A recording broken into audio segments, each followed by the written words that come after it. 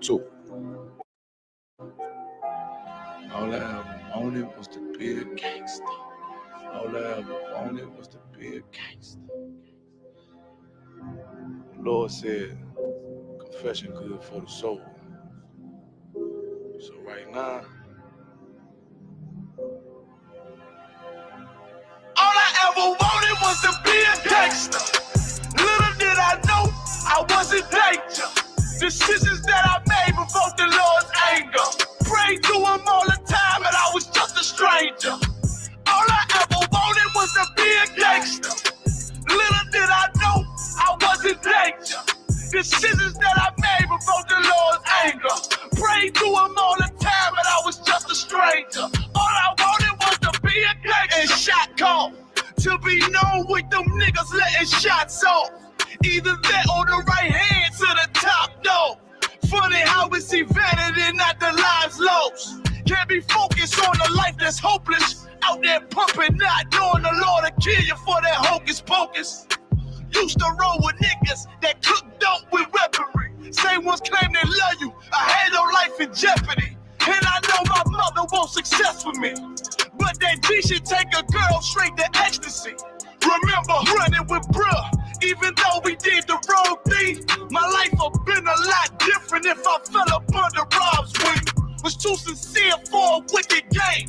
Shame the Lord's name. Now we afflicted with pain. All I ever wanted was to be respected by stand-up niggas. Not knowing that them handcuffs custom made the face. All I ever wanted was to be a gangster.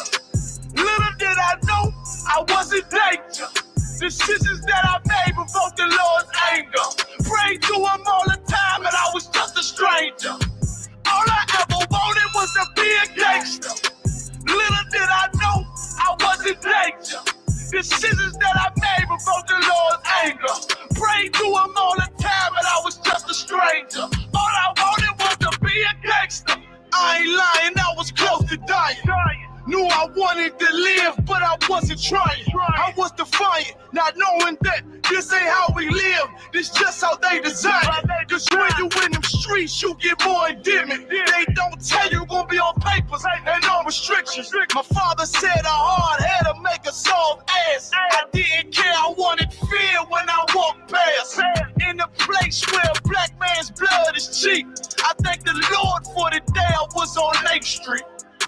Pissing in the cup, back and forth to court. Found the DC school, I swear it felt like I cried on that fucking porch. The Lord said, my sheep, they ain't hear my voice. Asked me why I'm UPK, I told them I ain't have a choice. They said, God ain't 50-50 and what's gonna come to pass. The Lord called me out the world and that's not really fast. All I wanted was to be a gangster. Little did I know.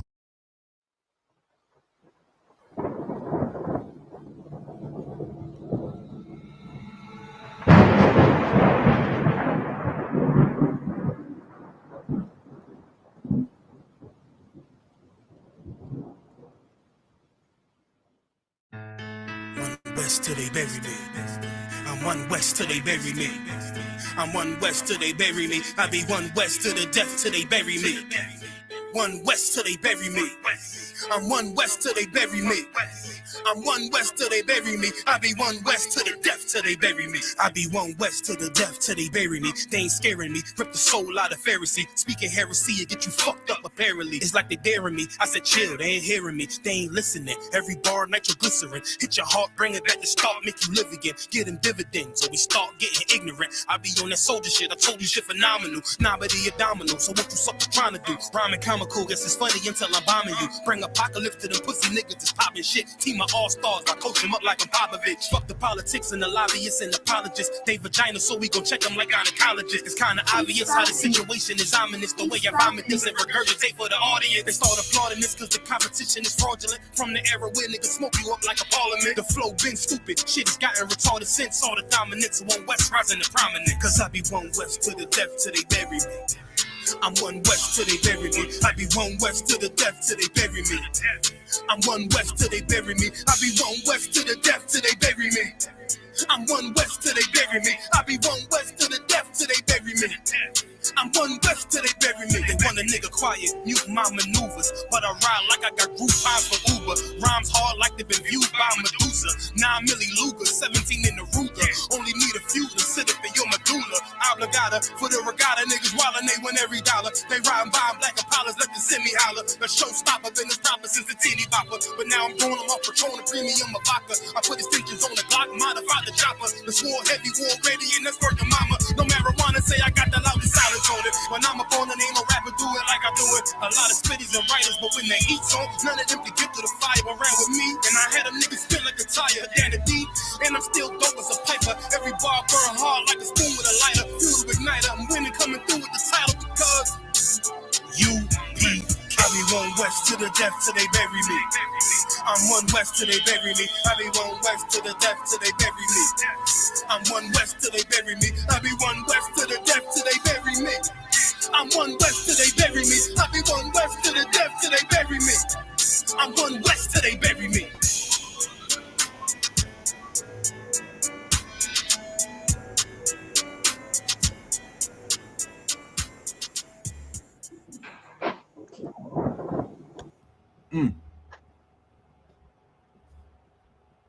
Hold on 1 second. Get this off the screen. Thought, you ready? God. Hey, Shalom. I ain't Christ. What's going on, Thought? You got it? Most high. I didn't realize the camera was on. Wait a minute. Hold up. Oh, man. Salaki. Man, you ain't prepared, man. Top of wine, you're not prepared, man. Is my audio good? Like, can y'all hear me good? Yeah, can you hear me? Can I hear you just fine? All right. When you roll? I can't hear you. Most high in Christ. All right, man. Chain Breakers Podcast, episode 82. 82. We up in here. You know what I'm saying? Chain Breakers Podcast brought to you by the I.S.U.P.K, the Israelite School of Universal Practical Knowledge. Started out of 1 West 125th Street, Harlem, New York, under Commandant General YAHANNA. You know what I'm saying? Doing our thing, teaching the Bible since 1969, teaching the truth of the Bible since 1969. You know what I'm saying? That so-called blacks, Hispanics, Native American Indians are the true Jews, man, the true Israelites. And we've been teaching us in the Bible all the way down since 1969. You understand? But this show right here, this is the Chain Breakers Podcast. We got a lot of shows in the school, but this particular show is all about breaking the mental chains of oppression off of our people. We took the physical chains off, and everybody thinks we free. You know what I'm saying? We run around thinking that it's all good, living in a post-racial society and all is well. But of course, it could not be further from the truth. There are so many things that have our people in mental shackles, and mental shackles are worse than the physical shackles. Right. Of course, on this show, I am joined by my co-constituents, my brothers. You know what I'm saying? First and foremost, I got my brother, Officer 1000, YAHANNA, up in here. The javelin in the building. You know what I'm saying? Mm-hmm. Right now, we waiting. I'm not sure if Captain Agar will be able to join us. I don't think I know he's not in just yet. He might be able to join us later. You know what I'm saying? But I'm Officer 1000 Thabawan. You know what I mean? Of course, I got my brother, you know what I'm saying, newly raised Officer 50 Hawan, holding down the helm. You know what I'm saying? What's this job title again, Yarmak? He is the interim production manager. He's the interim production manager, right? Production assistant manager person. Most high shout out to Officer 50 Hawan. We need to make like CBP shirts and like have like the job title on that shit. No, that'd be dope. Yeah. Interim special production assistant manager. Most high in Christ, man. So we're gonna get into it, man. We got a good show for y'all today. You know what I'm saying? We got a lot of things to talk about, a lot of topics, man. We've been, we had a good one last week. You know what I'm saying? We're gonna try to, top that, do even better. So we want y'all to participate too, man. It's absolutely nothing to get on the show. Like, it's easy work. Like, meaning all you got to do is say you want to be on the show. Say you want to be on the show in the comments. Whatever, we'll hit you with the link. You can either come on with just audio or video, however you want to do it, and chop it up with us. You know what I'm saying? Pause. We're not going to bite. So, I'm saying, talk with us, man. Interact with us, man. We trying to make the show more interactive. Don't come with that bullshit because you're going to get, I'm playing. Come with it. Come with the bull BS. We with all of it. I want the smoke.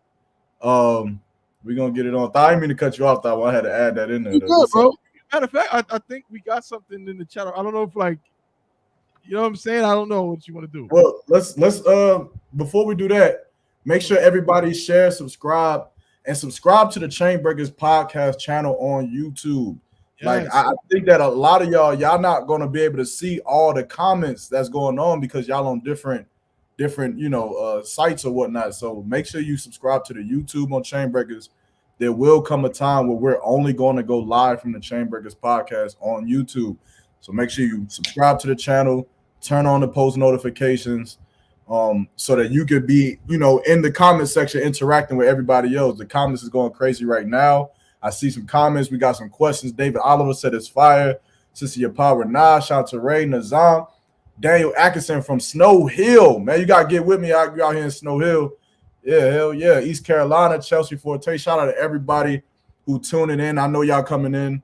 I'll probably be joining in a little bit later. But today, before we get into it, Thabawan, what you think, man? We got some guests that we got to bring up on the show. What you think? We just go ahead and get it on, man. I mean, look again, bro. You have been, you know what I'm saying, commandeering that that whole mission and taking care of that. Yo, I'm telling you, as far as if there was a community outreach for the Chainbreakers podcast, obviously YAHANNA has definitely been in charge of it. Thabawan, I'm the lazy one, bro. You know what I'm saying? I just want to come over here and just talk shit, and that's be that. YAHANNA has been, you know what I'm saying, on the forefront, you know what I'm saying, getting it out the mud, going out there talking to the people, promoting the show, all of that kind of stuff, starting group chats, doing this thing. So, you know what I'm saying? Shout out to YAHANNA for that. So, bro, with that, however you want to run it, I'm with all of that. You know what I'm saying? Let's get the brothers up here, man. Without further ado, we're gonna bring on Officer 500 Makawa from Ohio, newly relocated in North Carolina. He gonna be on the show with us, man. Makawa, what's it going?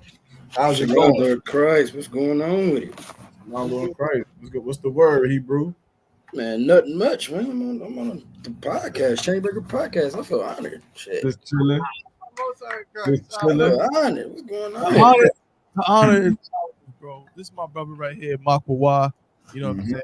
My brother came out here to the North Carolina, you know what I'm saying, and all the way from Ohio. You know what I'm saying? Came out here and, you know what I'm saying, just got down with us. Pause. The brother fit in with us like a glove. You know what I'm saying? It's like he been here the whole time. So shout out to Makawa. I appreciate you for joining us, bro. Everything good with you? Hell yeah. Everything 2 hours going on with you. If you don't mind, Thabawan, I would like to ask Makawa just a couple questions, man. To just get them introduced to the CBP, man. The CBP community wants to know who they listen to. Let's do it. Makawa, man, if you don't mind, man, how did you find the truth, man? If you could just briefly give your story of how you came into the truth, man. Funny story. When it was slaving. It was a Sunday. I remember just like yesterday. It was like in Dayton, Ohio, and I was working with this guy, and he kept saying he was listening to like Commander General YAHANNA. He was listening to one of the UPK videos. I'm like, who was this? He's like, man, that's Commander General YAHANNA. It's I.S.U.P.K, man. Them brothers hardcore. You gotta get down with them. I said, I don't know what you talk about. He's like, yeah, we Israelites. So he gave me the whole breakdown. And I came to his crib like on Saturday. He's like, yeah, it's a Sabbath, you know. And ironically, he was still in the world because we was all sitting around smoking weed, talking the scriptures and everything. Mm-hmm. And then a brother that was like a young man in the UPK, he had pulled up too. And I tried to pass on the blunt. He like, no, we can't smoke. I'm like, damn, why not? He said, yeah, we don't do it in the UPK. I said, what the fuck? I said, man. Then I watched one video. It was Commander General YAHANNA. He was like, you that less of a man that you can't put the weed down? You that much of a coward? Put the blunt down. I said, man, how the hell do I get down? I said, how do I get down? I said, man, who I need to get in contact? And the brother gave me the contact. And shit, I've just been rocking and rolling ever since. Most high Christ. That's a great story, man. I always applaud you brothers who like came into the truth kind of alone. I know myself, I came in with my pops, my family for the most part. But you brothers who found the truth kind of just like on your own, I think that's a hell of a thing right there, man. One more question though. Coming into the truth, I think you kind of touched on it, but maybe it's different. What was the hardest thing to let go in the world for you to be in the truth? Honestly, sacrificing my weekends. that was the biggest thing, because you come into the school, it's like you at the jurisdiction of like, yo, if you available that weekend, you might be going anywhere. So it's like knowing my weekends is not like, people hit me up like, hey bro, we're gonna do this weekend. I said I might, maybe later on tonight, this, that, the other. So it's like giving up my weekends, honestly, because it's a big sacrifice. You ain't got you really don't got your Fridays/Saturdays no more. It's over. You got Sundays. Who kicking it on the Sunday? May not even have that. Yeah, I'm about Exactly. to say, we got some shit to do on Sunday, this Sunday. Right. So man, that was a hell of an answer, man. We appreciate you for coming on to the show, rocking out with us, man. And that's all I got. You know, we gonna move on to the next thing. Or you got something? No, I don't really got much more questions for Michael Watt, but I did want to just give you just a quick chance, bro. Like, you out there, and I know you think you in High Point, but you of course are part of the Charlotte school. So if anybody, if anyone sees your story and they say, man, that brother said something real heavy, like, I'm trying to get down with some brothers and learn about my culture, my heritage. Can you give them the address for the school where they can go to in the Charlotte area, you know what I'm saying, and go to class? It's 1539 Northridge Avenue, Kannapolis, North Carolina. Just pull up on us, man. We there kicking it. It's gonna be nothing but brotherhood and good sisterhood. Pull up, for sure. Most High in Christ. Most High in Christ. Yeah, y'all about. Nah, I said that's it, man. Y'all heard it there first, man. Michael Y. You understand? That's Officer 500 Michael Y, heavy hitter in the truth. I think we got one more brother. Or is he back, or is he still? He's still next door. He next door, bro. I'll let you know when he pull up. No sweat. Yeah, we got this hand mic we're gonna introduce to the show, bring him into the CBP community. Y'all stay tuned for that. A good brother of mine, great brother of mine, came to the truth together. You understand? But we're gonna introduce him when it's that time, man. So without further ado, let's get into it, man. Juan, where we at? Where the first story at, man? I mean, how you want to put it? I'm not my bad. I'm not trying to cut off a one. I'm just saying I do have the option joint. If you want to run, do you want us to pick joints first? Hey, let's ask the comments. What y'all want to do? Y'all want to go with the option first? Actually, y'all comment if y'all want to do the options like we did last week. If y'all want to jump straight into that, or we can go into one of the stories that we have. But y'all comment if y'all want the option choices, then y'all just comment option choices or choices, whatever. And if enough of y'all comment, then we'll just jump straight into that. But we do have a question for the panel, for the podcast. So we got young man Teddy Graham says, Shalom, Lord of Christ, checking in from East Carolina. Whoop, whoop. East Carolina in here heavy. I fuck with y'all at the water for checking in. He got a question. How come the I.S.U.P.K doesn't do songs completely in the ancient Hebrew? It's a good question. Anybody want to take a shot at answering it, or want to speak on the matter? I mean, we can talk about it. I mean, I say this. Juan, are you saying something? I say it's kind of simple, honestly. It's like, whoever take it. Is it? You want to take a shot at it? Go ahead. I say it's like we really, like when it comes to teaching, it's like you can do that, but who would understand it if they don't understand the ancient Hebrew? If they don't know the ancient Hebrew, that's something. It's true. Okay. It'll be like. So what if he said that songs is a great teaching tool for different languages? True. That's true. I would say if I could, Mm-hmm. I gotta agree with Hawan. It's a simple matter of we teach. I mean, first off, no one can front like we don't teach Hebrew. Every single zone in I.S.U.P.K in every place in the U. So that means that right now, if someone is in the UK and wants to learn how to speak Hebrew, there's a school in England they can go to on Friday to learn how to speak Hebrew. If you are in Raleigh, Carolina, Durham, North Carolina, Charlotte, North Carolina, Snow Hill, if there's anywhere in North Carolina you are, there's several schools you can go to learn how to speak Hebrew. And this is the case throughout the whole earth, really. But the reality is that when it comes to music or whatever the case may be, it's no different than when we go to camp. If I go to camp and I start saying, "Hey, shalom, Kanak Gabar, I.W.P.K, and I start just talking straight Hebrew, and then I do that for 7 hours and pack up and leave. Guess what? If that was the case, I wouldn't be in this school. One wouldn't be in this school. Yarmak wouldn't be in this school. None of us would be in this school because none of us would have known what any of that means. You know what I'm saying? So it's the same thing with music. If I'm going to make a song that I want to speak to my people are in captivity. My people Right. are slavery. And right now they speak English. They speak Spanish. They speak French. They speak these languages. So these are the languages that I'm going to use to break things down. Now, can I make a song all the way in Hebrew? I could, but it would just be for my own self-indulgence. I mean, again, it's not bad. I could do it, but it would more so be a song for me, not for the people. Because some little kid in the ghetto, because even the brother said, I'm gonna let my playing, but at the beginning of the class, we played that I'm One West, They Bury Me. You know what I'm saying? Captain of 13,000 Tahoe War, right? And what the brother said, this joint fire. He can hear those words and it can raise up something in his spirit. I'm one west till they bury me. I'm one west to the death till they bury. He can understand it. It's the spirit is still the spirit of Christ. It's still the spirit of I.S.U.P.K. It's still the spirit of One West, but it's using the language that he's familiar with and he understands. So that's the only reason why you probably haven't heard us do an entire song in Hebrew. It wouldn't have much of a purpose for what we're trying to do. Salaki. That shit would suck. I wouldn't listen to it. I'll be honest with you. I'm not listening to it. If I hear a song and they say Barakatah Yahweh, why Yahweh Shah, Katham Gabar, Yahweh, why Yalam Yashamlaka, Palm, I'm not listening to that. I'm sorry. We're not there yet. We teach, and the other thing is this: who's going to make the song? It's not wrong, right?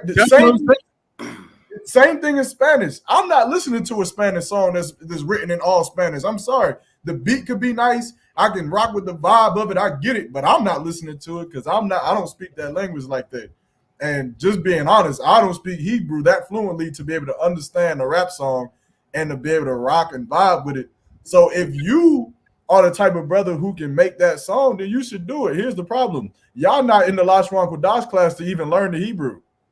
Y'all don't even know Hebrew to be able to make a song. If we made a song out of Hebrew, you listening to the song, you still would not know what's being said. I know the brother saying that the song is the easiest way to learn a language. That's not necessarily true. Yeah, we didn't learn. Yeah, my bad, bro. I'm just saying that's not necessarily true because if I sung a song right now in Hebrew, you would hear it and have no idea what I'm talking about. Do you know what would have to happen for you to learn it? I would have to tell you in English what each word means, which is what we do every Friday in class during the last one for Dash. Right. So y'all should just do that. You understand? Just go to class. Right. No, Kansalaki, but you saying something heavy. It's like that's just kind of not true. For one, I mean, just even the fact that we're talking about what the brother said right now, he had to say it in English. If you know what I'm saying, like if he didn't try to say it in a language we don't know, we wouldn't have been able to. We would have been like, we're just gonna ignore that because we don't know what you just said. Right. So like being able to communicate is important. You know what I'm saying? If the brother got kids or you know what I'm saying, sisters got kids, you understand. Like, listen, my son, he knows some songs. He be watching Elmo and all kind of stuff. He don't know how to speak yet. He know them songs, like he know the rhythm of them. He kind of knows the patterns, but he don't necessarily know how to speak because of the songs. You know what I'm saying? So it doesn't work like that. Learning the language is a combination of things. It's like being around people. That's why when people go to college, if a person goes to college and studies to get a bachelor's degree in a language like Spanish or French, or specifically a master's or even a doctorate, guess what? They're a part of their doctorate dissertation.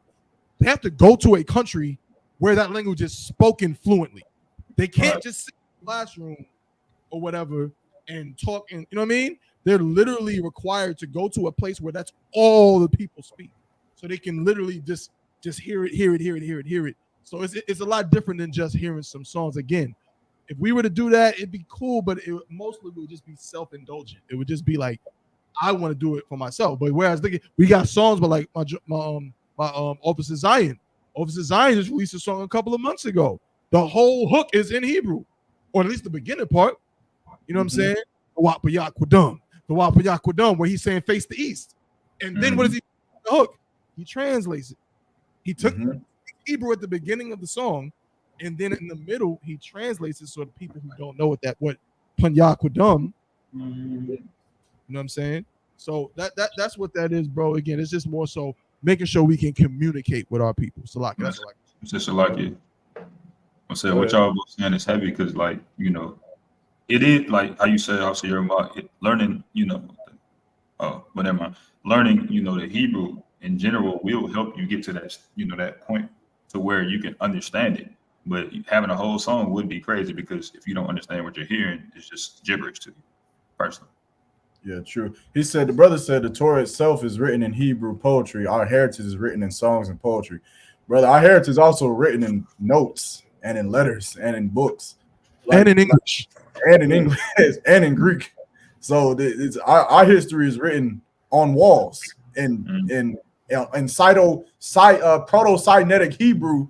Our history is written in caves in mountains. That doesn't mean that I'm about to go and pull the proto-Sinaitic Hebrew and try to teach everybody to not be a crackhead using these symbols. That's how would I even say crackhead in Hebrew? How would you say crackhead?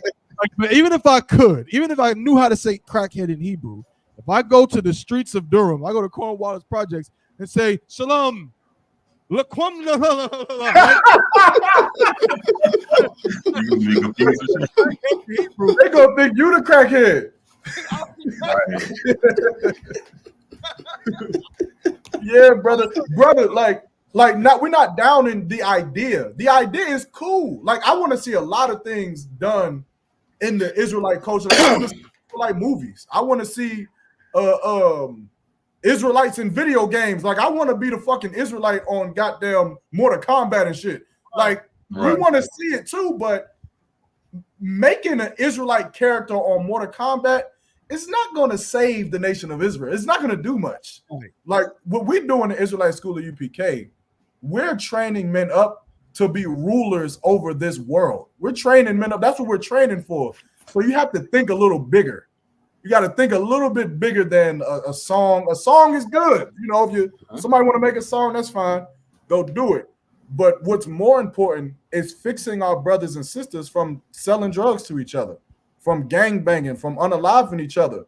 And the best, most effective way for me to get a gang banger or a drug dealer to stop what they're doing is for me to speak to them in their language and tell them why what they're doing is wrong. Me singing a song, like, come on, brother. There's no drug dealer in Cornwallis who is going to listen to the new Sawap-Yakwa-Dum Bathunla Now song by YAHANNA. They is going to turn that shit off quicker than it came on. I would turn it off quicker than it came on. I'm not even listening to it. So we got to think about what the mission is and figure out how to execute that mission. And a song right now, though it may be good or entertaining, is not going to free the nation of Israel. It's not. You understand? So if you want to make a song, brother, I applaud you, man. Come into the truth. Get into class and then make a song out of Hebrew. Bro, how about this? I'll do you one better, y'all. My pause. Brother, you come to class, you start coming to class and everything. We will help you make a song in Hebrew if that's what you want to do. You know what I'm saying? Because you got to get the proper pronunciation of words and so on. He said that music is why our people's daughters are listening to Sexy Red. No. Our daughters. Yeah, our daughters aren't listening to Sexy Red. The reason why our people are listening to Sexy Red is because there's an oppressor over us that pushes a narrative to make black women into whores. Right. That's what I listen to. Damn right. You understand? It's not being. I mean, if that's the case, then why aren't every nigga in America? Why don't they just listen to Captain Akkad? Captain Akkad makes music, and he's not pushing order. He's pushing righteousness. He's pushing the truth. We got brothers there's brothers in fake Israelite groups. They make songs that are completely, I don't like it, but it's completely Israelite this, following the laws that. Why don't people listen to that? That's music too. The reason why people listen to Sexy Red is not because it's music. It's because of the push that America pushes on our people. That's it, which is why we have to fight that. We have to fight that push, not by making music, because it doesn't matter what music you make, they're going to listen to Sexy Red, and they're not going to listen to you ever.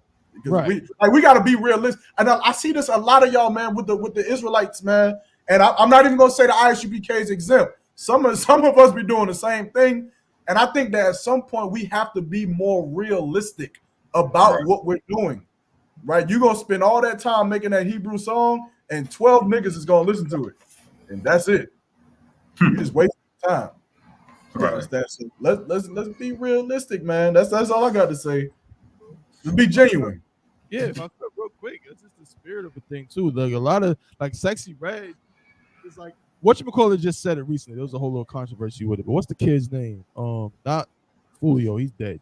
What's the kid's name? The other dude. What's the kid, the rapper dude that impregnated the two lesbians? Fredo Bang. Yeah, I think it was Fredo. Yup, that's what it was. Fredo Bang. Fredo Bang. That like Sexy Red, Meg Thee Stallion is a lot of women's spirit animal. What did he mean when he said that? It's like a woman she might work in a corporate office. She might, you know what I'm saying? She might be a regular woman, like have a regular life. You know what I'm saying? She might have kids. She might not. She might work in a bank. She's a regular sister, right? But deep down, she wants to be more quote unquote free, more sexually free. She want to be able to get on top of a car in the middle of Times Square and twerk. She want to be able to hang out the C8, you know what I'm saying, while her friend is driving and get drunk and, you know what I'm saying, and drink, you know what I'm saying, and drink tequila and all of that and smoke hookah. She really want to do that all the time, but she can't because she got responsibility. So a Sexy Red, a Meg Thee Stallion, a lot of them are like their spirit animals. It's animals, like it's like what they damn near wish they could do more often or be like. But that's a spirit that America promotes. America promotes the idea to sisters that, oh, you really should be more like that. That's that freedom. You know what I'm saying? Forget about that 9-to-5 job and that man that wants you to be modest. Forget about them kids that just want you to be in mommy mode all the time. You need your own, you know what I'm saying, some time to yourself. You need to go out with your ratchet ass friends and everything. So that's why America is able to promote those things. It doesn't matter really. English just happens to be the language that's spoken. But when Captain Ahab makes a song, or when Captain Taha War makes a song, and Captain Kadzab makes a song, you know what I'm saying, or Officer Zion makes a song, right? Or not, or not Zab. These brothers are bringing a different spirit. Even if the language is the same words, the spirit is totally different. And I'm gonna land my point with this, like the scriptures say, where it says, you know, we don't wrestle with flesh and blood. You know what I'm saying? We going against principalities. We fighting against spiritual things. So we coming against that with the spirit of righteousness. The language is just a way to communicate between people. So the most important thing is making sure that we're giving them music with a good spirit, with an appropriate spirit for our brothers and our sisters. That's the most important. That's right. So like we got a comment. We got two comments actually. Come on with it, Juan. Sister Monique said, let me see 1 second. She said, lack of discipline is the narrative. And then she also just commented, it's the identity society doesn't always allow us to present as. I think we sometimes take it to the extreme. We don't all want to be that free. That's just the puppets they use to push the narrative to get us direct for them. And also Teddy Graham just said, it doesn't matter if only 12 brothers listen to it. If all brothers are Hebrew and all of them know Hebrew language, y'all make music using their precious language. So lucky, man, guys. But the Teddy Graham, I don't think you getting it, brother. It's like, I mean, the brother's breaking it down to you. It's like, Michael, like if I could, like you just told us that point in using the oppressor's language. I don't think you understand what you're doing. Like you just use the oppressor's language to try to get your point across. You didn't use the oppressor's language to tell us about we're making music in the oppressor's language. It's lucky, sir. Go. No, Michael Watt got it. He was. I just had to put it out there. Come on, man. I mean, come on, man. We trying to reach the majority mass, like it said, like the brother said, 12 brothers, man. Come on, man. The 12 brothers, and ironically, those 12 brothers, they all gonna be in the I.S.U.P.K. And so then it's gonna be nothing but I.S.U.P.K. brothers and I.S.U.P.K. just listen to the same music. So at that point, what are we doing? Because when we played in the car, people gonna be like, "What are you talking about?" Like, come on, man. Like, we try to reach the majority mass, and we know how to reach our people. So we got to use the oppressive language to do that. And then when you come to class, you can learn the Lashwan Kodash. But right now, yeah, we gonna talk oppressive language to reach our people because that's all we know right now. So you say them 12 brothers are gonna be in I.S.U.P.K. because I guarantee you there's nobody else out here that's speaking proper Hebrew. That's right. That's right. Hey, Salagi, if I could too, Teddy Graham, what language did Paul speak?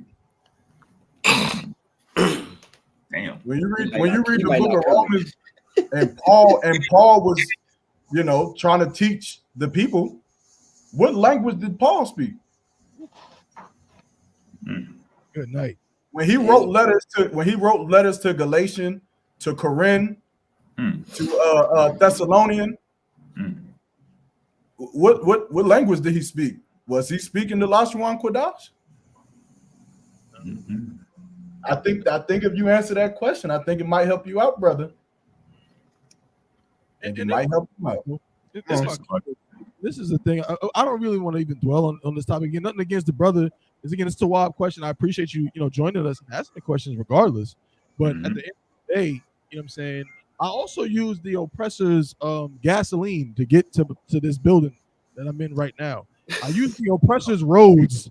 I drove on the oppressor's paved roads to get here. You know what I'm saying? The shirt that I'm wearing, I bought it in the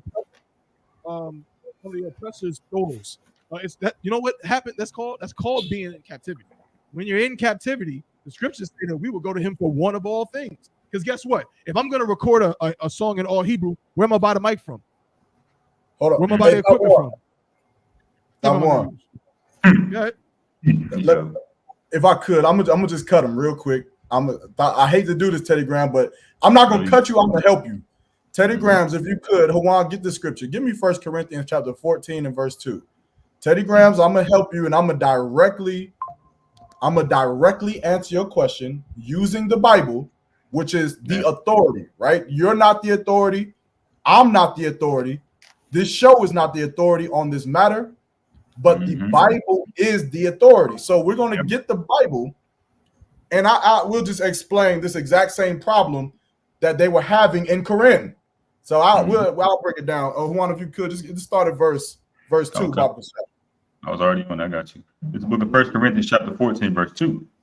For he that speaketh in an unknown tongue speaketh not unto men.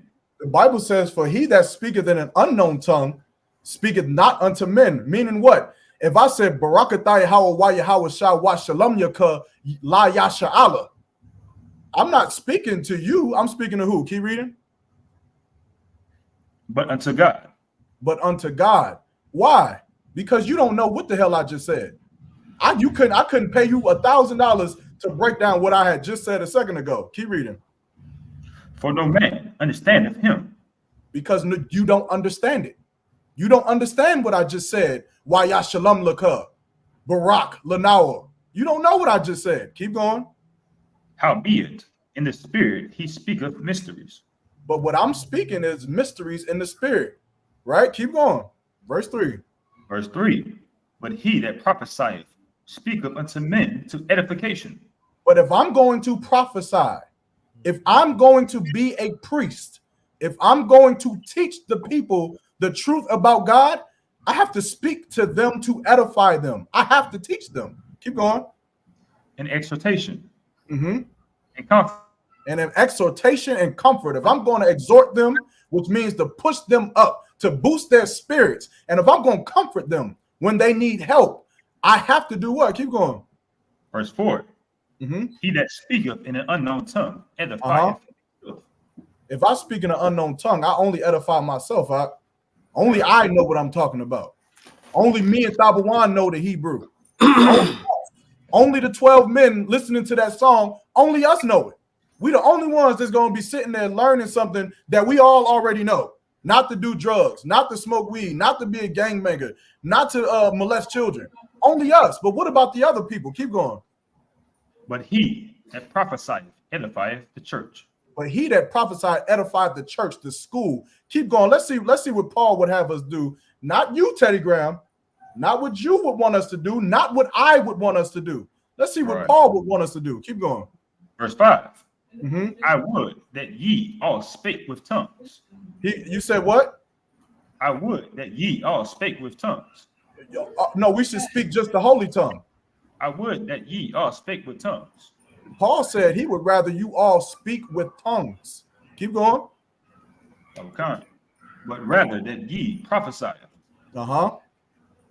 For greater is he that prophesieth than he that speaketh with tongues. Except he interpret. Except he what? He interpret. Except he interpret. He has to interpret what's being said so that the people can understand for what reason. Just finish it out. Okay. That the church may receive edifying. That the church may receive edifying. Teddy Graham, we have to speak English. If we're in Greece, then we're going to have to speak Greek. If we're in Roman captivity, we're going to have to speak Rome or whatever they speak in Italian, whatever they speak. If we're in Africa, we're going to have to speak some African. We're going to have to do it. The Spanish brothers, we have to know how to say es el blanco, es el diablo. We have to be able to tell them that so they can know that the oppressor is the devil. Otherwise, we won't be able to tell them anything. But this, hold on, that one was about to say something. How you? Hombre blanco. Yeah, el hombre blanco, all that. Man. Blanco es el diablo. Yeah, hold on. He said, but my original question was for I.S.U.P.K making songs completely in Hebrew directed to I.S.U.P.K members, not necessarily for teaching reasons. Y'all misunderstood my question. No, we didn't misunderstand your question. You just misunderstood, or you're not understanding the facts of this situation. When you say that not necessarily for teaching reasons, what the hell you think we're making songs for? And I'm not coming at you, bro, but like, what do you think? So again, like I said a while ago, I can make a song in all Hebrew, but it would be for me, and that's what YAHANNA is breaking down in the scriptures. I could easily make a song in all Hebrew, but I would be lying if I said, yeah, this is for the people. This is for the brothers and sisters in Cornwallis. This is the brothers and sisters in Charlotte and Durham. It's for the brothers and sisters in Fayetteville. It's for the brothers and sisters in Snow Hill. I'd be lying. Not according to me, not according to YAHANNA, not according to the Chainbreakers podcast, according to the Bible.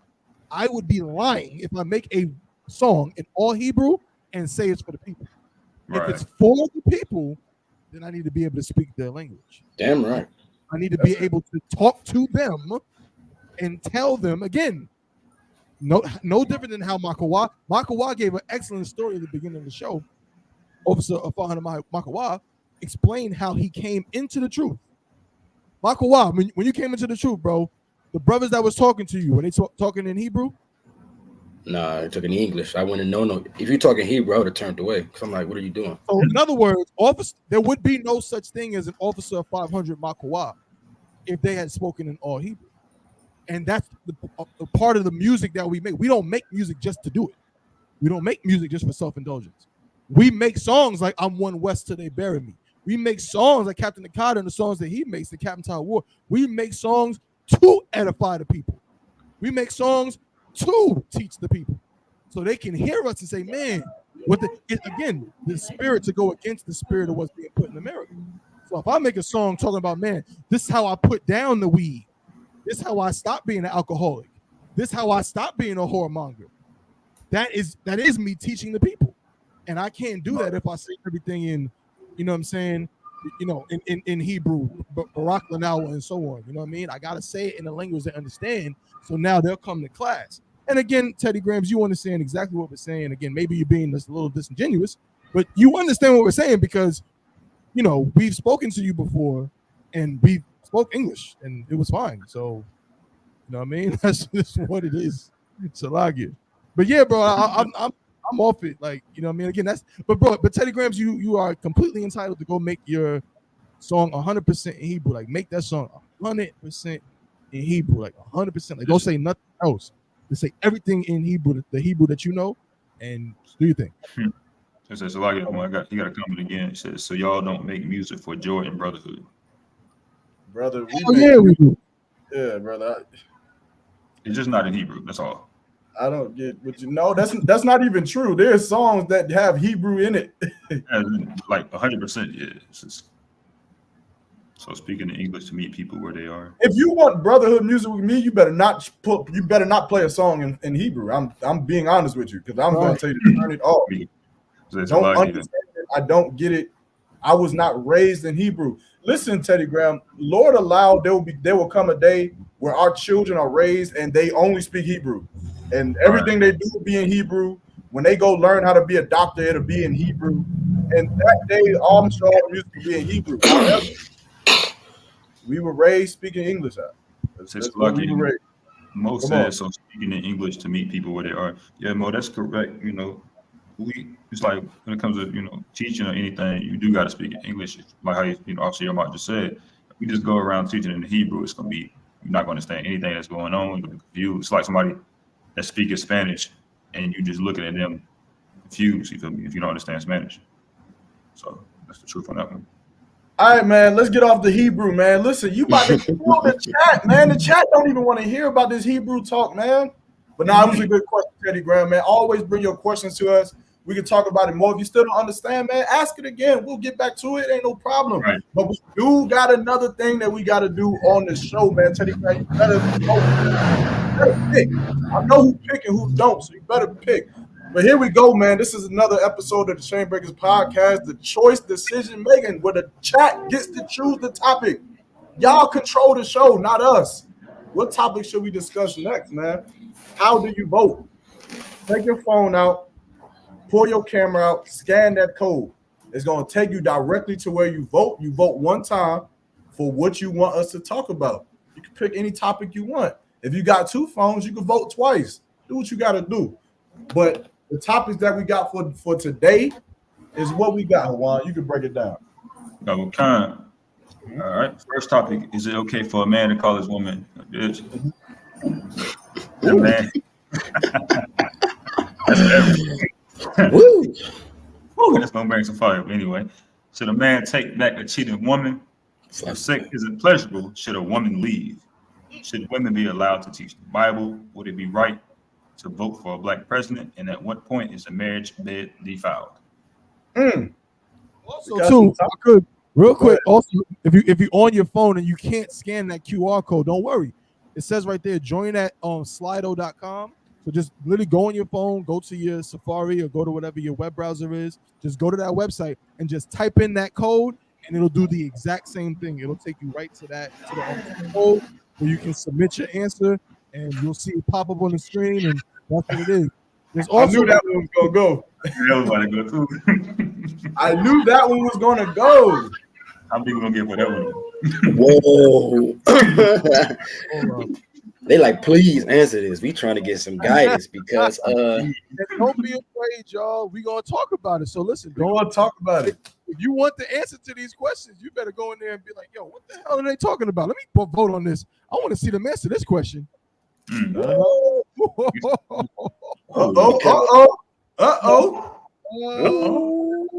Somebody don't want that. Let's get it. Come on, man. We're gonna get you. We got some. What'd you say, Juan? I say keep them votes. Oh shit, it's changing. Man, we all know where they're going. We already know what it is. We can play. I don't know. Hold on now. We don't know where they're going. Okay. Never mind. Yo, Yarmak, also, remember you can get that link. If you want to send the direct link to anybody, I can send you the link too. Yeah, send me the link real quick. I'm gonna post it in the chat. All right. Say less. I'm gonna send it to you right now. Oh, you want me to text it to you? God. I'll go ahead and get these votes in, man. We know what y'all want to talk about. Last week we talked. What did we talk about? Is it right for a man to have multiple women? That was the choice last week. And we stayed up on this hoe for 4 hours talking about that, man. We ain't gonna do that. We ain't gonna do that this time, but we gonna talk about Yo, man, last time that joint ruined my son's whole sleep pattern. We got it. Yeah. We got his nap down to a science, and the Chainbreakers podcast ruined my son's nap. So that's why I'm in the school today. I can't have that happen again. Hell no. You know what I'm saying? Yeah, I'm about to send it to you right now, bro. So right now we got if sex isn't pleasurable, should a woman leave? We. At what point is the marriage bed defiled? That was my choice for last week. That's what I wanted to talk about, but it seemed like we might get it this week. Top one, what you think? Is it okay for a man to call his wife a bitch? Damn. Somebody spelled should wrong. Production manager. I just texted to you, bro. Somebody spelled should wrong. This is me. You said that was you? Hold up, that's not wrong. Wait, which should? Should a man take back a cheating woman? Put. Nigga spell should. I can make the poll though. Spells lose.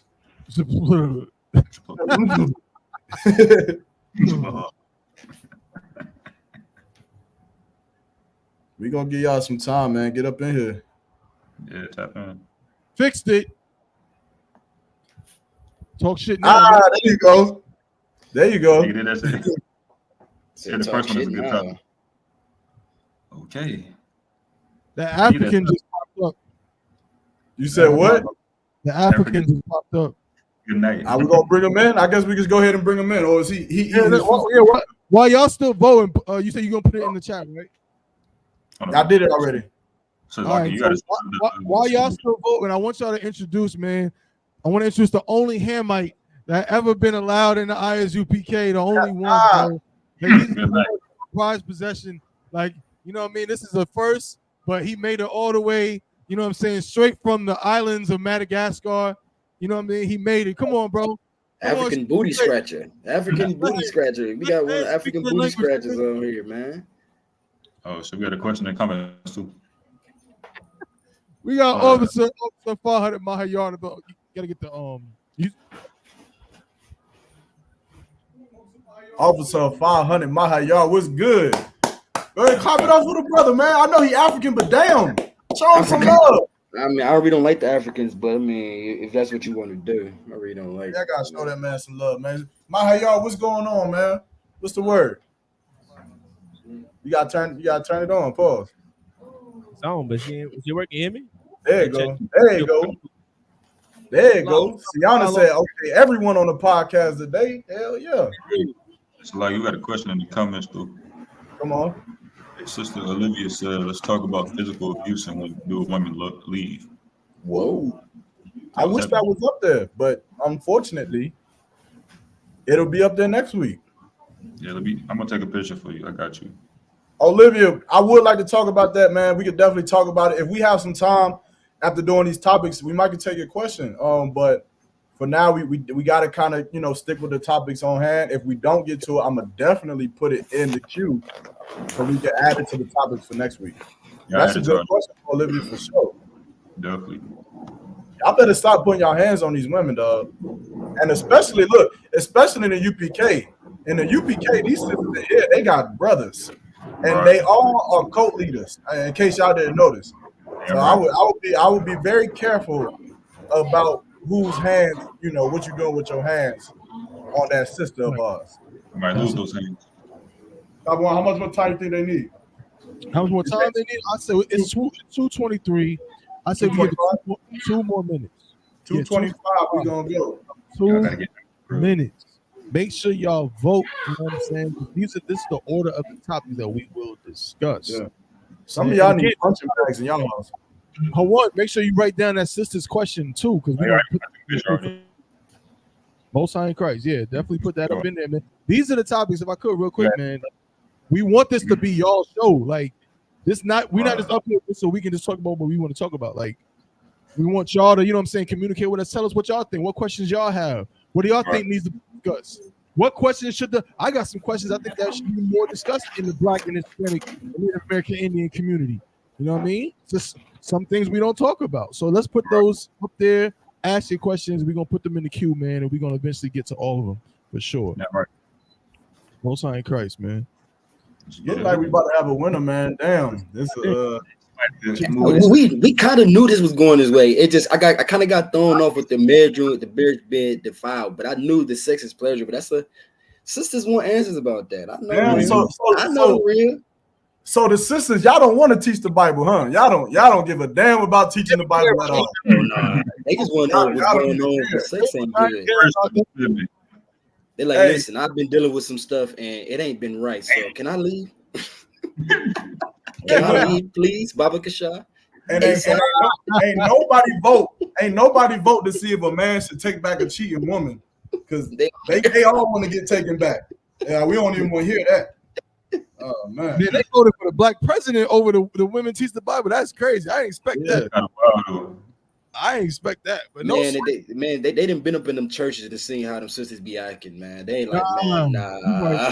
Hey man, well, it seems like we got a winner.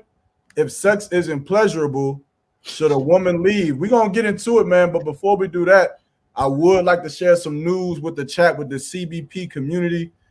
Unfortunately, we have suffered another loss in Israel.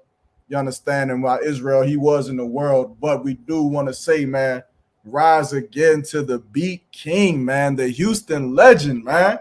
He done got us turned in all of them clubs. Y'all remember listening to his songs, man. I done got so many dances listening to this nigga's music, man. His beats, his fire was on point, man. But this brother, he just lost his life just recently, if not today or yesterday or something like that. Don't really have the details on how the brother passed away. But nonetheless, man, this brother, like, you know, these brothers, they be in the world and whatnot. But it's brothers like him that they showcase the fact that the nation of Israel is the salt of the world. They do that. Like brothers like him, brothers like Lil Durk, LeBron James, Colin Kaepernick. These people, like, they're the reasons why we can say we're the salt of the earth. You understand? Outside the UPK, because we better at everything. And this brother was a legend at what he did, man. So, you know, shout out to the brother, everything that he did. May he rise again, hopefully in the truth this time. You understand? Right. Maybe he'll come back and make some Hebrew music when he comes back. Who knows? You understand? Shout out that brother. We're gonna clip that and let's get into let's get into it. I'm gonna show the question real quick, and then I'm gonna put just a little photo up there so everybody can see it if that's too wild for y'all. So here's again the question that won, or better yet, that was the highest voted answer, you know what I'm saying, for what topic should we discuss next. So we'll be discussing if sex isn't pleasurable, of course, should the woman leave? Of course. We knew this was coming. So what I'm gonna do is I'm gonna stop this and I'm gonna put a nice photograph of a very, very frustrated sister on the screen. There she go. You see, she the same thing. You got it first. She looked mad as hell. She is frustrated. That brother right there, you know, they did the deed and it did not last long. It was a quick one. He did not put it down. He did not. You know what I'm saying? So let's talk about. Who wants to go first? Like, I almost want to. Can we make another poll real quick? Can we make a poll that asks if sex isn't pleasurable, should a woman leave him? Yes or no? I can't hear you. I'll have it ready in 1 minute. Okay, I kind of want the chat to answer the question first. I want to see where y'all at, you know, see what y'all think, man. And before we do that, I'll give some background. You understand? For one, of course, what we teach and what the Bible permits and teaches is that sex is marriage according to the Bible. So when you sleep with a woman, or when a woman sleeps with a man, they have consummated what is now their marriage, being together forever, right? So that's how you marry somebody. But the problem is this: once that woman lay down with that man, it's over. But what if when she lay down with that man, it ain't all that she imagined, it ain't all that she's ever thought of, it ain't all that she wants? Who knows? That's the question, man. And we're gonna ask the chat and see what y'all think. We gonna hold on. We got some answers in the chat. Like I got you. You got them? Chelsea said, "Hey, there's ways around it. Ways around it to make it better." So I say, "La." Olivia said, "Get some sex oils and enhance it." Whoa. Olivia, Whoa. what you doing? What are you doing out here? What you been doing, sis? Olivia, she about to be at the Passover with the sex oils on deck. Like, but I'm just playing Olivia, man. I'm just joning with you. Hey, look, y'all go into the chat, man. Go into the ribbon here with some laugh emojis. You better say some words, girl. What you trying to say? She trying to say you need them sex oils. You better. Hey, man. Hey, if you in here, welcome to the family, man. Welcome to the CBP family, the podcast that has been generated and produced by the Israelite School of UPK under Commander General YAHANNA. This show right here, man, we're going to take the truth and we're going to add some character to it, man. We got personalities up in this hole. We're going to talk about it. We're going to discuss it. We're going to debate it. We're going to answer your questions, and we're going to allow y'all to run the show, man. The question on the table is, if sex isn't pleasurable, should a woman leave? Y'all chose this. Y'all want to talk about it? We're going to talk about it. It's kind of cringy, but fuck it. We're going to do it. Now, I need y'all to go up there, scan that icon again the same way you did to choose this topic, and then just answer the question. Should that woman leave her, or leave him, yes or no? What y'all think? What you brothers think? You brothers can answer too. Get up in there and answer. Understand? Brothers being here like, man, shit. You got some more comments. Let me know what y'all think, man. I'm betting 1,000. Everybody gonna say no. Oh, told you. Oh. So you got $1,000 on it? I'm putting. I might as well bet 1,000 because I mean. It's like you got a question from Sister Mo. We got a question from who? Mo. She said it depends. Are there any efforts to fix it, communication, or she just quitting? Listen, in this scenario. Yes. You said what? Yes? Someone said yes. Well, if you're connected to me, we're going to counsel. They could confess, but you know it's anonymous. So I mean, yeah, it is anonymous, but damn, we're going to counsel. Someone said yes. They said that she should leave that nigga if he ain't putting it down. What? Somebody else said yes. Hey, that's what I'm talking about. Y'all better leave that nigga. Good night. Oh man. You better get what you want, girl. You better get what you want, what you need. The Lord don't want you to have that. The Lord wants you to have what you need. Prosperity in every way. Go get it. Let's see. You said she had a question. What was the question? I got you. In this scenario, let's say it's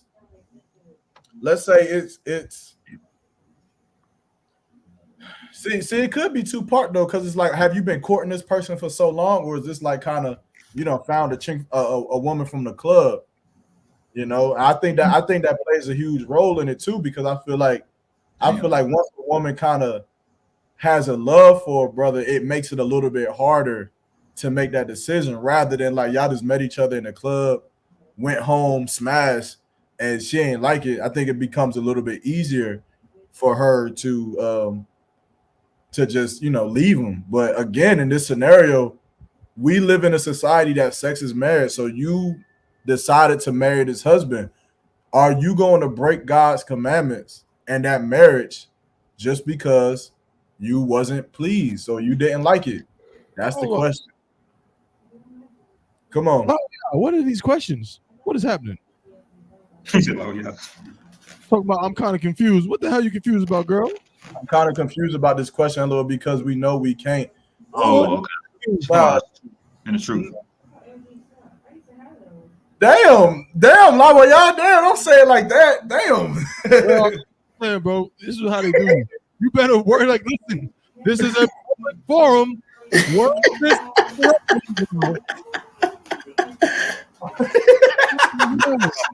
Shots have been fired. She's gonna have me looking crazy. Correct this. ASAP. He said, we can't. God. Next question. She said she voted. She said, but I voted. She voted yes. Question. She voted. Imagine. Oh man, y'all are hilarious, dog. Y'all are hilarious, man. I'm gonna be home in a few hours. It's all good. Monique said, I'm a therapist. I'm always promote therapy. She said, I feel like everything can be fixed with communication. Tell that man what you need so he could give it to you. Hold on, I'm gonna be honest. Y'all being a little disingenuous. Fine, I agree. Y'all being a little disingenuous. Y'all know what we talking about, and y'all know. You know what? Let me just say this. There are some things about sex that communication ain't gonna fix a damn thing. You're damn right. Because if it would, then y'all, every nigga would have you talk to him about some shit every goddamn day. Just say it. But it ain't gonna help. It ain't gonna change nothing. It is what it is. And y'all know what I'm talking about. But I'm gonna let y'all answer. Let's keep it real, man. Yes, what I'm saying. Let's keep it real. Like, bro, we're talking about communicating. Again, I'm not saying they're wrong. I think what y'all are saying is right as far as like you got to communicate, like you got to figure it out.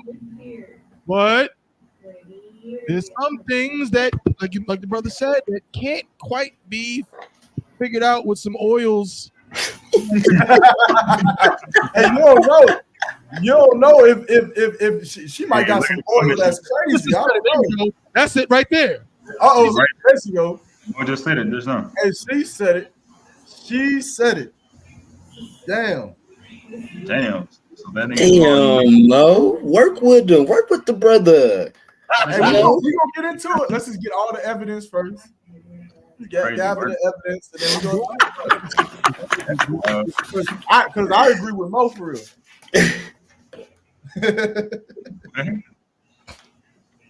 Come on, man. Y'all get them votes in there, man. Who else? And don't be scared. It's all anonymous. We don't know who voted. We can't see who voted. All we see is the number. It's anonymous. It's just a number. So, right? Let's see. See, Olivia Arnold said the sex life is boring, so they playing dumb. I mean, hey. Y'all be on that. What they say, that BDSM? What's that shit called? Y'all be wanting that BDSM. Y'all be wanting to get gagged and roped like this is 50 Shades of Grey or something. Get tied up and all that. Get tied up. Getting whipped on and everything. Man, y'all kinky, man. He said she can't be in the conversation and she gave a salute. Most High in Christ. Now you gotta stay. Hey, look. That's where it teaches. Play. Hold on. What? Hold on. Wait, what just happened, bro? Oh. Hey, man, I think we had enough time, man. I think we should just go into it. Hawan, break it down. Break it down, Hawan. I got you. You know, my opinion on it. Thank you. Hold on. Let's get serious a second. Now, my opinion on it personally, I ain't gonna lie to you, is like, if sex isn't pleasurable, should a woman, leave that man? Of course, the scriptures, sex is marriage, you feel me? And, I got a precept for that personally, but I got Mark 10 and 12. And if a woman shall put away her husband and be married to another, she committed adultery. So, personally, my opinion, a woman should not leave a man. Of course, some things you can fix. Most said the size thing, but, did you get with that man based off, that alone? We look at that 80-20 and pros and cons of that relationship, and then that's just the reason you would leave. Is like, is that all you want, personally? Okay. Who next? Michael Wild, you got something? No, not right now. I'm still analyzing. I still got to get my mind. He said, Not right now. I'm still analyzing. Come on, Mahayar. You're in the building, man. Mahayar, you go ahead and break it down for him. You know, Break it down. Give him that wisdom, man. Give him that African. Mahayar got them African growth oils and shit. African proverbs. Back in my homeland. No. So what's the exact question again? What is it? The question is this. If a woman is not pleased in the bed, should she leave? If a sex isn't pleasurable, should a woman leave? I mean, what are we giving? We giving general answers. We just no, bro. Give the answer, whatever you think. So, go ahead. The fact of the matter is, sex. The sex should be the last thing on the table, in my opinion, when it comes to talking to somebody, right? Because mic drop 1 2. It's an already guaranteed. You know, once you get with this person, you're going to be having sex. Yeah, sex. Yep. And what I've learned is that sex it keeps the relationship together, but it's not the sole reason of why y'all are together. Like kind of what Hawan was saying. It's like, if all you want is sex, if it's all about sex, then the hell you could have just be in there with that little plastic toy. I mean, you know, it stands up, it vibrated, it do exactly what you do. What they call it, the rose. You can go to the store and get whatever size toy you want. Yep. it's a lot of y'all. That's what it was, you know, solely about. But it's like when it comes to being in a relationship, that's not what a relationship is. Where is the companionship? That's right. Where's the love? Where's the where's the connection to a human being? If it's all about pleasure, then you have to evaluate yourself and say, "What am I just a sexual deviant? Is there something in me to where I'm with this person that's so amazing and so great in all these other fields, but because they lack in this, that's the ultimatum for me." It's like, well, maybe it's really not you. Maybe it's really not that person. Maybe it's you. That's right. You know? It's like the one. Yeah, one. I got the Zonovan right here, so I got to pull up the definition. Bro, you know, this is the definition out of the Zonovan Compact Bible Dictionary for marriage. Is an intimate personal union to which a man and woman consummated and continuously nourished by sexual intercourse and perfected. So hold on. So Lucky. Ever since Hawan passed that officer test, the brother just been coming with heavy knowledge. Like he's like the bookworm now. I call him Hawan the bookworm. The brother just been saying, "I got the Zonovan right here." Like, dang. That's a fact. That brother said, "I'm an officer now. I'm on business. I'm standing on business." I heard the past 2 years again. Yo, you got it. You got it, Hawan. But you know, also it's just the fact that even the Zonovan breaks that down. It's like when even the question saying, should a woman leave in that situation? Like, it's more than just sex. It's just lifelong partnership of mutual love and commitment, meaning lifelong, not terrible, lifelong. You feel me? That's right. If I could, but Officer Hawan bringing out, and let me tell you something. On the Chainbreakers podcast, remember the Chainbreakers podcast is brought to you by the I.S.U.P.K. Every brother in the school is trained to be a scholar. So we're going to teach you something right now. What Hawan just brought out in the Zonovan Compact Bible Dictionary is absolutely perfect because this goes right with the topic of sex being marriage. So real quick, just to show this right now, Hawan, could you read that Zonovan definition again from the top? Come. This is the Zonovan Compact Bible Dictionary. Definition for marriage. It's the definition for marriage. Read. Okay. Is it intimate to which a man and a woman consent, consummated and continuously nourished by sexual intercourse? It is consummated and continuously nourished by what? Sexual intercourse. By what? Sexual intercourse. It is consummated and continuously nourished by sexual intercourse. Now, everybody knows the word consummate, but let's just show where consummate comes from, what it means. Real quick, let me just show this right there. I'm going to show you this. I'm going to go to the etymology of the word consummate so we know what it means. Consummate, circa 1500. Etymology, again, just means the origin of a word or the history of a word. It means from circa 1500, complete, perfect, carried to the utmost extent or degree, from Latin consummatus, which means perfected, complete. Complete. Meaning what?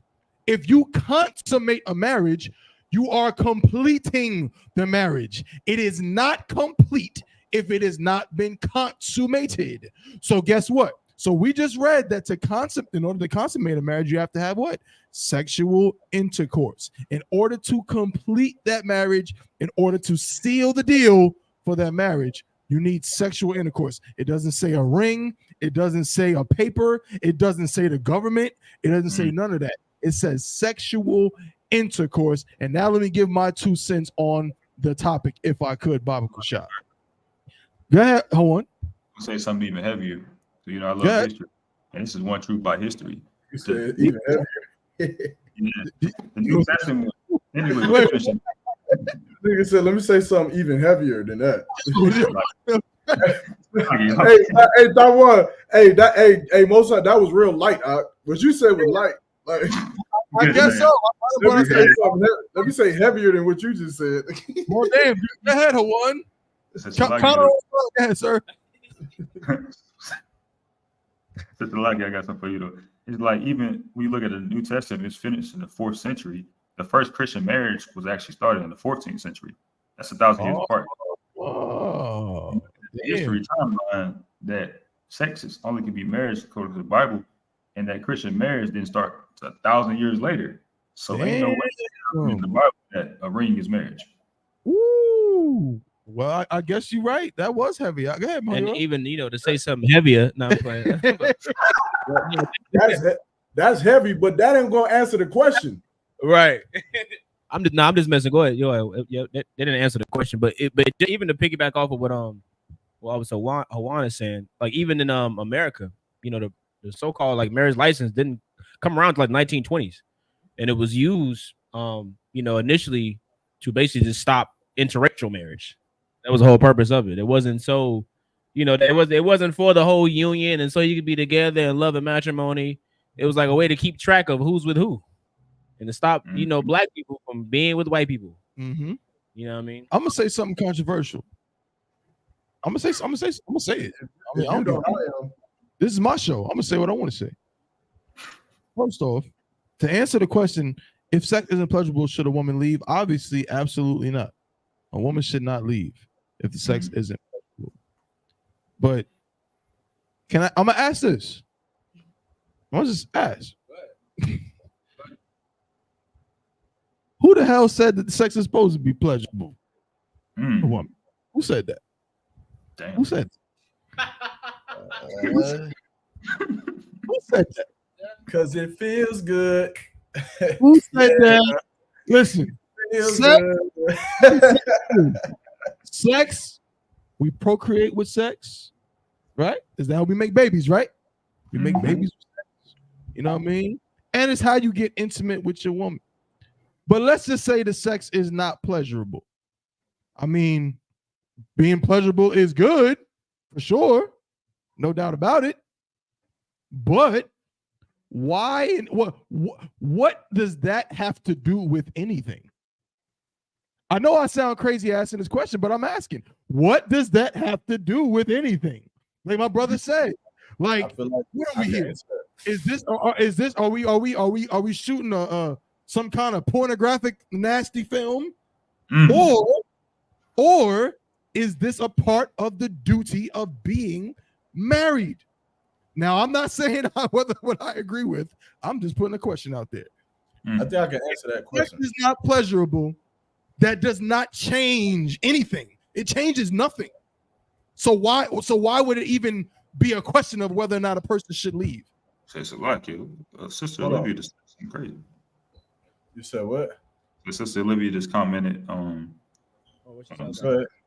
she said, get out that boring ass room and go into a tight space, bathroom, kitchen, hell, the patio, role play, don't get in trouble, rolling somebody, get in the car, all right, I'm out. I don't say, don't nobody want to ass sex. They said it right. If you're not pleasing me, I'm avoiding sex with you. Oh, man. Sister Mo said, if it's not pleasurable for her, how would that make you feel realistically? I was gonna say, I feel like I can answer the question. Y'all, I still got more to say, but I want y'all mouth, please. Go ahead, say what you I've been waiting. Go ahead. You can go ahead, Top One. No, I'm good. No, I was saying, Michael Wild was gonna say something before. He still hasn't spoke on it, but go ahead, bro. I'm reserving myself. You want to speak, Michael Wild? Salaki, sir. Man, first and foremost, Tabuan, that was a very controversial thing you just said. But I fuck with it though. I had to say it, but you did say it was going to pull a thing, but do you have a point? Because the whole point of sex is basically to really procreate. We just like that's the whole point. The Most High even made us, allowed us to do that act, to make more babies. It's like, it's not, he never said, oh, this, you have to satisfy each other. Just really to like, okay, a man ejaculate, then makes a baby, and then that's how y'all keep making babies with doing this. So heavy on that, but like back to the topic as far as if sex isn't pleasurable, should a woman leave? Man, all women should leave, man. I mean, listen, you gotta understand, man, we adults, we gotta realize, man, we live in a day and age where everybody ain't gonna be satisfied sexually. But you as a man and you as a woman gotta understand, I chose this man. You know, I courted this man, got to know him, and we did the deed, and now we're here. So I gotta rock it out with him. So y'all shouldn't be talking about no leaving no man, because then that's how women end up getting these high body counts, because y'all looking for that satisfaction. Oh, I'm gonna sleep with this guy, sleep with this guy, sleep with this guy, sleep with this guy. Oh, this guy finally satisfied me, but this guy ain't shit. He ain't no good. He ain't got no job, no car. He don't do nothing. I mean, I don't want to deal with this guy, but the sex is good. And I know women that stick around just with a man that don't do no good for it, just because of the sex.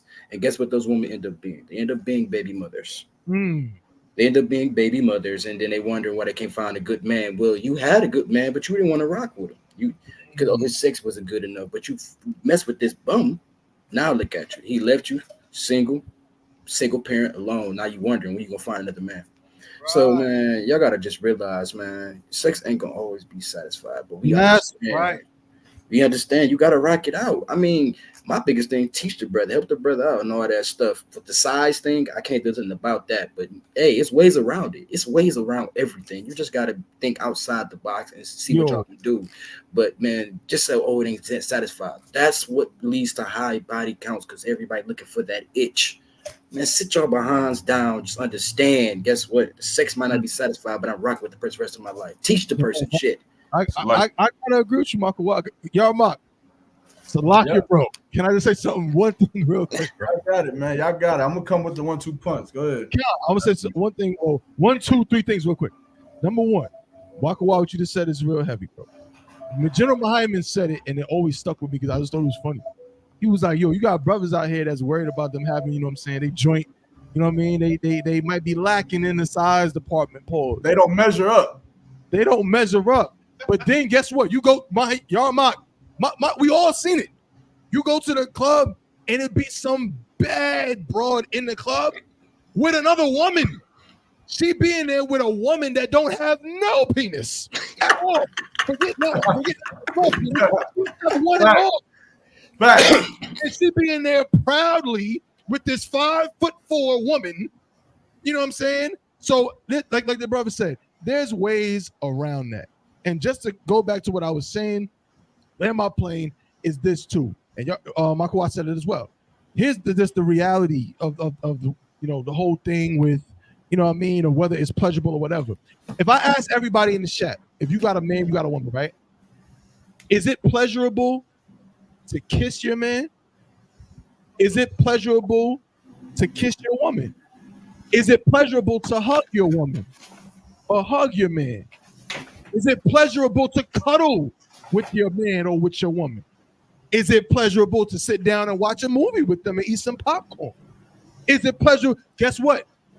If you love that person and you like that person, you're going to say, oh, that's a crazy comment right there. That's a crazy comment. But if you like that person, all of that is pleasurable to you. But guess what? None of that includes. None of that necessarily includes an orgasm. And that's what I'm saying.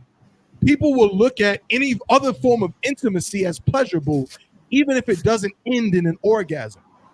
And so when you have sex, you say, well, sex isn't pleasurable if it does not end in an orgasm. But here's the problem. This is like the brother said earlier. This is the man that you chose, man. You liked him before you got in the bed with him for other reasons. He was funny. He was charismatic. He knew how to dress. He did all of these different things. You like that sister for that same reason. You like that sister because of the way she talked to you. You like that sister because of her vibe and all of that. Well, guess what? We should treat those things the same way. Now, again, most likely you want sex to end in an orgasm for everybody if it all works out perfect. But here's the thing. All I'm saying is this. I'm not saying that sex shouldn't end that way. Ideally, it should. But we should appreciate sex as a form of intimacy, even if it doesn't necessarily end in an orgasm. We should appreciate it the same way we appreciate a hug or appreciate a kiss from the one we love or appreciate cuddling with the one we love or whatever the case may be. You know what I'm saying? Like just the fact that we can be a man and a woman or can be intimate with each other and enjoy each other in that moment should say something. It shouldn't all be about, you know what I'm saying, who can give you the greatest orgasm in the world. Because, you know what I'm saying, again, pause, I'm not trying to be too vulgar. There might be some, you know what I mean? There might be some dude in, you know what I mean, across the country somewhere who gives every woman on earth the greatest orgasm on the planet Earth. But is that brother, does he, you know, match with that woman in other ways? Does he have the kind of humor that she likes? Is she attracted to that man? Does she appreciate that man in other ways? Does she want to go on dates with that man? Those are the things that should actually make the bedroom that much more better. And not just some nasty, you know what I mean, porno thing. You know what I'm saying? If I could, Salaki. I'll land my plane. Yeah, y'all might give him the 1-2 punch. No, that was heavy. That was heavy. Now she want to say, well said. God damn it. That was heavy, man. And what all you brothers said was correct, obviously. Just to answer the question in short, no, a woman should not leave that man. But like, there's so many ways to unpack this. For one, again, I think a lot of times, like, the sex isn't pleasurable for you because you don't like that brother. Like, you don't admire him, right? Just like a man, you may not admire a woman. Like, and brothers, y'all know when y'all see that badass Instagram model chick that you've been sweating for years, and you look at her and you like, man, the things I would do to her. And then you look at your wife and then you look at her like she ain't shit. The reason why the sex isn't pleasurable is because your mind is focused on that Instagram model. You're thinking about what you would do with that Instagram model instead of looking at your wife that way. You don't look at her and think like, God damn, this bitch right here is bad. She fine as hell. I can't wait to get home to get up in that. You don't look at her like that. And again, because of social media, because of pornography, it makes it difficult for us to focus on reality, to focus on the people that's with us. These sisters, you go up on them porn sites, and every nigga up there is 35 feet. Every nigga up there. And now, but the niggas you with, though, the actual men that you actually could pick from, they're not 35 feet, sis. That's just, it's not the reality. You have to have the reality of your situation. Right, and you got to deal with it. And again, yes, you could talk. I think you said something about women will talk about a man not measuring up, but then they'll go and be with a lesbian who don't have nothing at all. Right. If you can sleep with a lesbian, then you can sleep with a man who don't measure up. You understand? I think that we putting a lot more focus on the pleasure rather than what we're joining together and the reason why we're coming together. And I think that may be a bigger part. Now, I could talk about this all day, but I don't want to. So I'm just going to help every sister out. I'm going to help all of you so that you don't ever have to be in this situation if it means that much to you. I'm going to help you. If you need a nigga who measures up to 35 yards long and that's the only type of man that you want, and you don't care if he's a drug dealer, you don't care if he's down low gay, you don't care if he's a liar or a thief, you don't care nothing. All you want is for him to be 35 feet long, and then you want to marry him and help him out. Stop opening your fucking legs without talking to these brothers first. That's what you should do. You should stop getting drunk in the club and going home and sleeping with that man.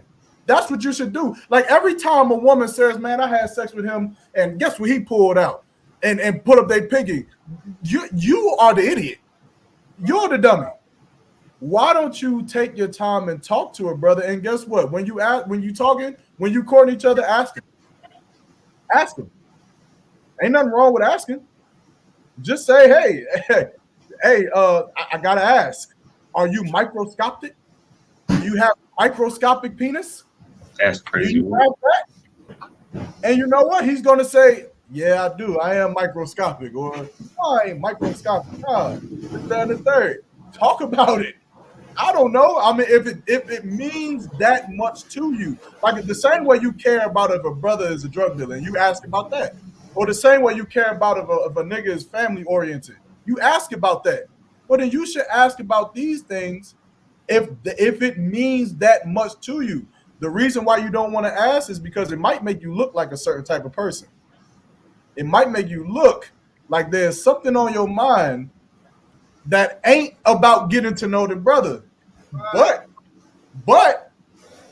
if it means that much to you, then sis, just ask.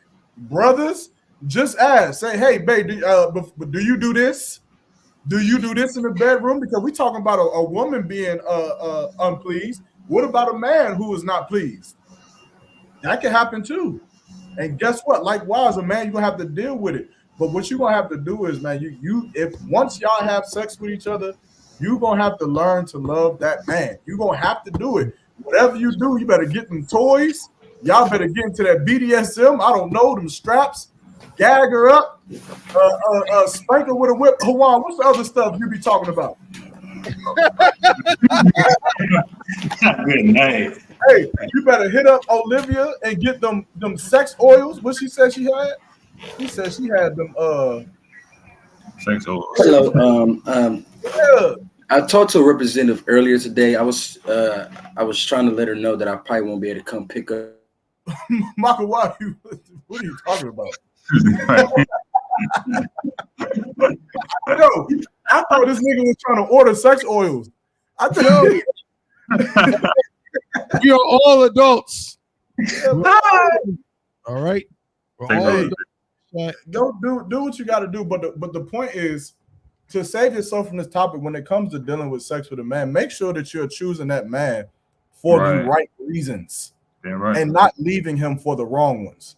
You understand? Because you're gonna run around sleeping from man to man, trying to find something that pleases you, and then guess what? You're gonna be pleased in the bed, but then you're not gonna be pleased emotionally. You're not gonna be pleased spiritually. You're not gonna be pleased in other ways when he's knocking you upside your head. Right, yo, bro. Good. Fuck you, bro. But what you saying is heavy. Makawa mentioned it too. How many sisters? What they call it? I'm using this phrase, and again, Salaki for being vulgar. But a lot of sisters complain about being what they call dickmatized.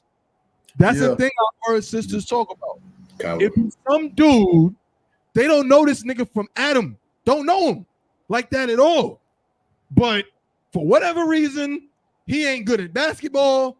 He can barely read. He ain't good at nothing. He just knows how in the bedroom. He's just the most amazing dude ever. And now the sister be all hung up on him because the sister did mention it. Because he in there, you know what I'm saying, putting it down. Meanwhile, this man's a horrible person.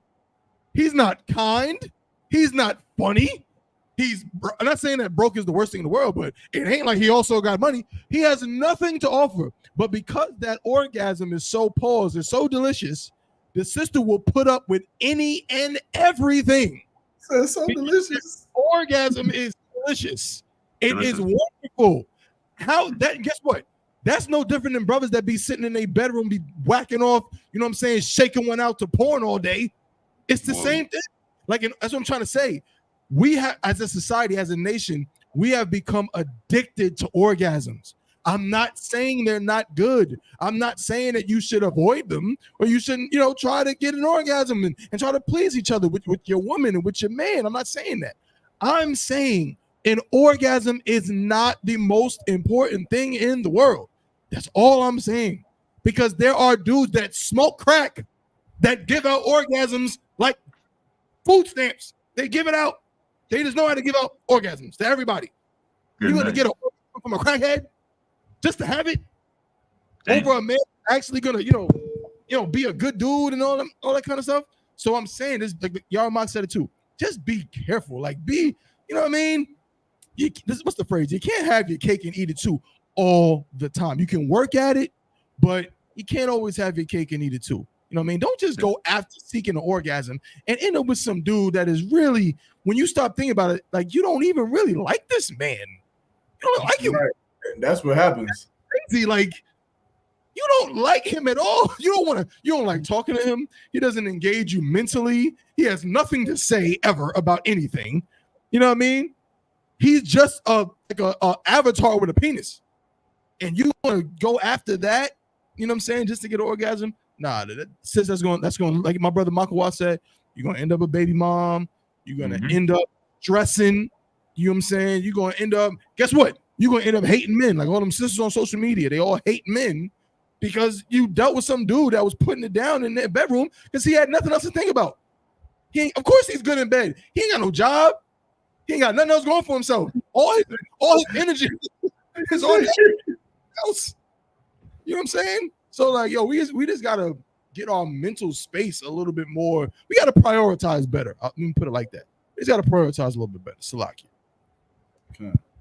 Hey man, this was a weird topic. Y'all chose it though. I feel like it wasn't weird. Why is everybody saying it was weird? I mean, it's like cringy, but it definitely needs to be talked about because I feel like there's brothers out there who may be a little bit insecure. That's the other thing too, brother. Don't ever be, brother. If you want to get a woman, you better learn to be a man. Brothers, man. Right. You said what? I'm with you, bro. I'm trying to save my brothers. Some of my brothers out here is insecure, man. They worried about if they about to go in there and be, you know what I'm saying, some porn star in the bedroom. They worried about that and they feel insecure about it. And I feel like they shouldn't feel insecure about it. Hey, listen, I don't care how I perform. I'm gonna get up like Jody off Baby Boy and make her clean up that kitchen and fix me some tacos. I don't give a fuck.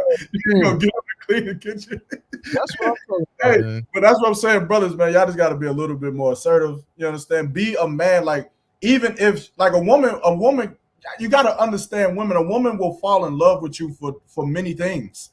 Like some women fall in love because of sex. Some women fall in love for the work that a man does. Some women fall in love for his personality. Some women just fall in love with men with different reasons. Be a man, dog, and let that woman fall in love with you for being who you are. You understand? Sex is great. You understand? Sex is good. It should be good. It's fun. You know, you could do different things. You could get the oils and enhance it. I don't know. Do whatever you want to do, man. But you know, the marriage bed is undefiled. Have fun, do what you gotta do, but remember why you're doing this for. Remember how serious it is what you're doing, because when you sleep with that person, you joining that person to you forever. You gotta think about, you understand, the babies, because there's gonna come a time where she gonna be unclean. You can't have sex with her. She just had a baby. Now you can't have sex with her. Now what is she in your room?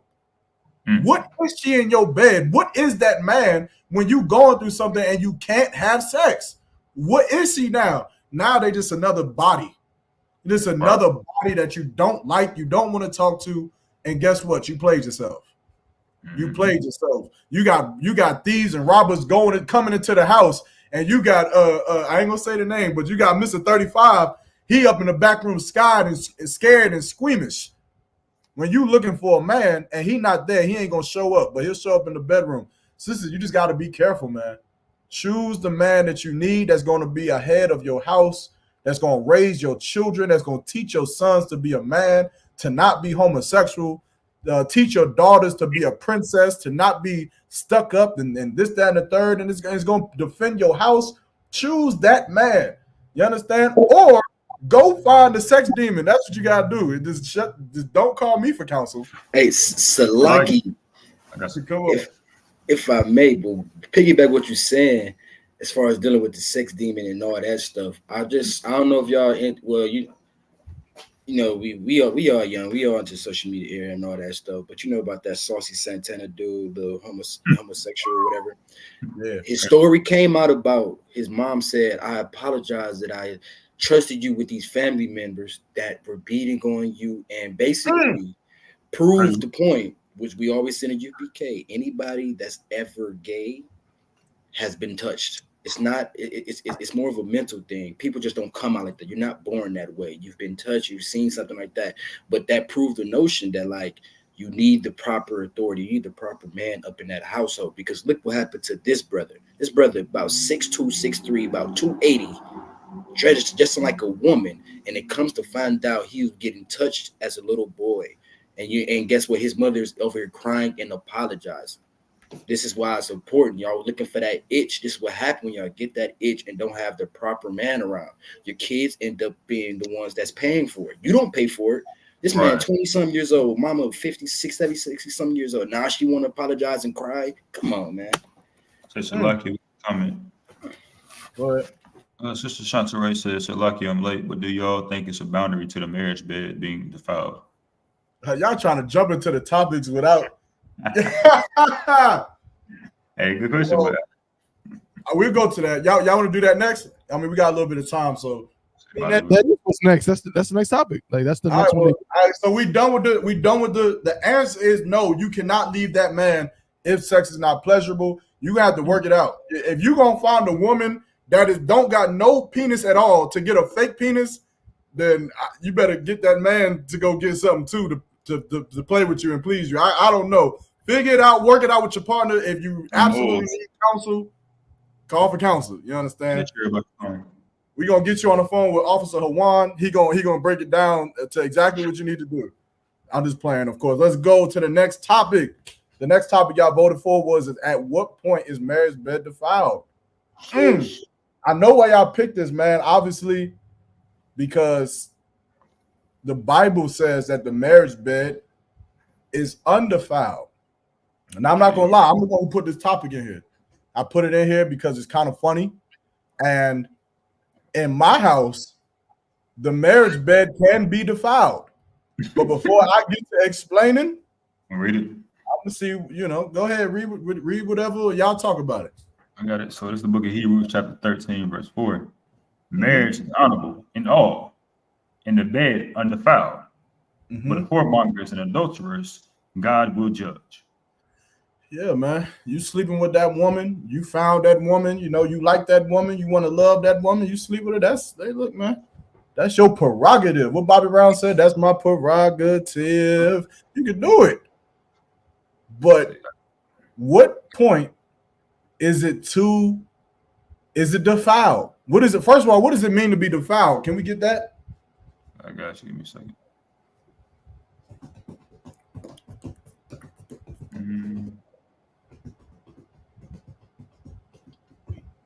This is the definition for the Oxford Language Dictionary. Defile, sully, mark, or spoil, desecrate, or profane. To spoil, to desecrate, to profane. So the Bible says that the marriage bed is unprofane, meaning you can't profane it. What you do in there with your woman is you and your woman's business. There's no sin involved. Whether you want to spank her, you want to tie her up, you want to. I seen a video where they took this woman and like wrapped her around with like saran wrap, right?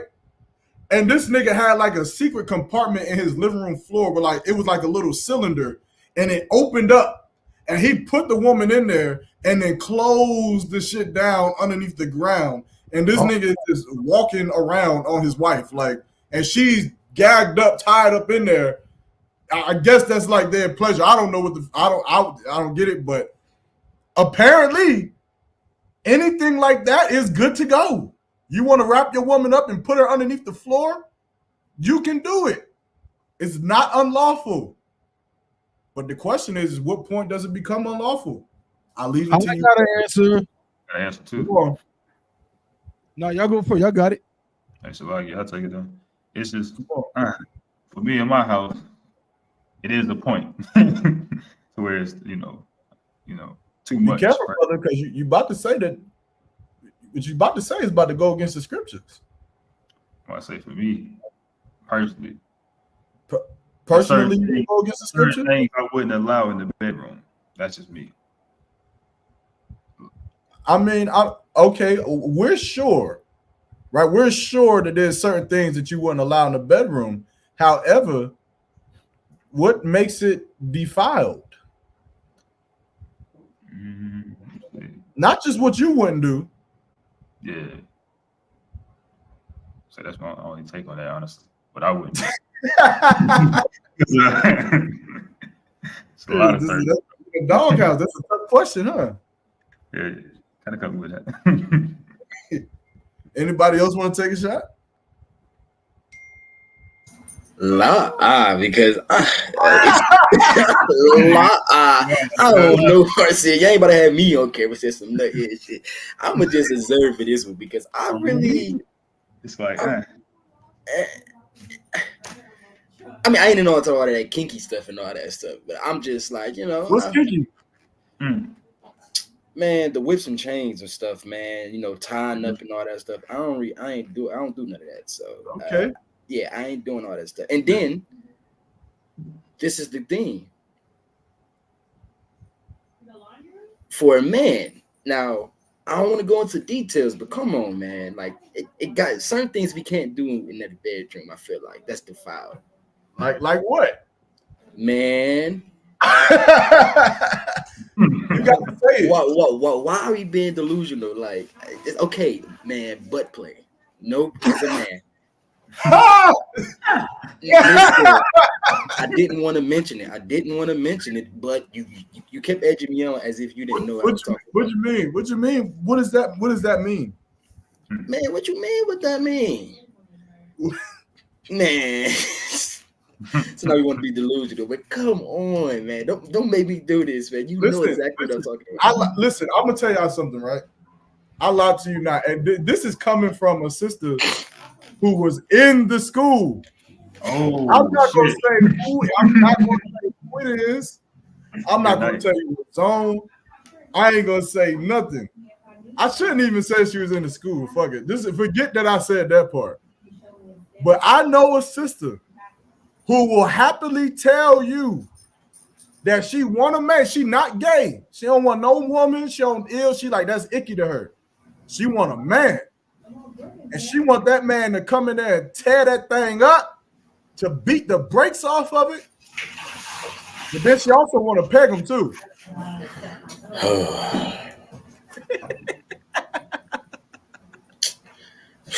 That's what I be talking about, man. Like, want to peg him. But is that unlawful? No. I mean, I can't think of no scripture that you know something, but it's like, I mean, so basically what we're saying, the bedroom really can't get it get defiled, like threesomes and all that stuff. We know that. But just between the man and woman, it really can't get defiled then. If you saying that, cause that was my no-go. Like, nah, but I mean, that's what I'm saying. That's why I ain't even want to touch on this topic, because I'll be thinking about that and I'll be like, well, I know I never do that, but like, if a man wants that done, and it's like, I'm saying, okay, so Makawa, you teaching class right now. And the brother comes in there and he says, Salakia Adawan, but I have a question. And you say, go ahead, what's your question, Ak? And he says, I know that the Bible says that the marriage bed is undefiled. But me and my wife, any kind of light beer. Me and my wife likes to peg me. Is that unlawful, sir? If I speak to the Lord by letting my wife Hey, listen, that's why I say I didn't want to say nothing, but I'm glad you spoke up, man. I'm asking you teacher, you are a priest. You have to teach the people what is right from wrong according to the Bible. There's a lot of things that's lawful that I would never do, ever in life.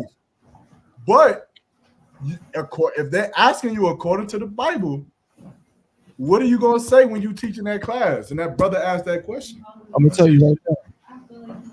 You trying to save him.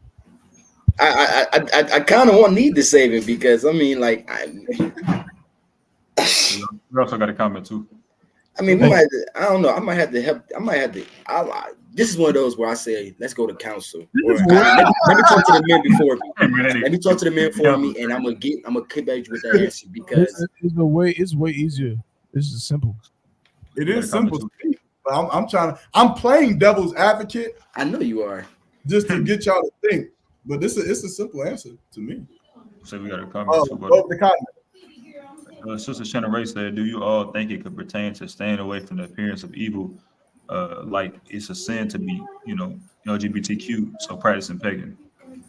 Hey, I think that whatever scripture you can use to get away from that, I'm using it. Let's go. We're gonna use that too. Just me personally, I'm good, But I'll break it down. Oh, Thabwan, you had something, right?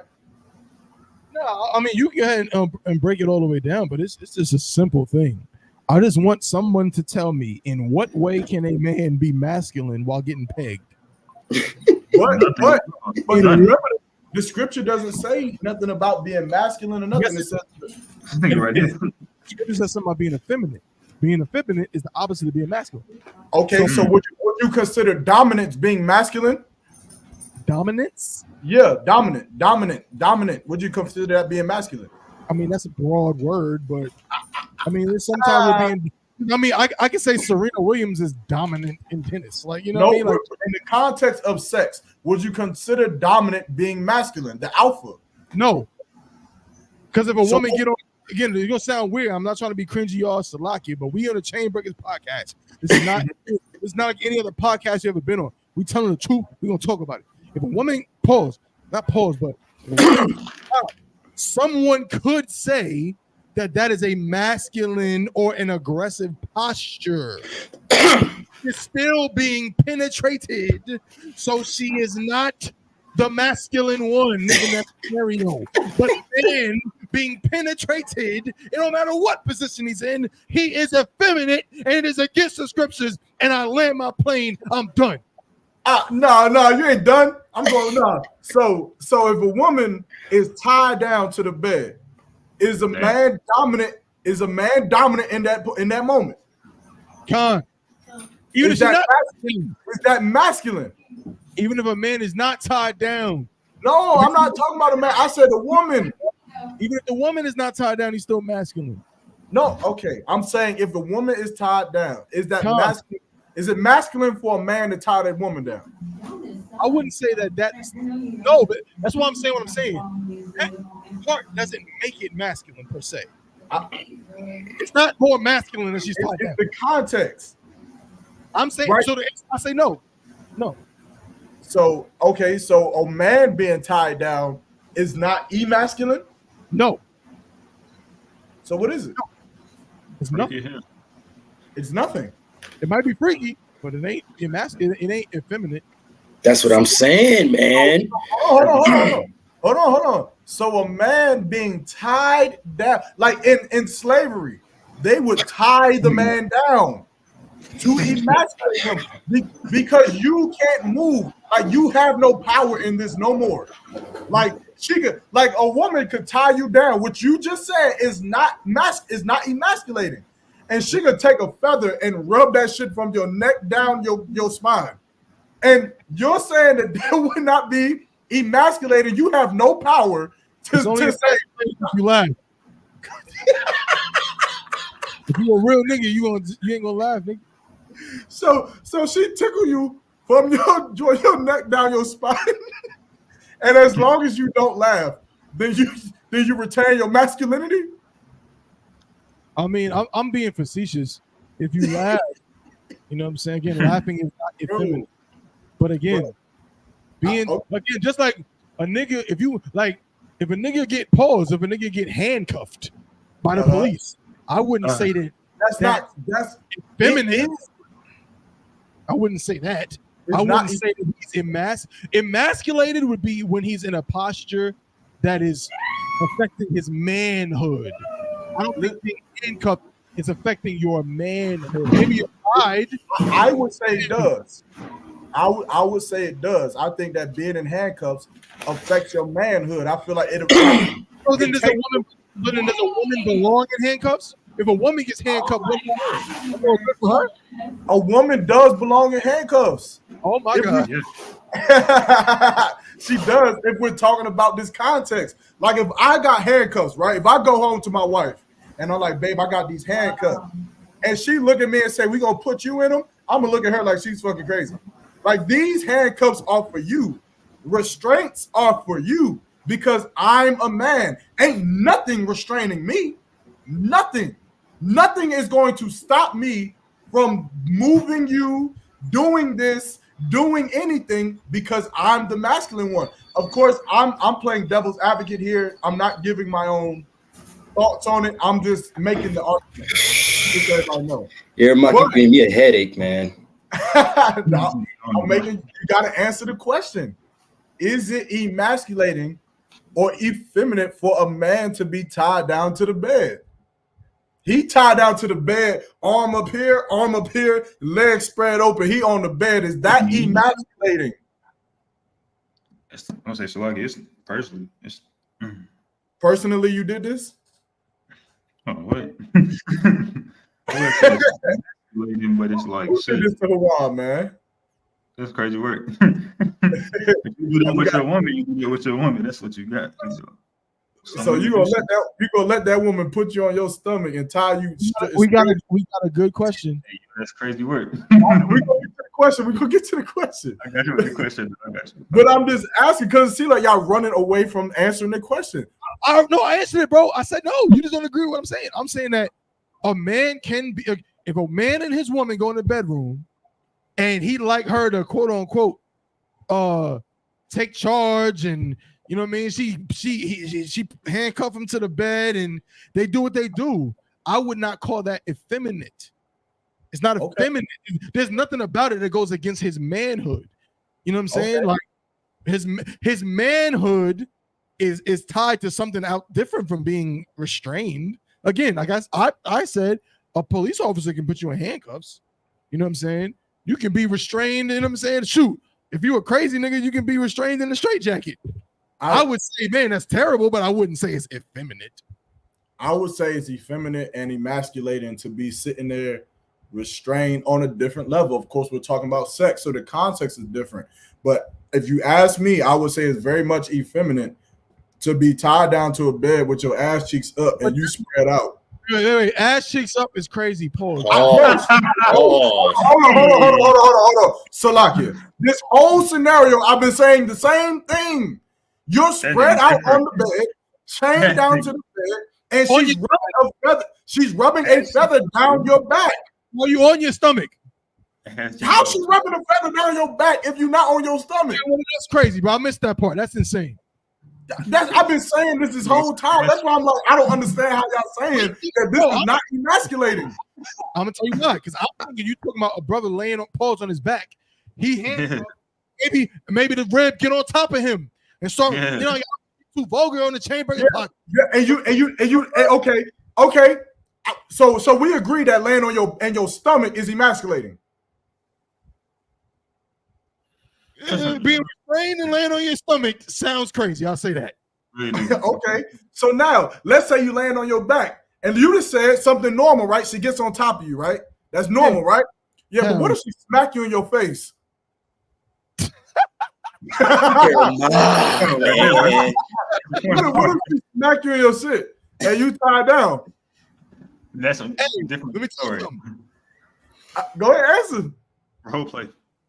If that's what that nigga like, he different. Come on. I mean, he might like to get beat on. No. See, y'all trying to. I'm not talking about a nigga who asked for it. I'm saying that what I'm saying is when you put yourself in a position to be restrained, it opens you up to be emasculated. Because if she's crazy, bro. Pause. If she smacks you. If she smacks you while you're restrained, you gonna get pissed off and you can't do nothing about it because you're emasculated. Hold up, see, that's a different scenario. I thought we talking about a man and his woman, because again, but listen, hear me out though. I'm saying if a brother is with his girl, like a brother's with his woman, and they into that, so he handcuffed, like you know, they doing their thing, and all of a sudden she gets so excited, she fuck around and smack the shit out of him. Now, if he go like, yo, what the fuck is wrong with you? And she be like, yo, shut up, bitch. No, he ain't gonna do that. He gonna be like, this. He gonna say, what the fuck is wrong with you? It's a different problem. It's a different problem. I thought we were talking about And what if after he says, "What the fuck is wrong with you?" She looks at him and says, "Shut up, bitch." That's what I said. That's what I said. Crazy. But I'm saying, that's a different problem. That's very Bro, it's emasculating to be tied down. You're taking your strength away. It became emasculating when she said, "Shut up, bitch," and he couldn't do nothing. And again, here's the key part. At this point, it is against his will. He didn't want her. It's not effeminate because he didn't say, "Yeah, please smack me and call me a bitch." And yes, and he didn't. That's not what he wanted. She is taking advantage of the situation. It doesn't matter. It does not matter. It's the point of doing, like, he put himself in a position. Like, that's like a nigga bending over for whatever fucking reason. And something happens, he don't want it. It's like, if you seen a nigga bending over, you would damn near say pause. You'd be like, pause, nigga. Because what you're doing is kind of gay. Bro, here's what I'm saying. I hear you, but I'm not, but there's a difference between something happened and me calling that man effeminate. I literally just seen a video of this dude. He was like one of those white men that be riding them like them bikes, like Lance Armstrong, like them real Olympic bikes. Hey, Chantaray said something. Go ahead. You talk about it. He was riding the bike, and this other white man was also on a bike and rode up on a bike and took his finger and went in that man's. And then the other dude, of course, got upset and was trying to, like, on the bike, like, I'm gonna get this nigga. But guess what? That is horrible. But I wouldn't call that man effeminate. I wouldn't call him effeminate. I wouldn't say he did anything effeminate. I would say that man was maybe effeminated. I mean, he got abused. But I'm saying you're that. I know he didn't ask for it, but what I'm saying is simply this, right? What I'm saying is, if a nigga says, "Oh, you gonna tie me down? You gonna tie me down, face down on the bed? Tie me down." Hey, but don't be touching my ass though. Don't be touching my ass. And he says that, and he goes for it with letting her tie. Bro, you asked him. What would he be? Even if he not face down, I feel like what I'm saying is this. I'm not saying that being tied down is gay. I'm not saying that you're committing some kind of act of gayness. What I'm saying is you are putting yourself in an effeminate position. You're putting yourself in it. And if she does decide to smack you and you can't do nothing about it, in that moment, you're going to understand, well, I should have never got tied down. I should have never did this because now I can't do nothing, which is what a woman should feel. A woman should feel like she's in the bed and this nigga's hand is on her neck and her face is in the pillow and she can't do shit about it. That's her position. That's what she likes. She should be tied up. Let her be tied. Let her be strapped to the bed. Let her be fucked up. But a nigga should not be strapped to the bed. I'm not saying it's gay. I'm not saying you can't do it. All I'm saying is, what are we talking about? It's an effeminate position. But that's not the same thing, bro. You said, is it a sin? No, I'm not saying that this is a sin. I'm not answering the question. For a man to get pegged. You say it's a sin. Damn right. Okay. So then we all in agreement. It's not a sin. No, we're not. No, we're not, because everybody didn't say that. You said it's not a sin. Everybody been juggling around the question. Pause. Y'all been tiptoeing around the question because y'all don't want to talk about it. Because y'all know y'all don't really know the answer. That's why I asked Michael why if the brother in the class. But you said hold on. You said we all agree. I asked Michael why if a brother in the class asked you that question. He said, "Man, we're just gonna go to counsel," because he don't want to say it. Hawan didn't say it. I didn't answer yet. I did not get a chance to answer yet. I was about to say I was gonna break it down, and I said, "With Thabon, you got something," and you started talking. I didn't answer yet. I'm saying that the bed is undefiled when it's only undefiled when it goes into the realm of sin. It is Precept. a sin for a man to be feminine. Pull the precept then. Pull the precept. Wait, a precept for what? What you just said, the Bible says prove all things. Pull a precept to show that it's wrong to sin? No, pull a precept that says that the marriage bed is only defiled if you're sinning. Hold up. Well, bro, I shouldn't have to pull a precept for that because it's sin. A sin is a sin. Once you're sinning, you're wrong. Okay, then pull a precept that states that. Okay, what are you saying is making it defiled then? I'm saying once you're sinning, you're sinning. That's fine. That's great. If you gonna hit your girl from the back, that's fine. But the second you start smoking weed, then it's not fine. I get it. But right. But what are you saying is the sin in the sex? Oh, I got you. I'm saying Shalaki. Hold on. Don't help that one. Come on. You said what is the sin in the sex? Like, what is the sin? Like, if you watching these two, I mean, obviously you won't be watching two people have sex, right. But if the angels watching these two people have, damn, that'll be crazy too. Like, damn, that's crazy. Weird. Hey, yo, angels be watching you have sex. Too, but we're gonna go to the questions because Shantae had a couple questions. So, yeah, 2, 3. And we're gonna hold off on this. We're gonna come back to it. But if you watching somebody have sex, what is the sin that they did during that sex that would make you say, nope, that was defiled? That was a sin. If you just said, think about the question you just asked me. You just said that they did that made the sex defiled. The sin that they did, if they sin, it don't matter what. Like you said, no. You being disingenuous. Give me an example. If a brother is having sex with a woman, right? Mm-hmm. It's regular sex, and guess what? Then all of a sudden, while he hitting it, he light up a blunt and try to smoke while he's having sex. That's okay. That is sex. Do not have sex and smoke blunts. Okay, that's fine. That's fine. So she wants to stick a dildo up his behind. Is that a sin? Yes. Prove it. Pull the precept. You got okay. So that's emasculating. Hey, look, it may be emasculating. That listen, hold on before you answer. That's why I brought up the man being strapped down, because I'm trying to share that there's something different from being emasculating. You can be emasculated. Like a woman may come to you and say, get on that bed, and push you on the bed. That is a little bit feminine to get pushed on the bed by your woman. It's not wrong though. I'm saying that's just what you want, but it is emasculating. It is effeminate.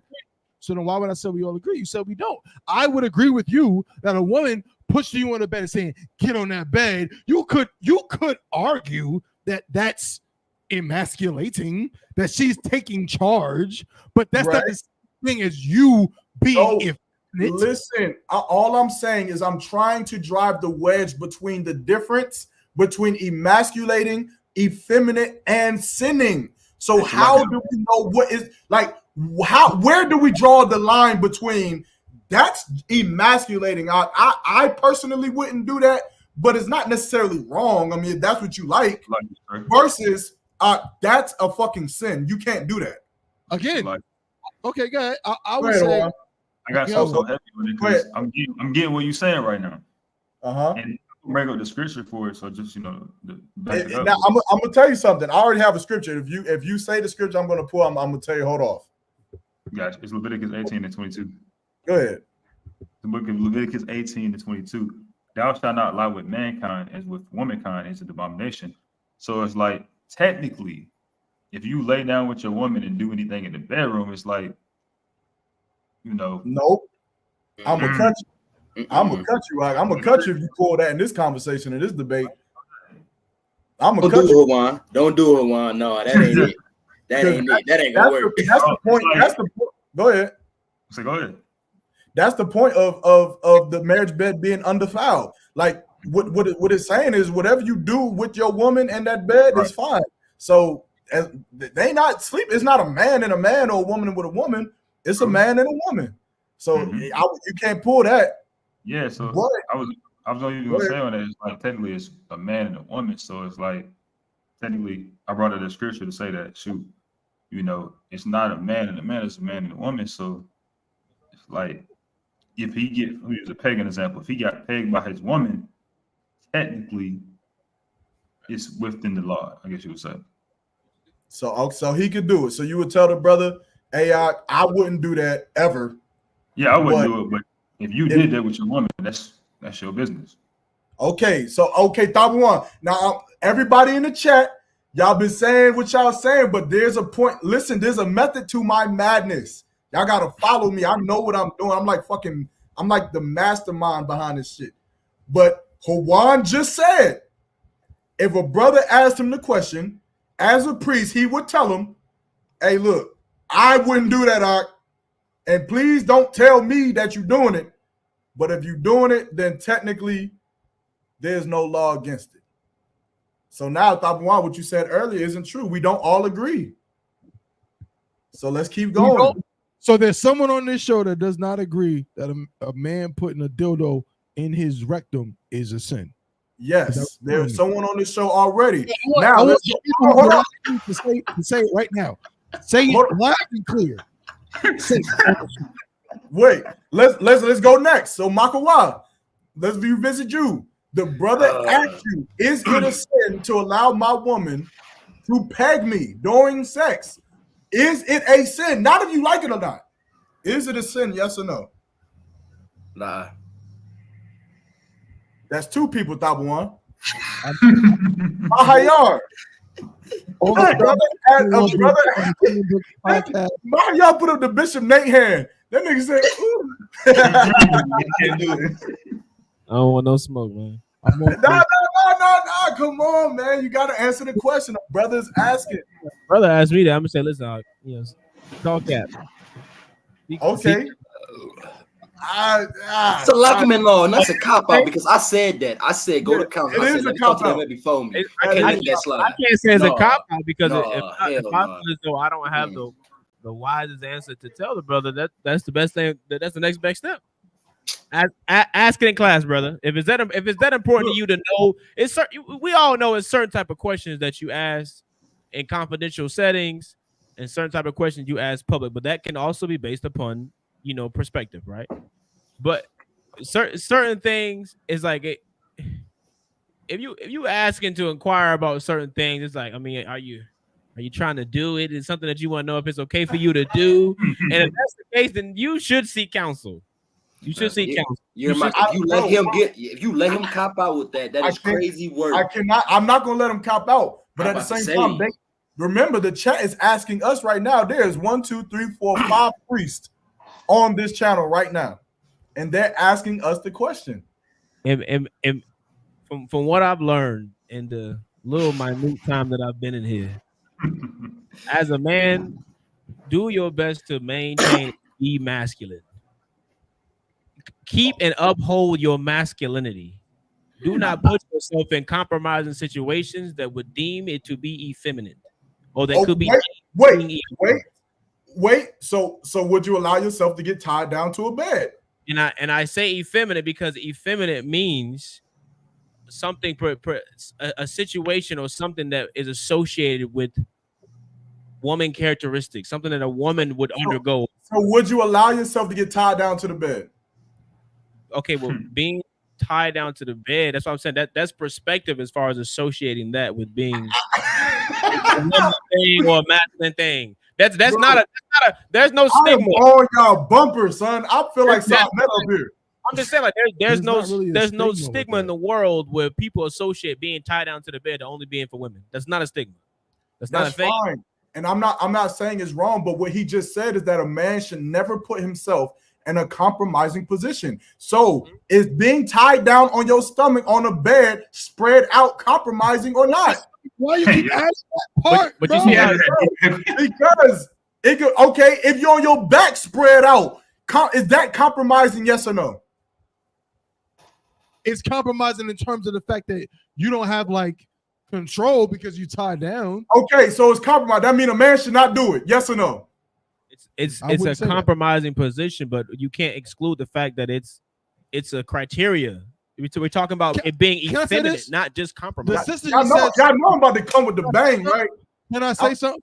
Come that on.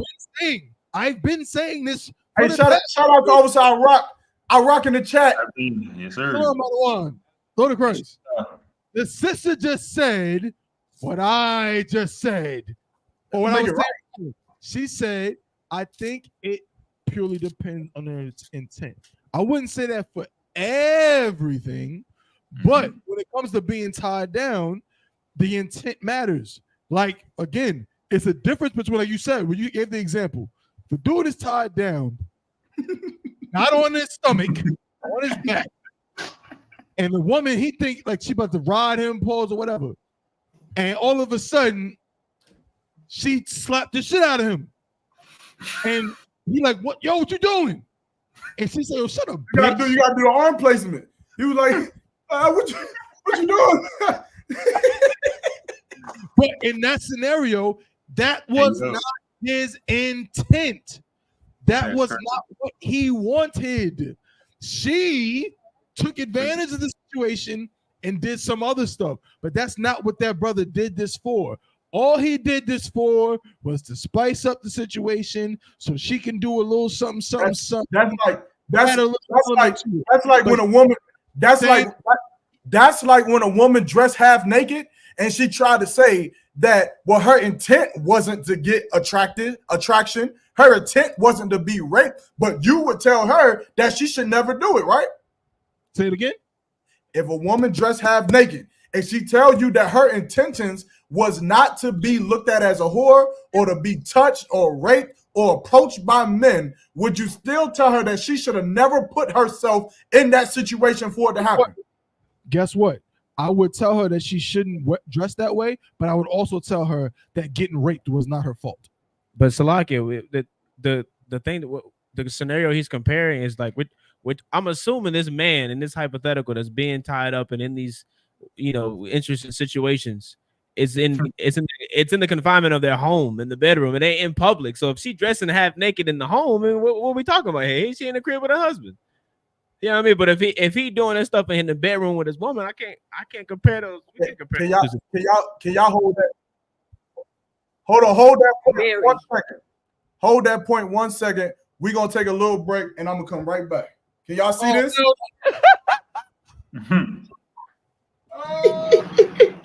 So you doing it?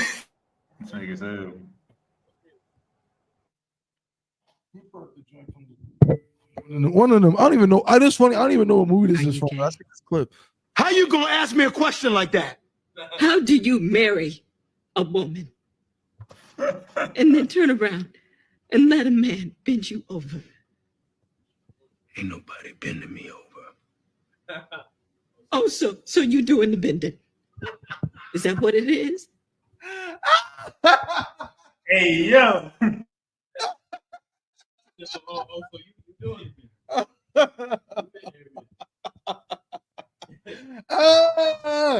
yo.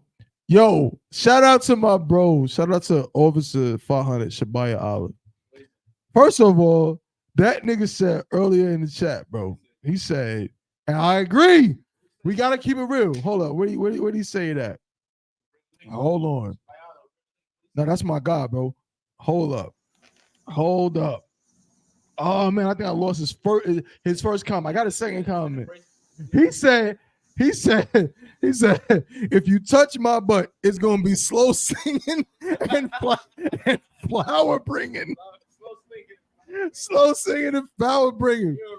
It's going to be a funeral. You know what I'm saying? But then he said, Shabaya Allah said, I let my wives dress like a $2 hoe at the house. Salakia. Right? Because again, in your crib with your sister, your rib, excuse me, you're the only one seeing it. That's what I'm saying earlier.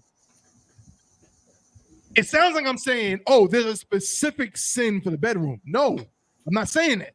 I'm saying the bedroom is undefiled as long as sin doesn't get in there. Period.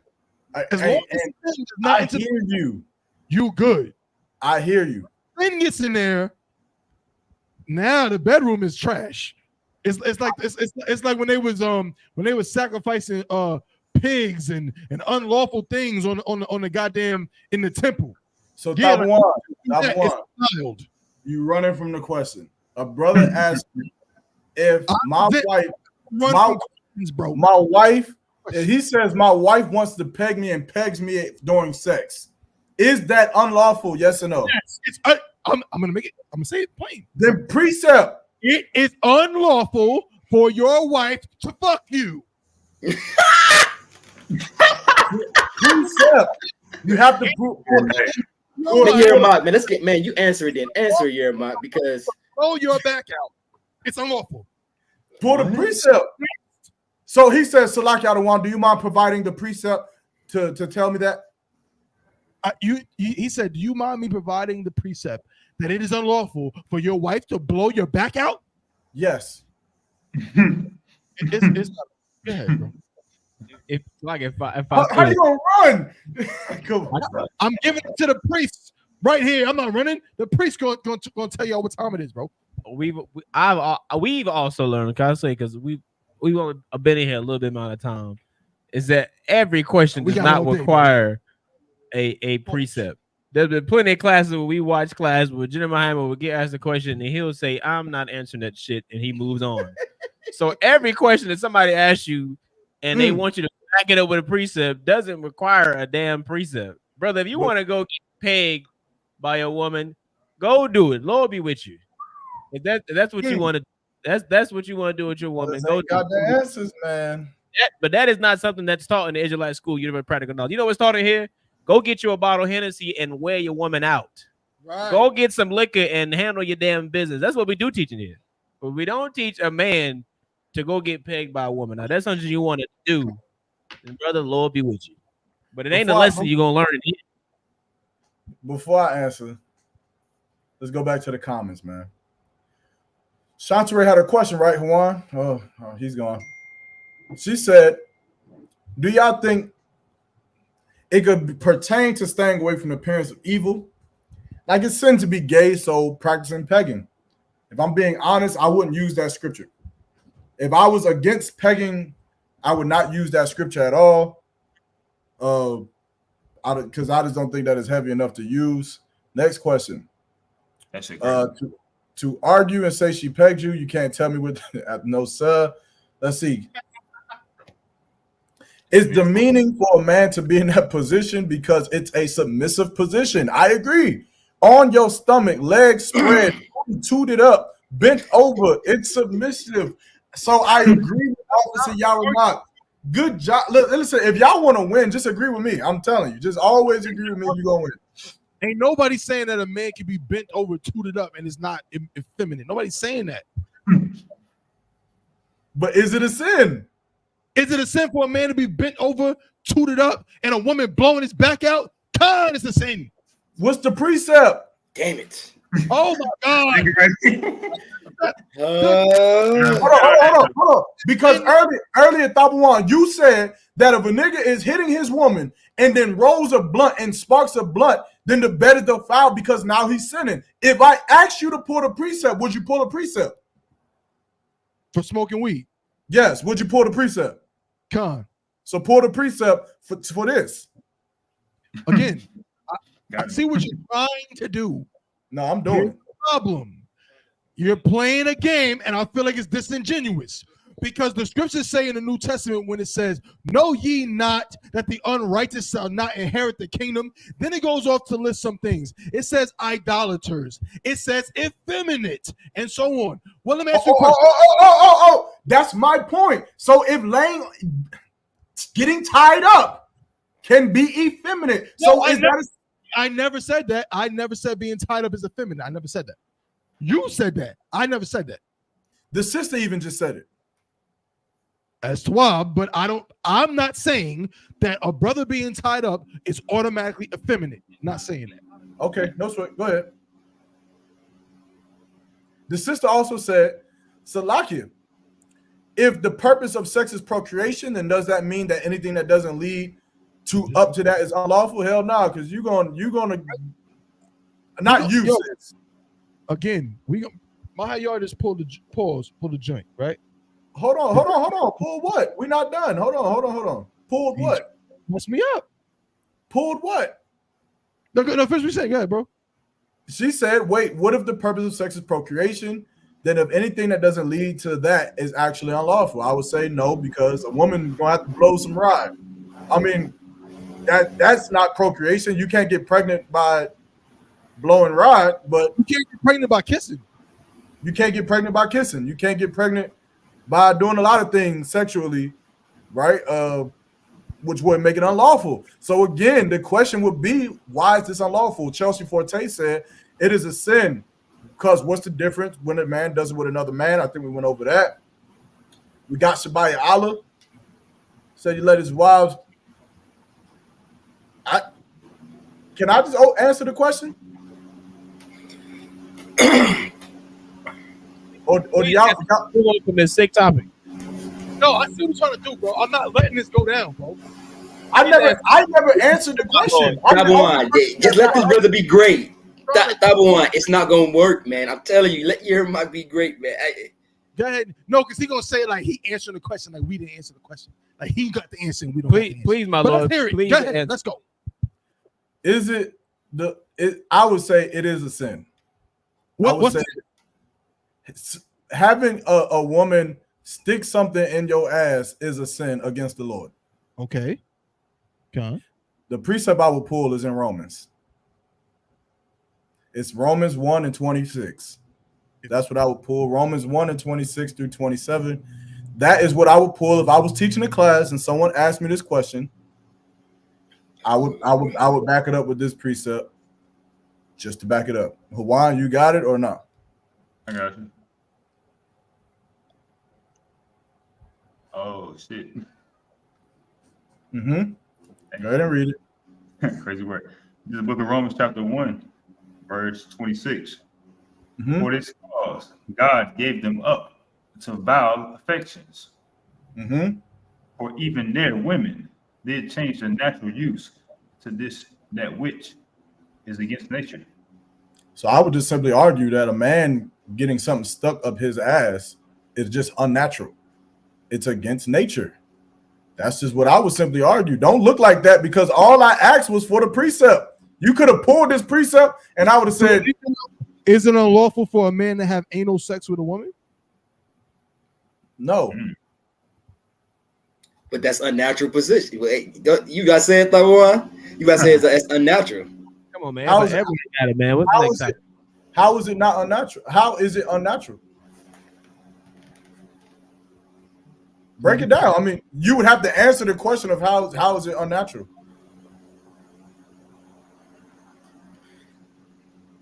I'm saying, you saying that it's unnatural. But here's the thing. Funny part. I obviously agree with you.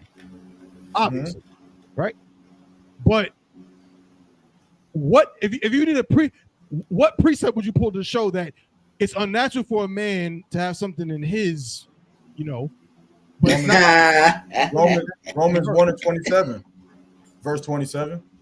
Go ahead. I got Go ahead, you. read it. This is the book of Romans, chapter 1, verse 27. And likewise also the men, leaving the natural use of the woman.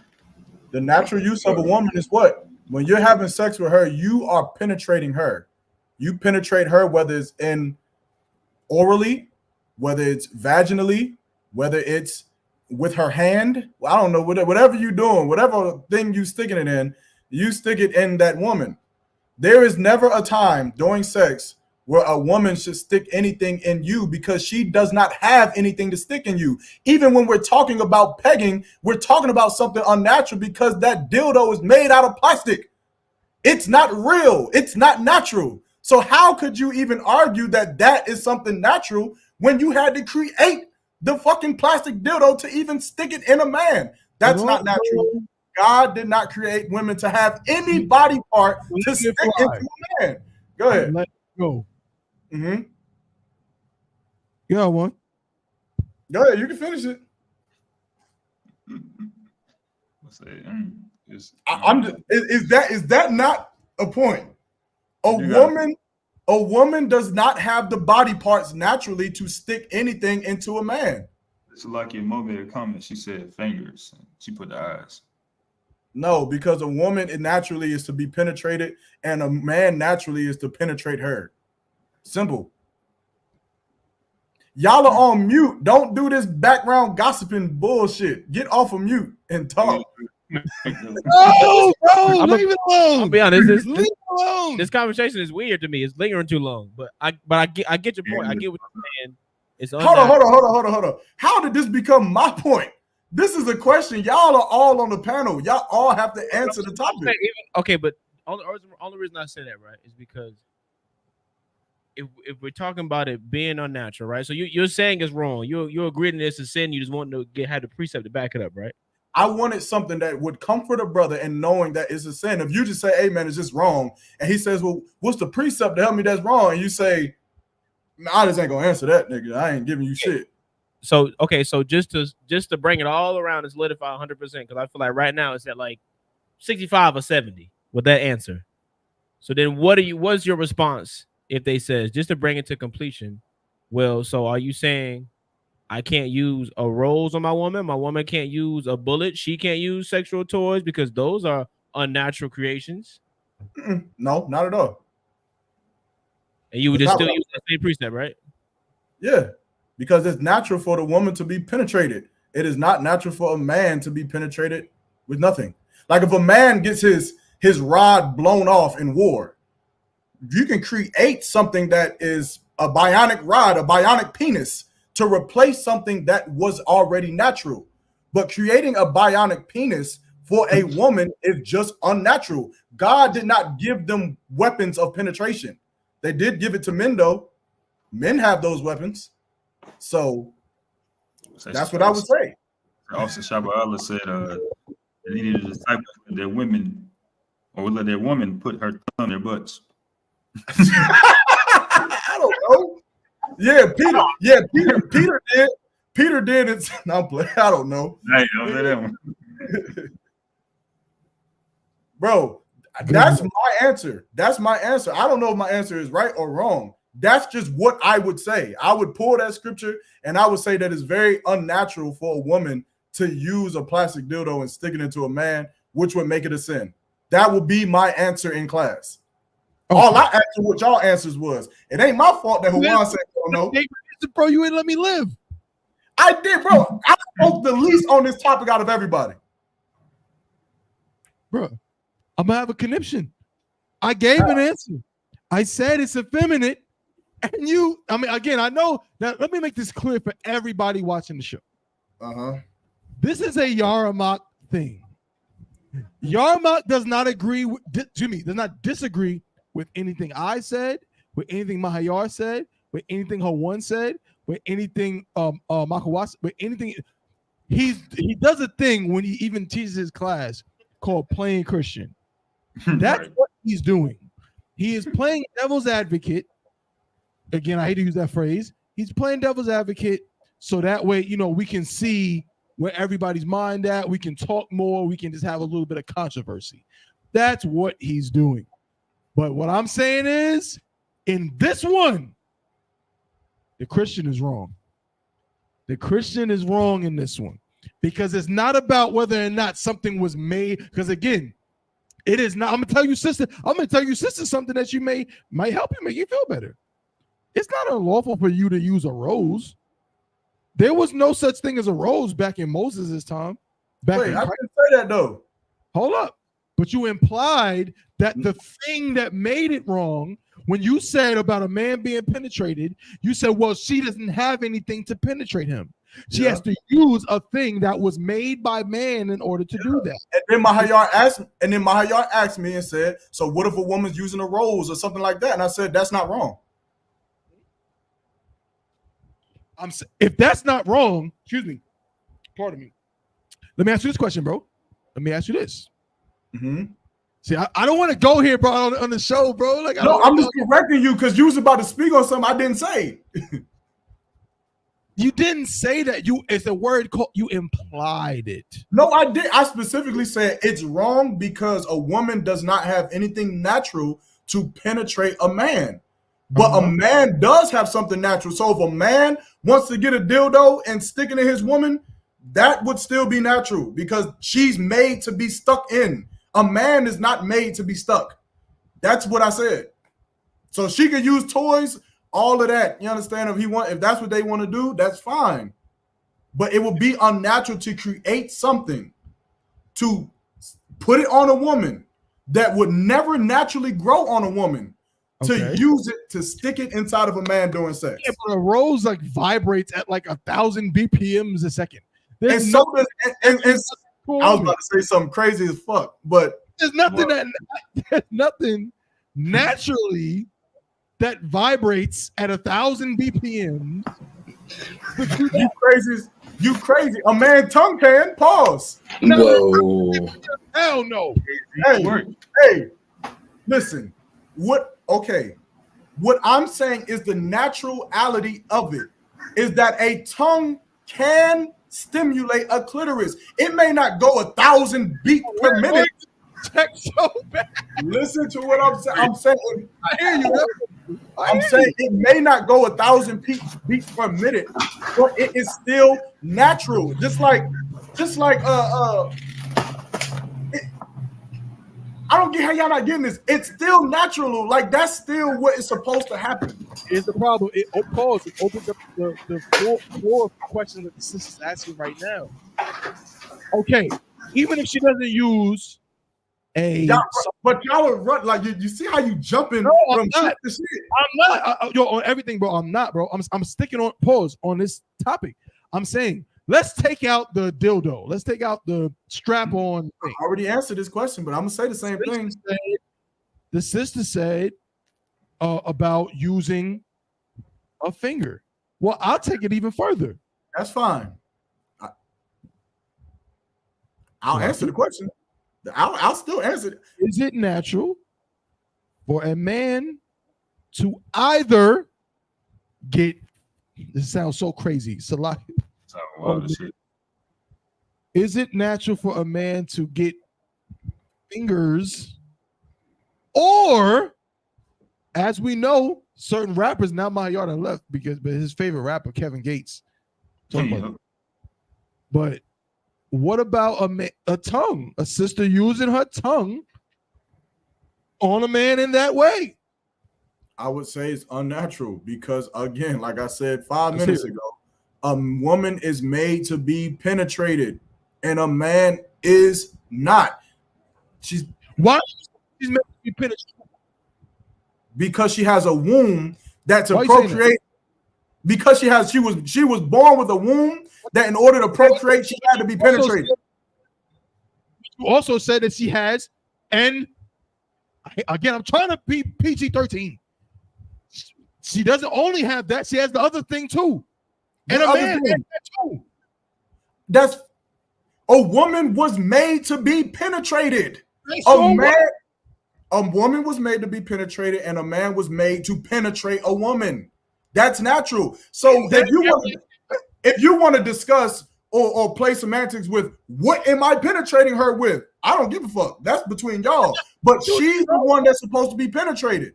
But that's what you did when you started bringing up the not you bringing. Listen, I think y'all are confusing Yaramat with the Christian. I was being Christian when I'm asking y'all questions. I was just all I was trying to get y'all to do. Get his booty eaten by a woman. That's different. No, or not. I would say no, but I wouldn't. A man could argue that nothing's penetrating him. That's the key. That's the key right there. That's my line. My line is that if a woman is being penetrated, that's fine. And if she's not being penetrated, and if a man is not supposed to be penetrated, that's the line for me. I hear you. That's what but this is where it goes.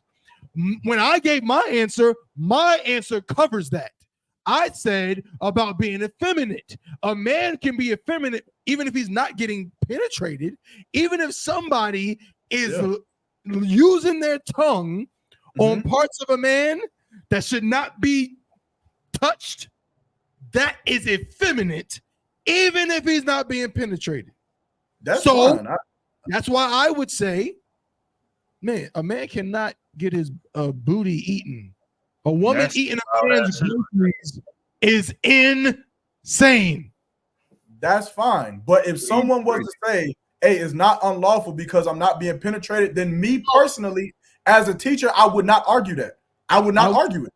If as a teacher, if somebody asked me if it is lawful for a man to get his groceries eaten, I would say, hell la ah. And all I did this whole segment of this podcast, all I did was just say, what's the precept? The same way I gave a precept, whether you agree with my precept or not, I just wanted to get y'all thought process on it. What's the precept you would pull? I would pull the precept on being effeminate. But you're saying it's not enough. No, and then when you said that, that's when I went back to the chain that being wrote. Because if that is effeminate and it's unlawful, then if you're going to say that being tied down is also effeminate, then you not make it also unlawful. I'm going to go crazy on this podcast. I never said that. Bro, I'm not. Top one. Just hold on, brother. You got to realize this. I'm playing Christian against 1, 2, 3, 4 priests. So I'm talking to 4 of y'all, and the problem here is that everybody was not on the same page. That's why it got drawn out, because Makawa was saying one thing, then Hawan was saying another thing, and then you're saying another thing. I'm being a Christian trying to mold it all together into one until eventually I say what I said. That's all that happened. I'm with you. So let's make it clear. You're going to ask, you said it's 1, 2, 3, there's 5 priests on the show. 5 priests. I'm going to ask every priest on this show, is it lawful for a man's booty to be played with in any way? Whoa. Who said yes? So you changed your answer, Hawan. I said who said yes? I heard yes. I said whoa. Oh, okay. I said yes. I said it. Hold on. You said is it unlawful, right? I'm asking. Okay, let me make sure it's clear.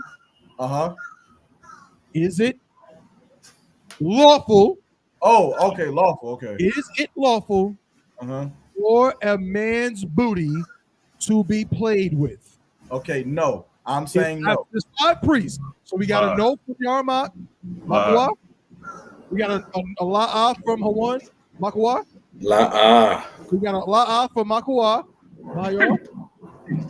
Mahayor said la'a, and me as Officer Step One, I'm gonna say it's what I'm joking. I'm joking. Hey, but Hawan changed his answer. Hey, you brought the realization with the precept. Anyway, thank you. That's all that's what you said when you bring out a precept. That shit bring it. Okay. That's all I was asking. You're just not trying to see it. That's all I was asking. You got a point with it. The answer is la'a. If you ask me in class, I'm going to say la'a, and if they say what precept, I'm pulling that precept. At that point, go do whatever you want to do with your behind.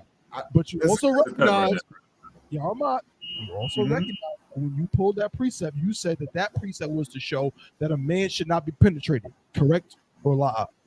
No, I said that I pulled that precept to say that anything that is unnatural is a sin, sexually, between a man and a woman. Con, no sweat. Then we all agree it's disgusting, right? Everybody on the show agrees. Not only do we agree that it's disgusting, but it's a sin. Most High, you see, yo, welcome. 2 things. Welcome to the Chainbreakers podcast, and welcome to Babawan and Yarmak, because this is what we go through all the goddamn time. Every time I talk to this man, it's stuff like this. It's like we're always arguing about something that we really agree on. Every time. I had to listen, because if they would have asked this question and we would have went around and said, do you agree? And Makawa would have said no, and you would have said no, and Mahayar would have said no, and I would have said no, and Hawan would have said no, then we'd all just been sitting here and they'd be like, well, I guess we can go to the next topic. I had to make it interesting. Come on, man. This is one of those Yarmak Iraq things. It's one of those things that you don't understand what's happening, but then you realize, oh, like you said, 45 minutes ago, there's a method to the madness. There's a method to the madness. All of this was for the purpose of the show. Good night. Most High and Christ, you got me, bro. The sis says, Salaki, so the original question, can the marriage bed be defiled? No. I say yes. It is kind of wild though. I'm gonna rip my skin off my face. She would have to specify because the scripture say it's undefiled. What does she mean? Can it be defiled? In what way? She would have to specify more No, information. she's just asking, is there something that can defile the bed? I say yes. I say yes, the marriage bed can be defiled. I'll say it this way. Come on. Okay. I'm pause. I'm gonna move slow. Pause. I want to make sure I get this right. The marriage bed is undefiled because that's what the scripture said. Correct. Thank you. The marriage bed is undefiled. Yes. You cannot defile the marriage bed, but you can commit sin. That has nothing to do with. I would say you can defile it. If the marriage bed is undefiled, but when you start to change the natural use of a woman, and you start to do like when the Lord said the marriage bed is undefiled, I would argue he is not thinking that you niggas is about to start getting pegged. But when you start doing that, then that's not marriage. That's not sex anymore. That's what I'm saying. That's what I'm saying. Exactly. That's some vile affection. That's something else. Like you sticking a plastic rod in a man, that's not sex. That's something else. That's not marriage. That's why I said the marriage bed can be defiled. If you start doing things, I'm agreeing with you on that part. But that's all I was saying from the beginning. I think the wording is where if we both say that, if I say the marriage bed is undefiled, right? I'm saying within the confines of a marriage, it's not whatever you do in that bedroom, and that means getting tied down. Listen, let me help us out real quick, if I could. Let's ask this question. Why would this question be asked? I would imagine because people, when it comes to sex, they probably were a little bit like, okay, what can I do with the woman, and what can like is it unlawful for a woman to give me head? Like that may be a question, and we know that even through society turned and changes when it comes to sex. Go back 80 years ago, and women weren't given head like that. It wasn't really a thing. And so now the question is, does giving your husband oral sex, does that defile the bed? And the Lord will respond and say, the marriage bed is undefiled. What you want to do with your woman is between you.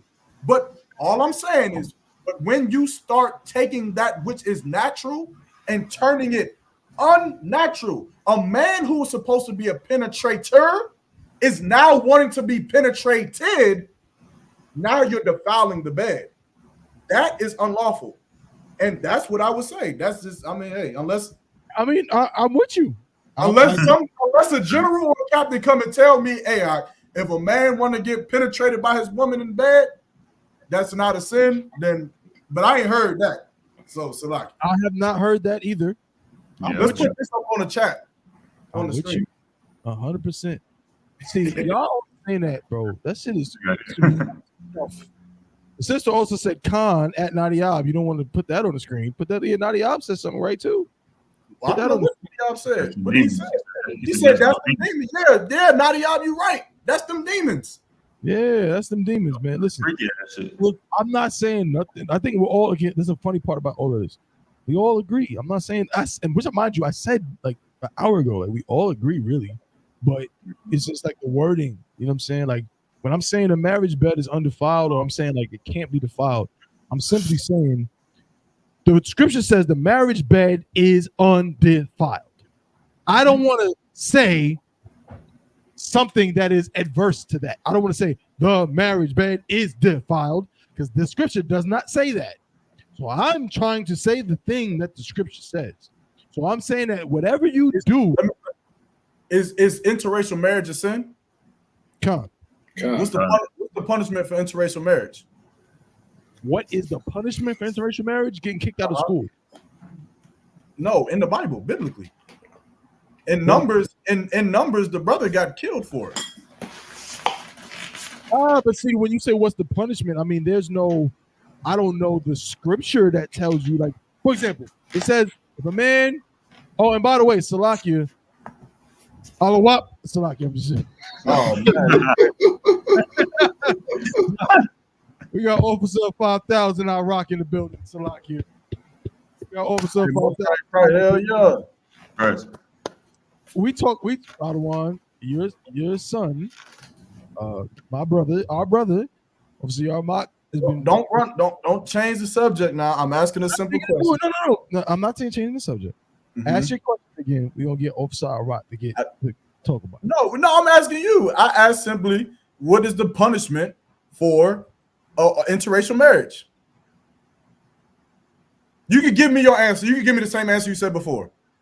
What I was saying was, we know that there's a brother who got unalived for interracial marriage. I'm saying that I don't know. Again, like if a brother could, when a sister says, if a man be found lying with another man as he lied with a woman, they shall both surely be put to death. Right? Correct.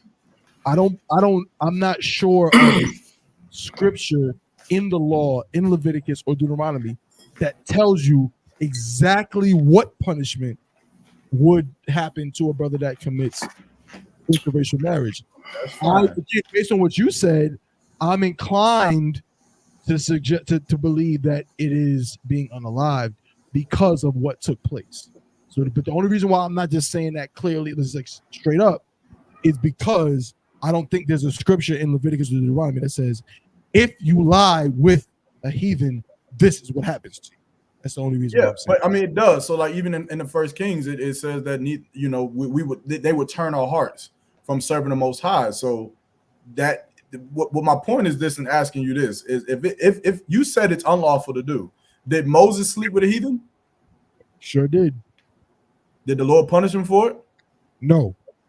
So there are certain things that, even though it's stated in the Bible, even though we would say, hey, it's unlawful to sleep with a heathen. But then there are certain circumstances where, because of the society, because of the time, things change. Just like when you say that the marriage bed is undefiled, there is a way to defile that marriage bed. It can happen. And go ahead. Moses was not punished for it because it happened. I know, because it happened before. I understand. But right. remember, it was getting pegged in his bedroom. That's different. In Isaiah, but remember, even in Isaiah, it says those who was without the law should be punished even without the law. So you can't argue that, because even though Moses didn't have the law, Isaiah said that they should still be punished not having the law. But he did not get punished. You know who got punished? Miriam. Miriam got punished for saying something about it. Damn. You got a point, though. Yeah, Mark. Listen, it's fine. All I'm saying is getting pegged is unlawful. That's a sin. That's so what the fuck? We spent the past 45 minutes arguing about this. What? Because you're being disingenuous. You know, when I asked Tawan, he said no, it wasn't a sin. I asked Michael Wah, he said no. And then I asked you, and you said yes. Hold on. When did Michael Wah say that getting pegged wasn't a sin? He did at first. He said, I can't find the sin in it. And then I said, okay, no sweat. So Juan and Michael Wah agreed. Juan and I asked you, and you said, no, it's a sin. That's why we were going back and forth, because y'all were saying different things. That's it. You know what? I'm man enough to say maybe I not misunderstood, but I guess I just didn't know the flow here. To me, it was a sin from the beginning. It's just a sin. I just know it because I've actually seen this question be asked before. So it's like, but the men above me have already just said it. They've already just said that's a sin. So it's like, it's a sin. I've asked. Ooh, should I say that? We talked about this when I was in Houston, and that very situation happened, and I asked you that question, and I'm gonna yield on that. But that one, you know what we talked about, and you know what was said. Offside Rock is confused as hell. I just explained to him what we've been talking about. He is confused. Listen, there's no confusion. The marriage bed is undefiled. I'm saying that you can defile it by sinning while you're having sex. And if someone asks me, well, is taking a rod up your behind by your wife a sin? I would say yes. And if they ask for a precept, I would go to Romans chapter 1 and 26 through 27 to prove that it's unnatural for a man to be penetrated by anything. That simple, plain, clear cut, and I would be done with the question. That's it. That should make it done deal simple enough. Look, another one. Y'all not hearing me, but the chat is hearing me. Y'all just not understanding. Double one, you say you deal with this on a regular, right? Good night. I'll be right on the regular too.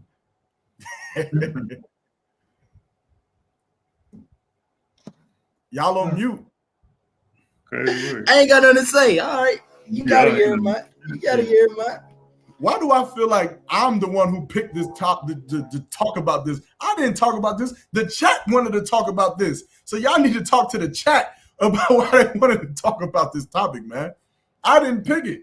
So yeah, we do got a comment. You know what? This is how it always happens. This is how it is. Because I'm the one who gonna talk about it. Everybody gonna look at me like I'm the bad guy. I'm gonna just be quiet. Let y'all talk about it. You are on mute, my brother. Or something wrong. Nah, we can't hear you. The Lord said, cut that foolishness. It's crazy. All of the audio is Tawab. What the? Now we can hear you. What? Yeah. Oh my God, bro. Hey, look. You got the it. Microphone is defiled. At the I want everybody at the end of the day to understand something. You are a man. Don't let nobody play in your booty, yo. I don't care if it's a man or if it's a woman. Because again, being gay, or being LGBT, it don't matter if you're getting penetrated. If you dealing with a man in any capacity, that's against the Lord.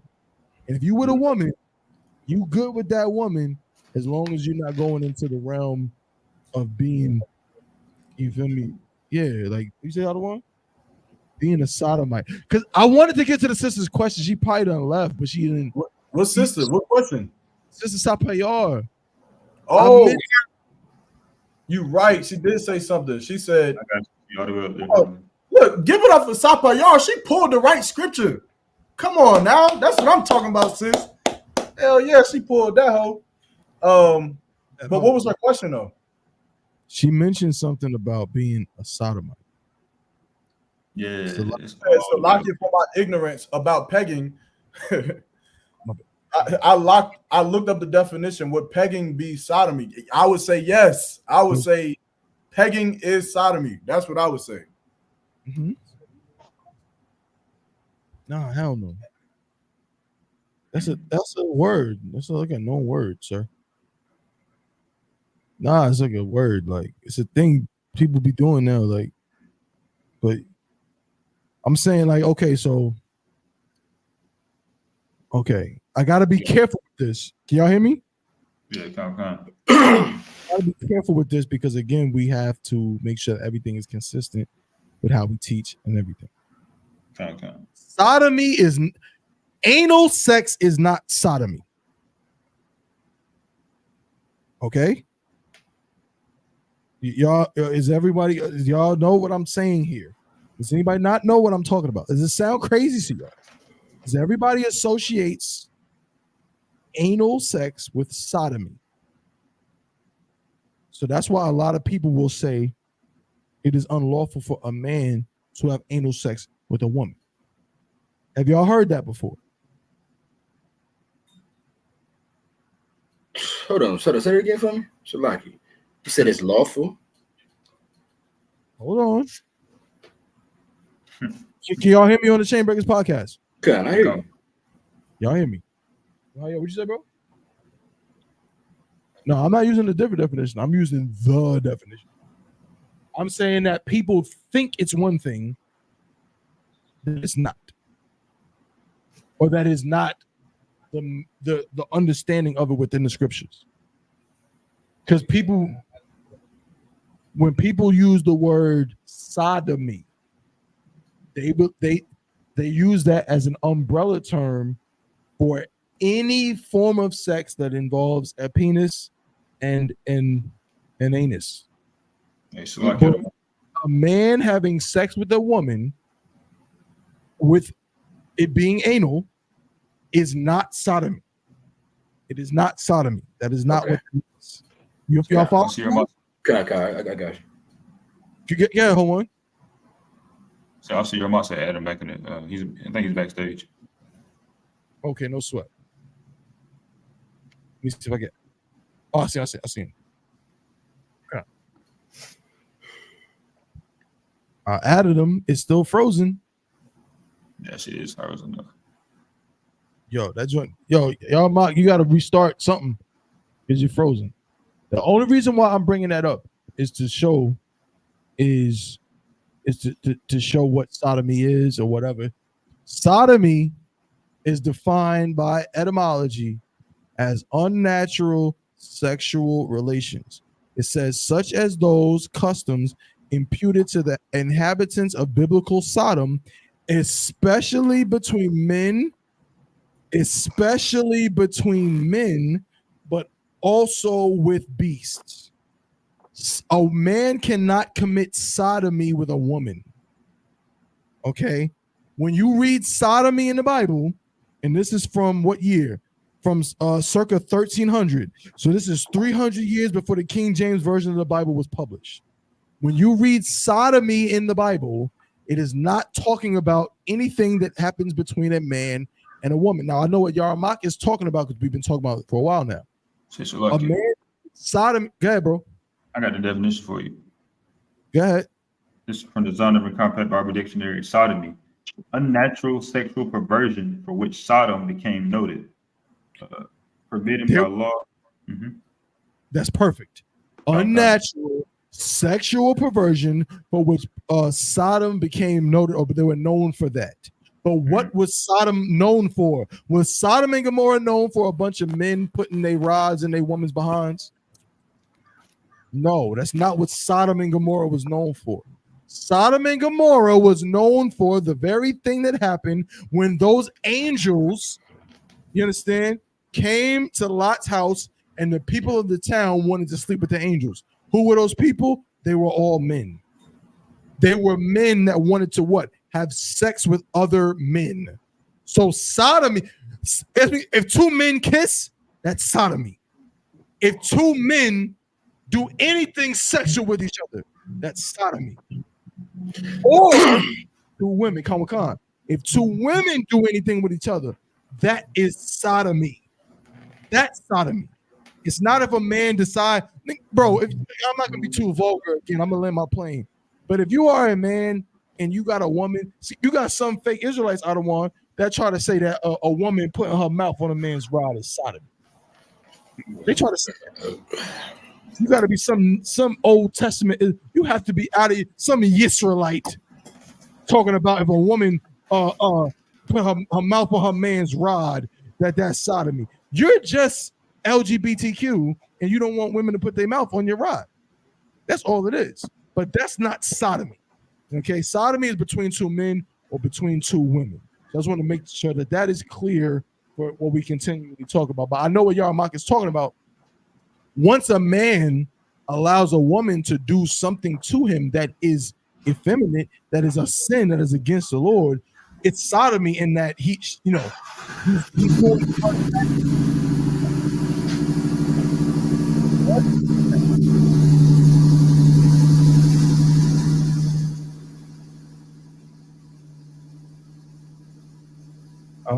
I'm shutting up now.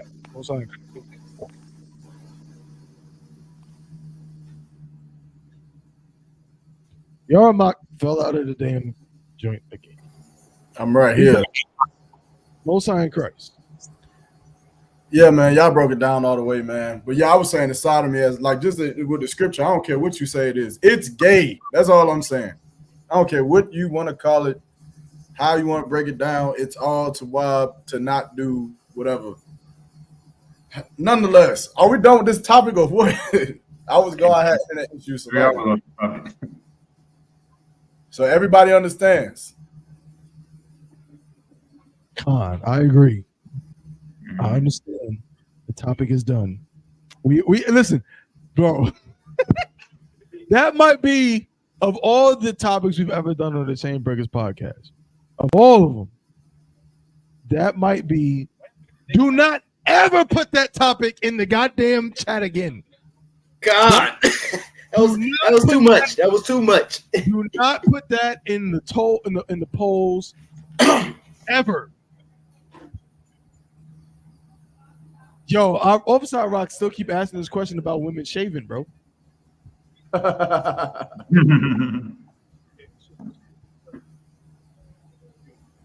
He said, should a dykish bearded woman shave? We talked about this last week, right?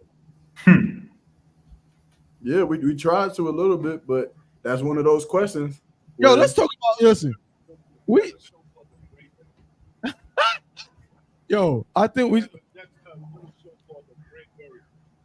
I think we should talk about what the sister said earlier. I think. she said this so is oral. What's she talking about? I don't know what we're talking about. Hey, Greg, what you talking about? Like, go a little bit heavier on it. Look.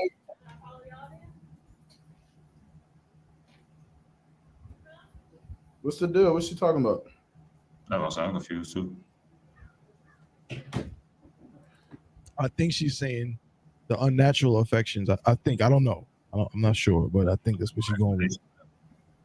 Nah, that's not unnatural.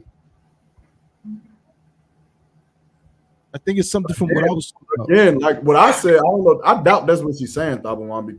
But what I said is natural is that a woman should be penetrated. So even orally, she's the one being penetrated. You got one. Man, so that's why I say it's a clear line for me. And that was it. But I don't think, I think there was something that you were saying, Tabawan, that's what she's saying. She said sodomy is a reference to crime. Like, Nah, I don't know about that. So then we just read the definition. Yeah, that's different right there. I don't know Yeah, sodomy is just about man on man action. You know, that's like again, sodomy isn't a word in itself. Sodomy comes from the city Sodom and Gomorrah, and they made that word after the actions of that, similar to Egypt.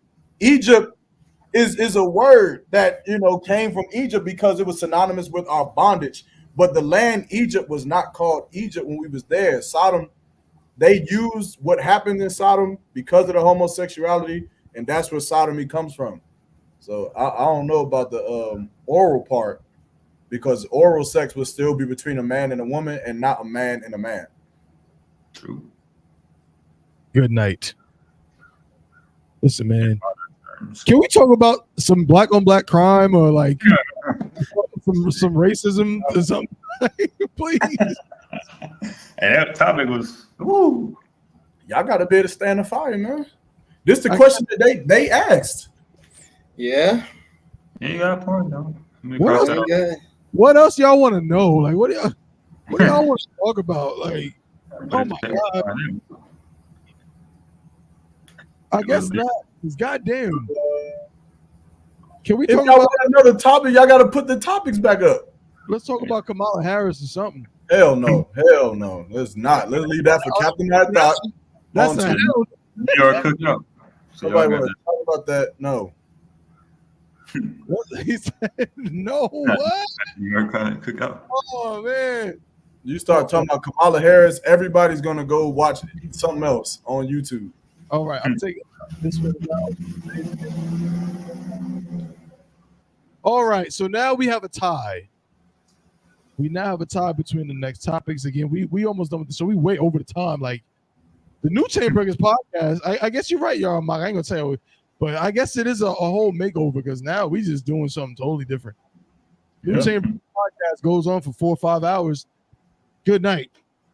Now we have a tie between two topics. Oh Lord. Is it okay for a man to call his wife a bitch? Ooh. Would it be right to vote for a black president? I mean, y'all know what the most interesting topic would be. We already know that. We can answer the black president pretty easily. But It's a cut right there. I don't know what y'all want to do. We say different things. I think we should close it with, is it okay for wife a bitch? They said the first one. What y'all want to do, chat? Remember, y'all gotta participate. Whatever y'all want, we gonna give it. Is it okay for a man to call his wife a bitch? What the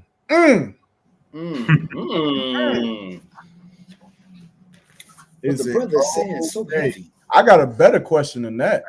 Is it okay for your wife to act like a bitch? Right.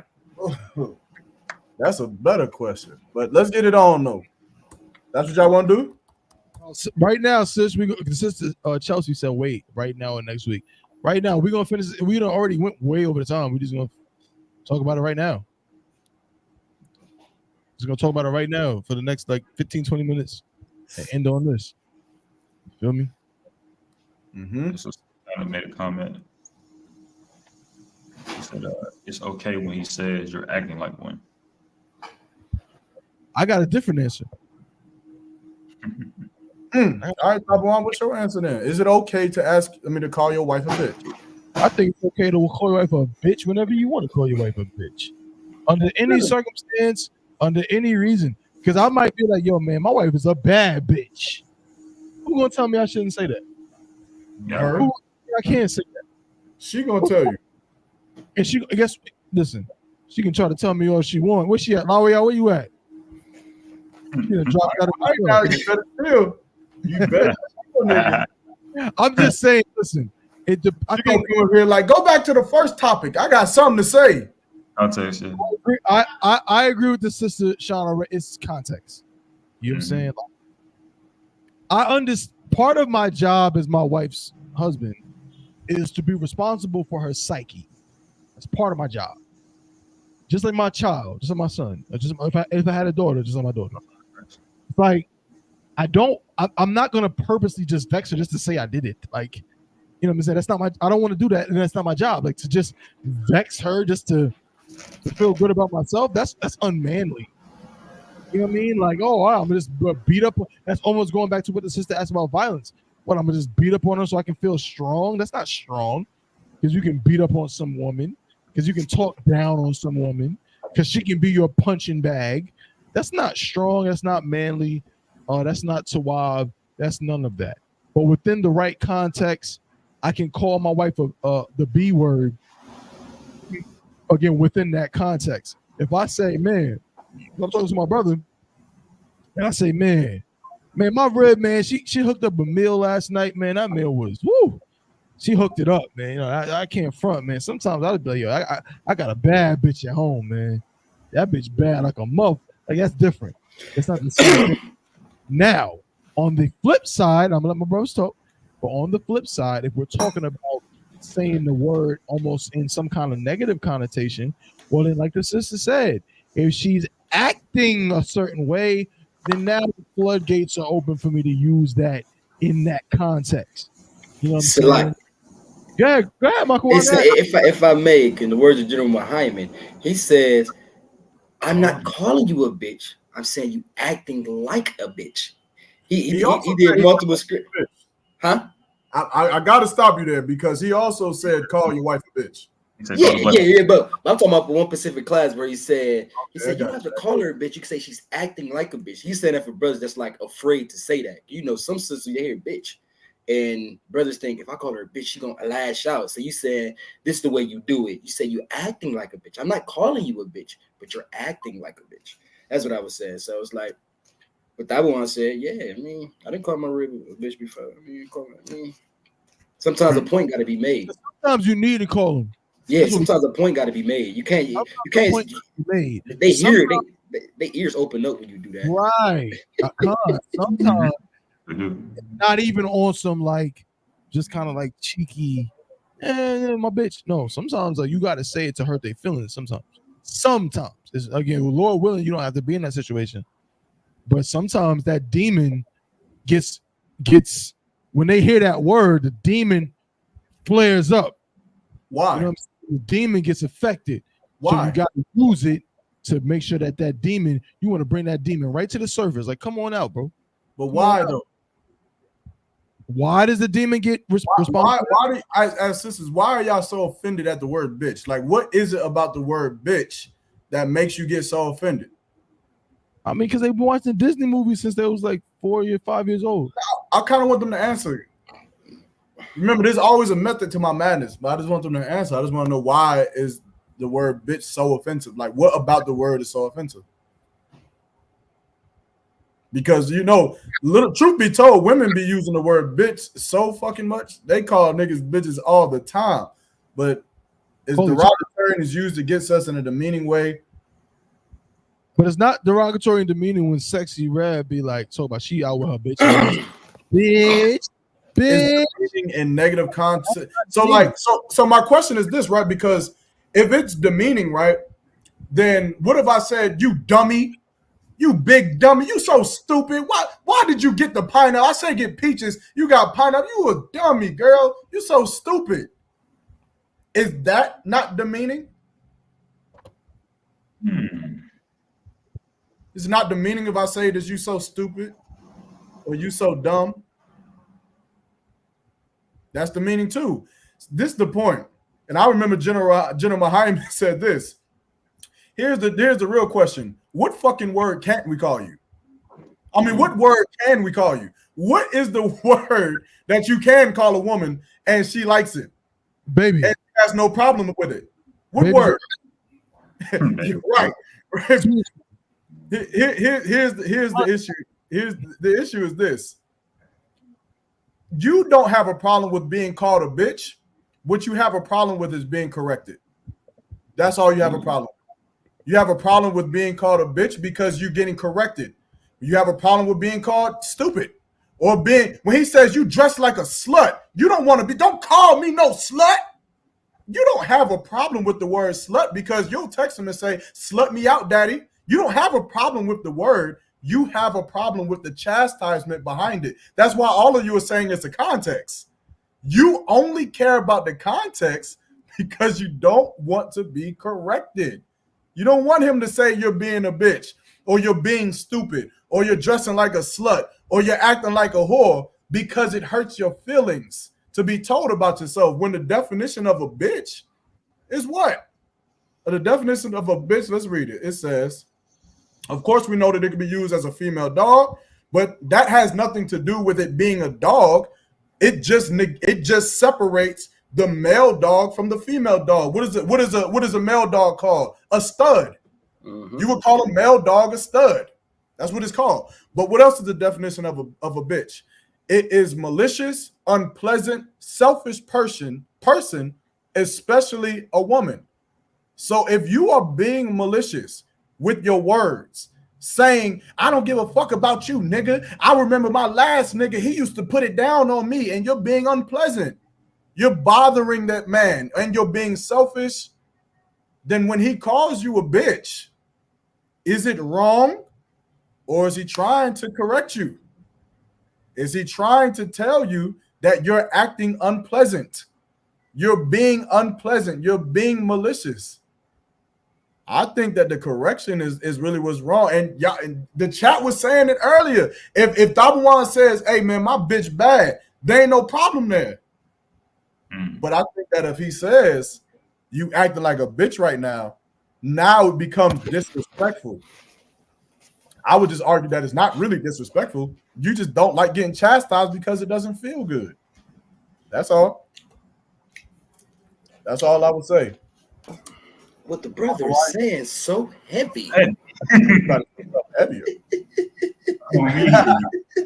The brother is saying so heavy. But I mean, shit, that question. Look, she said I disagree, but I get what you're saying. If I wasn't raised with the word being a negative connotation, then I probably wouldn't care. But I just asked if I called you a dummy. Is dummy negative connotation? Dummy, stupid, slow, slut, whorish. All of these words are negative connotations. All I'm saying is I think if you look inside and you dig deep enough, I think you'll find that you really just have a problem with the correction. Like you have a problem with a man. Like let me say, think about you in a situation like this, and you have something you want to say, and let's say a man says, "Shut your fucking mouth." I think you get just as upset as when a man calls you a bitch. Damn. I think you get just as upset. Why? Not because of the words that's being used, but simply because you want to talk and you don't want to shut your fucking mouth, and it hurts your feelings that he said it. It hurts your feelings that he's talking to you like this, and you don't like the correction. But let me tell y'all something. We get called worse things than y'all get called in counsel. Magawai, you know, we get called all kinds of things. And you know what? Imagine General Muhammad says, "Are you a fucking idiot? Are you fucking dumb? Do you think that I should grind you into dust and throw you off a fucking cliff? How about if I do that? As a man, we have to do what? We have to take the correction. I can't say, who the you think you talking to, General Muhammad? Who the hell you think? You ain't gonna touch me. Nah, because he disrespected me. Calling me out my name. Talking about he gonna grind me in the dust and throw me up. What do I sound like when I do that? It's a lucky. Come on. Bitch. I sound like how y'all be responding to when the man says, "Shut your fucking mouth." No emotion. Sound just like that. When you get your feelings hurt because he's trying to correct you. I yield. That's all I'm saying. That's just my theory. I could be wrong, but I don't think it's the word. I think it's the correction that they have a problem with. It's lucky. Because real quick, and I'm in on this because I've never heard a woman say, when you call her a bitch, I've never heard a woman say, "Nigga, I ain't no female dog." I never heard it. Never. I never heard it. You never will. Because it has nothing to do with the meaning of the word. It's just the correction. If I could, I feel like I hear you, bro. You right, but I will say, and I think a lot of sisters can attest to this. Again, because of people's upbringings, people's lives, like how they came up and so on, hearing it, that the idea that the B word, you got a lot of brothers out there that taught their daughters, "Don't let no man ever call you no bitch. If a man calls you a bitch, he's not a real man." There's a lot of sisters that right, Con. There's a lot of sisters that was raised like, so it almost doesn't matter what context. They hear the word bitch and think, "Oh, that's the thing my dad told me never to get called. My mom told me never let no man call me out my name. My family told me that a man should only call me by my first name, and anything else is just disrespect." So a lot of sisters, it's like that before you even get to the correction. You know what I'm saying? So yeah, I'm with you. You might be using it, not you, but like a brother might be using it as a tool for correction. You know what I'm saying? Like, I'm trying to get you out of I'm trying to get that demon out. I'm trying to get you out of that by using this word that was going to completely just jar you out of whatever mental stuff you're in. You know what I'm saying? But it's like a thing where after that, some sisters don't even hear you because it's like, yeah, you know what I mean? I ain't gonna go into too much detail, bro, but we can talk about it. But like, I know a sister, like I've heard her talk about it. Again, my rib just answered the question, said yes. Even in church, they say don't let nobody call you. But that's my point, because it's dummy out your name. Is saying you dressing like a whore. Is that out your name? Absolutely, 100%. No, I'm just trying to get to the bottom of it. I'm sorry, but they don't go and get told in school, "Don't ever let nobody call you no dummy. Don't ever let nobody call you an idiot." They don't get. It's not paused. It's not drilled into them the same. But it's drilled into them. Pause. Don't. If there's any word that it's almost like a man. It's almost like don't ever let a man hit you. What about the word nigga? That's different. That's different. They're not trained. I'm telling you, bro. They're not brought up that way. You know what I'm saying? Sisters don't like names, but there's a difference. It's like, again, if a sister gets hit or gets into a fight with another woman or something, it's like you got to a fight, but it's like it's a fight.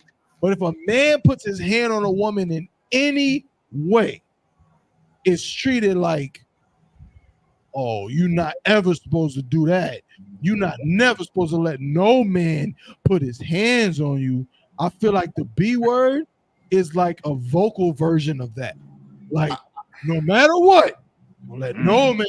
We would have to test this. Like, we would have to take a woman and, like what she just said, I think all women just want respect, say my name instead of insulting me, right? We would have to take her and say, bitch, shut your fucking mouth, and see how she responds. And then we would also have to take the woman and say, Sarah, shut your fucking mouth, and then see how she responds. I guarantee you it'll be no different. It'll be no different. She's going to respond the exact same way both times because it has nothing to do with the word. Like, I feel like this. I feel like she will use the word you used and use it as a defense as to why you're wrong. As to why you're wrong for correcting her because you didn't have to call her a bitch. But if every man just didn't use the word and just said, instead of saying bitch, you just said her name. Rachel, shut your motherfucking mouth. She would still respond the exact same way. And you know what she would say? Why are you cursing at me? Why are you raising your voice? She just has a problem with the correction. That's all. That's it. Okay. I follow you. I follow you. The sister said it's not a one-size-fits-all scenario. I just think it's just different sisters have a different tolerance for different things. And I'm gonna say this, bro. I'm gonna make y'all more upset. I don't give a damn. I'm gonna say it, bro. This is my show. I'm gonna say what I want to say. Good night. It don't matter what we call you at the end of the day. It don't matter. It don't, because I'm gonna say this too. I'm not disagreeing with Yarma. We on the same page. Again, we just pause. We're coming from different angles. But I do agree with Yarma in that really it's the correction. I said pause.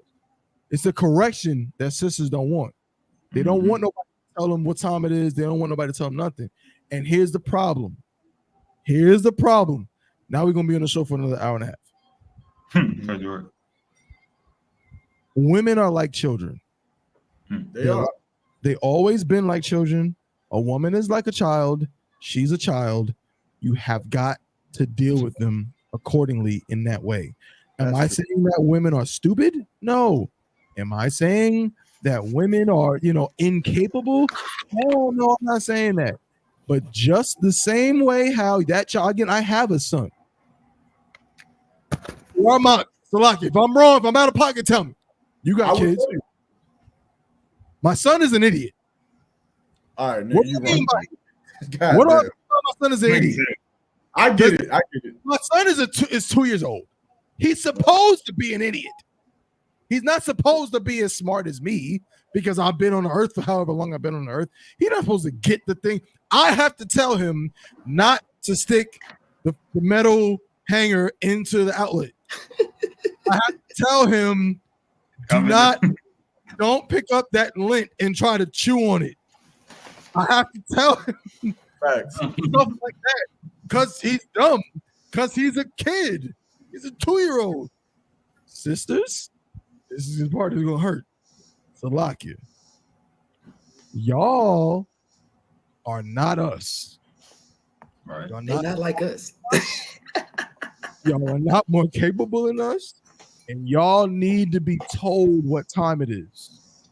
Y'all need to be told what's going on.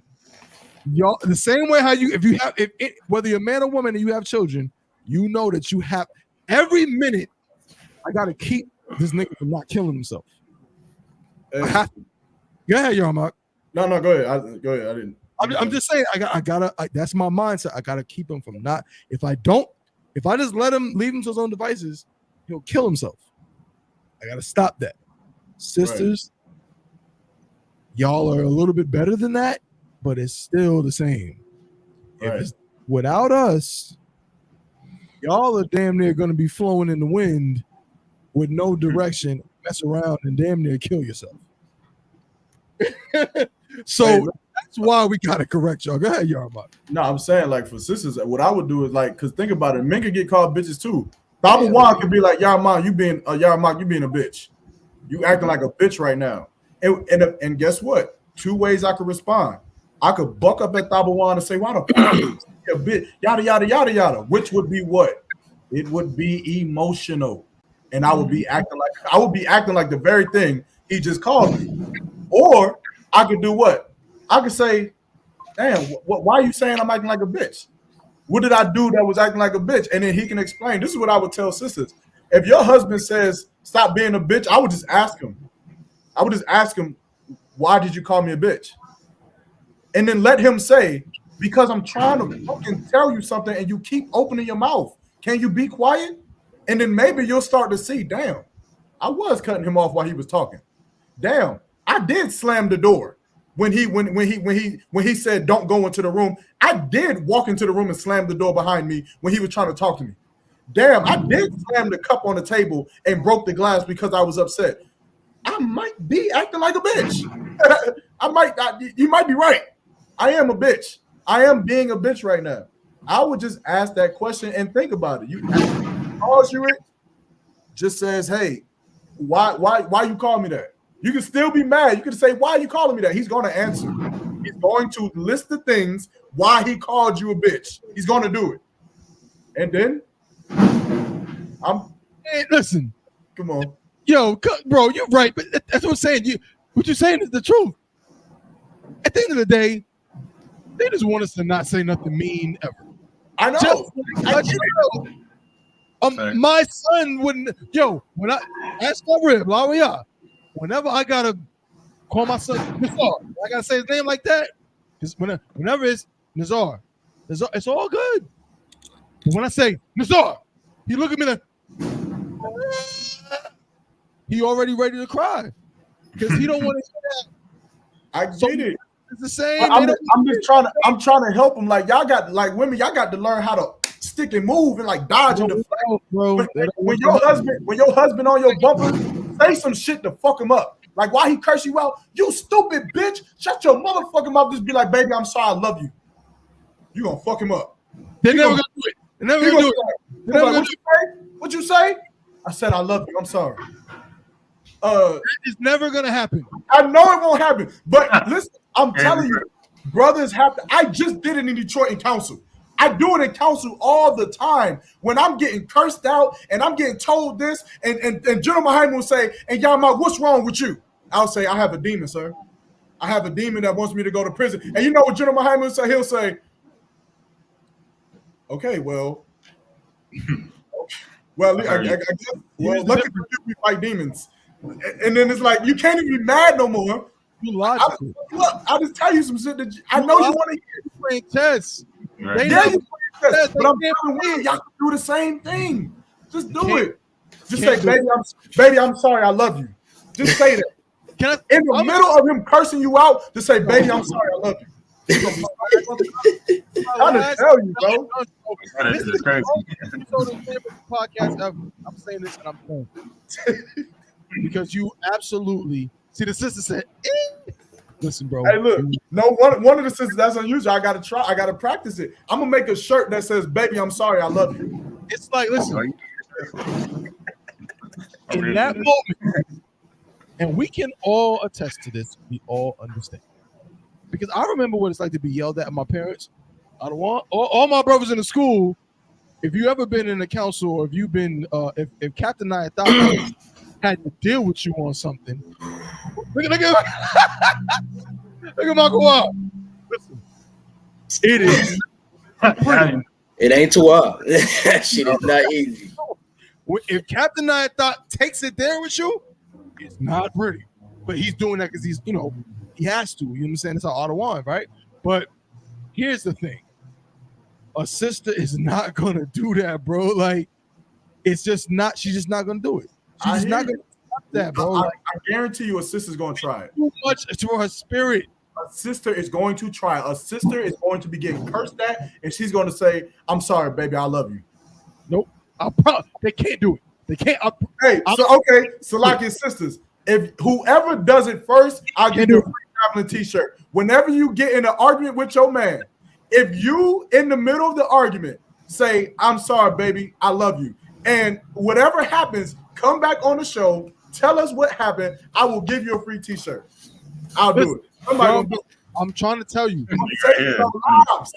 You my brother, bro. You know, I'm an honest dude. If my rib do that, I on everything. I'll call you, bro. I'll be like, yo, my rib just did the thing that you said it was good, bro. Mhm. Not saying my rib, Salakia. That is my rib. Okay. I'm saying sisters in general. Okay. It's impossible for them to do that. They are not going to stop in the middle of an argument while you saying all this against them. You so dumb. You are a dummy. You call them a B word. You do all of that. They are not going to stop and say something like, I'm sorry, baby. I love you. No. Never Salaki, if I could. Don't do this either. Never happened. Salaki, if I could, my lord. Who's that? Oh, go ahead. Let's not just not have no faith in amazing women. That's what I'm saying. They can do it. Like, we gonna act like it's not amazing women out here who are capable of going over and beyond. We talk about a few every year, every feast, right? Every holiday, we talk about a few. Those women are back on this earth today. You know, some of us may or may not have ran into them. Now, I'm not gonna generalize what he's saying because, of course, you know, I can't generalize. I haven't experienced it enough to be able to generalize that. But the exact scenario that y'all Mark is talking about, I've been in, and it fucked me up. All that anger and that resentment and that frustration that I thought I had, you know, when a woman responds in that manner, you're going to do exactly what he said. And your tone and everything, all the energy is going to deflate because now you're back talking to your princess, and that fucking demon is gone. You doing all this energy and talking to her like that because spiritually, you know there's something trying to usurp authority over you in here. Now, brother in the world don't know what it is, so he just fighting. He like, I know I gotta fight something, but he don't know what it is. But in here, we know it's a damn demon. Right. And once that demon is cast out, and she responding like, babe, I'm sorry, I love you so much. Let me do this for you. Let me do this for you. Let me do that for you. Let me make this right. You ain't gonna still be mad. She'll still be mad if you do that for her because we not built the same. But men, you know what I mean? We don't care about the same shit like women do, man. We just want it to be in order. And once it's in order, it's like a light switch that we can flip on and that anger is gone. We don't care no more. Now it's what's for dinner. What we finna do? Right. You know what I mean? I'm with y'all. It's possible, man. Sisters, you should try. I'm telling you, try it. No. Try it more, man. You gonna Try use the hell out of that lion. Yeah, it's going. I'm telling you, it's gonna work, man. You don't got to say exactly what I said, but just No. Nope. huh? Don't say what? Don't give them an out. They gotta say exactly what you said. I'm saying because they could say Salakia, baby, I'm sorry. They're not gonna say that. What I'm saying is just deflate the temper, like just take a deep breath and just lose the battle. Just submit. Just lose the battle. Just say I'm wrong. What I would not do is I would not say you're right and just leave it alone. If you say you right and just turn your head and walk away, we still gonna have a problem because you better not turn away. You better tell me how I'm right. They'll do that, bro. They're not gonna. Listen, I'm trying to help y'all. Just I'm telling you, do not be dismissive. Do not want your help. Do not be in. What you mean they don't want my help? No, I'm saying you're right. I'm saying it's like sisters that straight up will be like, man, I ain't doing that. Man, I ain't saying that. I Man, get it. they're not going to say that. But I'm Like I'm if I could. good. No, it's like I'm sorry. So go ahead. You say what you gotta say. No. You got no. Cause me and you saying the same thing basically. Oh, okay. Now I just want to add too. Like let's also take into the equation that we've never been taught how to effectively communicate. Like there's a communication barrier between men and women. I ain't trying to be deep with the council, but it's like when it comes to being confrontational and being solution oriented, and it comes to just dealing with an issue, most people in a relationship don't know how to effectively communicate. Like how we taught as priests. Go to him and him alone, right? And we have plenty of analogy that we use. You step on somebody's flower, they don't know you stepped on it. They got to come tell you stepped on my flower. And then you go from there, oh, I'm sorry, I'm sorry. But when it comes to your woman doing something wrong to you or just being out of order, back to what we were saying earlier, of course you ain't just got to call her a bitch out the gate. You don't have to do that. Back to the comment, like we were talking about, is it wrong? No, it's not wrong. But as a man, we can't be blind to the fact that that's going to cause problems in a relationship. We can't say, oh, every time I call my wife a bitch, she should be okay with it. That's crazy. It's absurd to think like that. It's absurd to think like, oh, just because I can use the word and I can say it, she should be okay with it every single time. No, there's context. The same way we talk about her being a children, you're going to chastise the child in a certain way, and you're only going to use certain things in certain contexts, so that way it's most effective. If you use it all the time, when you say it in those situations that are dire, that require it, because you're trying to cast out that demon, it's not going to work. If you're saying it every day, all day, where's the effect to it if it's something they normally hear? But like how Babawan, you said, when you call your son, you're like, hey, when you only say that in certain contexts. Okay. So it's going to activate something in him to realize, oh, I'm fucking up. Okay. I'm doing something wrong. Okay. So no, you shouldn't just call your woman a bitch all the damn time. It's stupid. Because when you try to emphasize her and call her a bitch, it ain't gonna work. I agree. But to the sister's question, we would still have a problem because you're being dismissive, right? Like you have to, if you bring an argument, you have an issue, just submitting and just saying, oh, you're right, and then turning around and walking away, we could take it like you being dismissive, you just being dismissive, and you about to go in the room and talk shit about me underneath your breath. We don't like that either. Like there's been times where I've been wrong, I've made wrong decisions or did something wrong to my rib, and I understood that I was wrong. And even though she was upset, I went to her and I'm like, you know what? You're right. I'm sorry. I apologize. I was wrong. I should have been here at this time. I was out there drinking. I fell asleep. I didn't make it back home the next morning in time. You right. I'm sorry. I apologize. I'm telling her that she's right, but I'm not just saying you right. Let's talk about something else. Right. You right. Move on to something else. That's You what right. I'm saying, bro. That's what I'm saying. Mm-hmm. Fuck you. Come on. See how the brother, when a nigga's wrong, he go through all of that. He go through all of that. He say all of that. He say, you know what, Salakia, I want to tell you I was wrong about such and such. I shouldn't. You didn't deserve that at that moment. I was saying that for this reason and da da da da. See, but I can't generalize that either. Yeah, Salakia, babe. Yeah, what are we having for dinner now? Like it's like I mean, come on, we know the different like stigmas on men and women when it comes to a woman being the most evasive accountability. But look at the second Maccabees where it says that she stomached her woman's thoughts. Sometime a woman, you gonna have to stomach that woman's thought, and you're gonna have to say, you know what, babe, you right. I'm sorry, I'm out of order. We could talk about this later if you would like. That if you say that to your man, good night. Good night. I promise you, your relationship is just gonna be.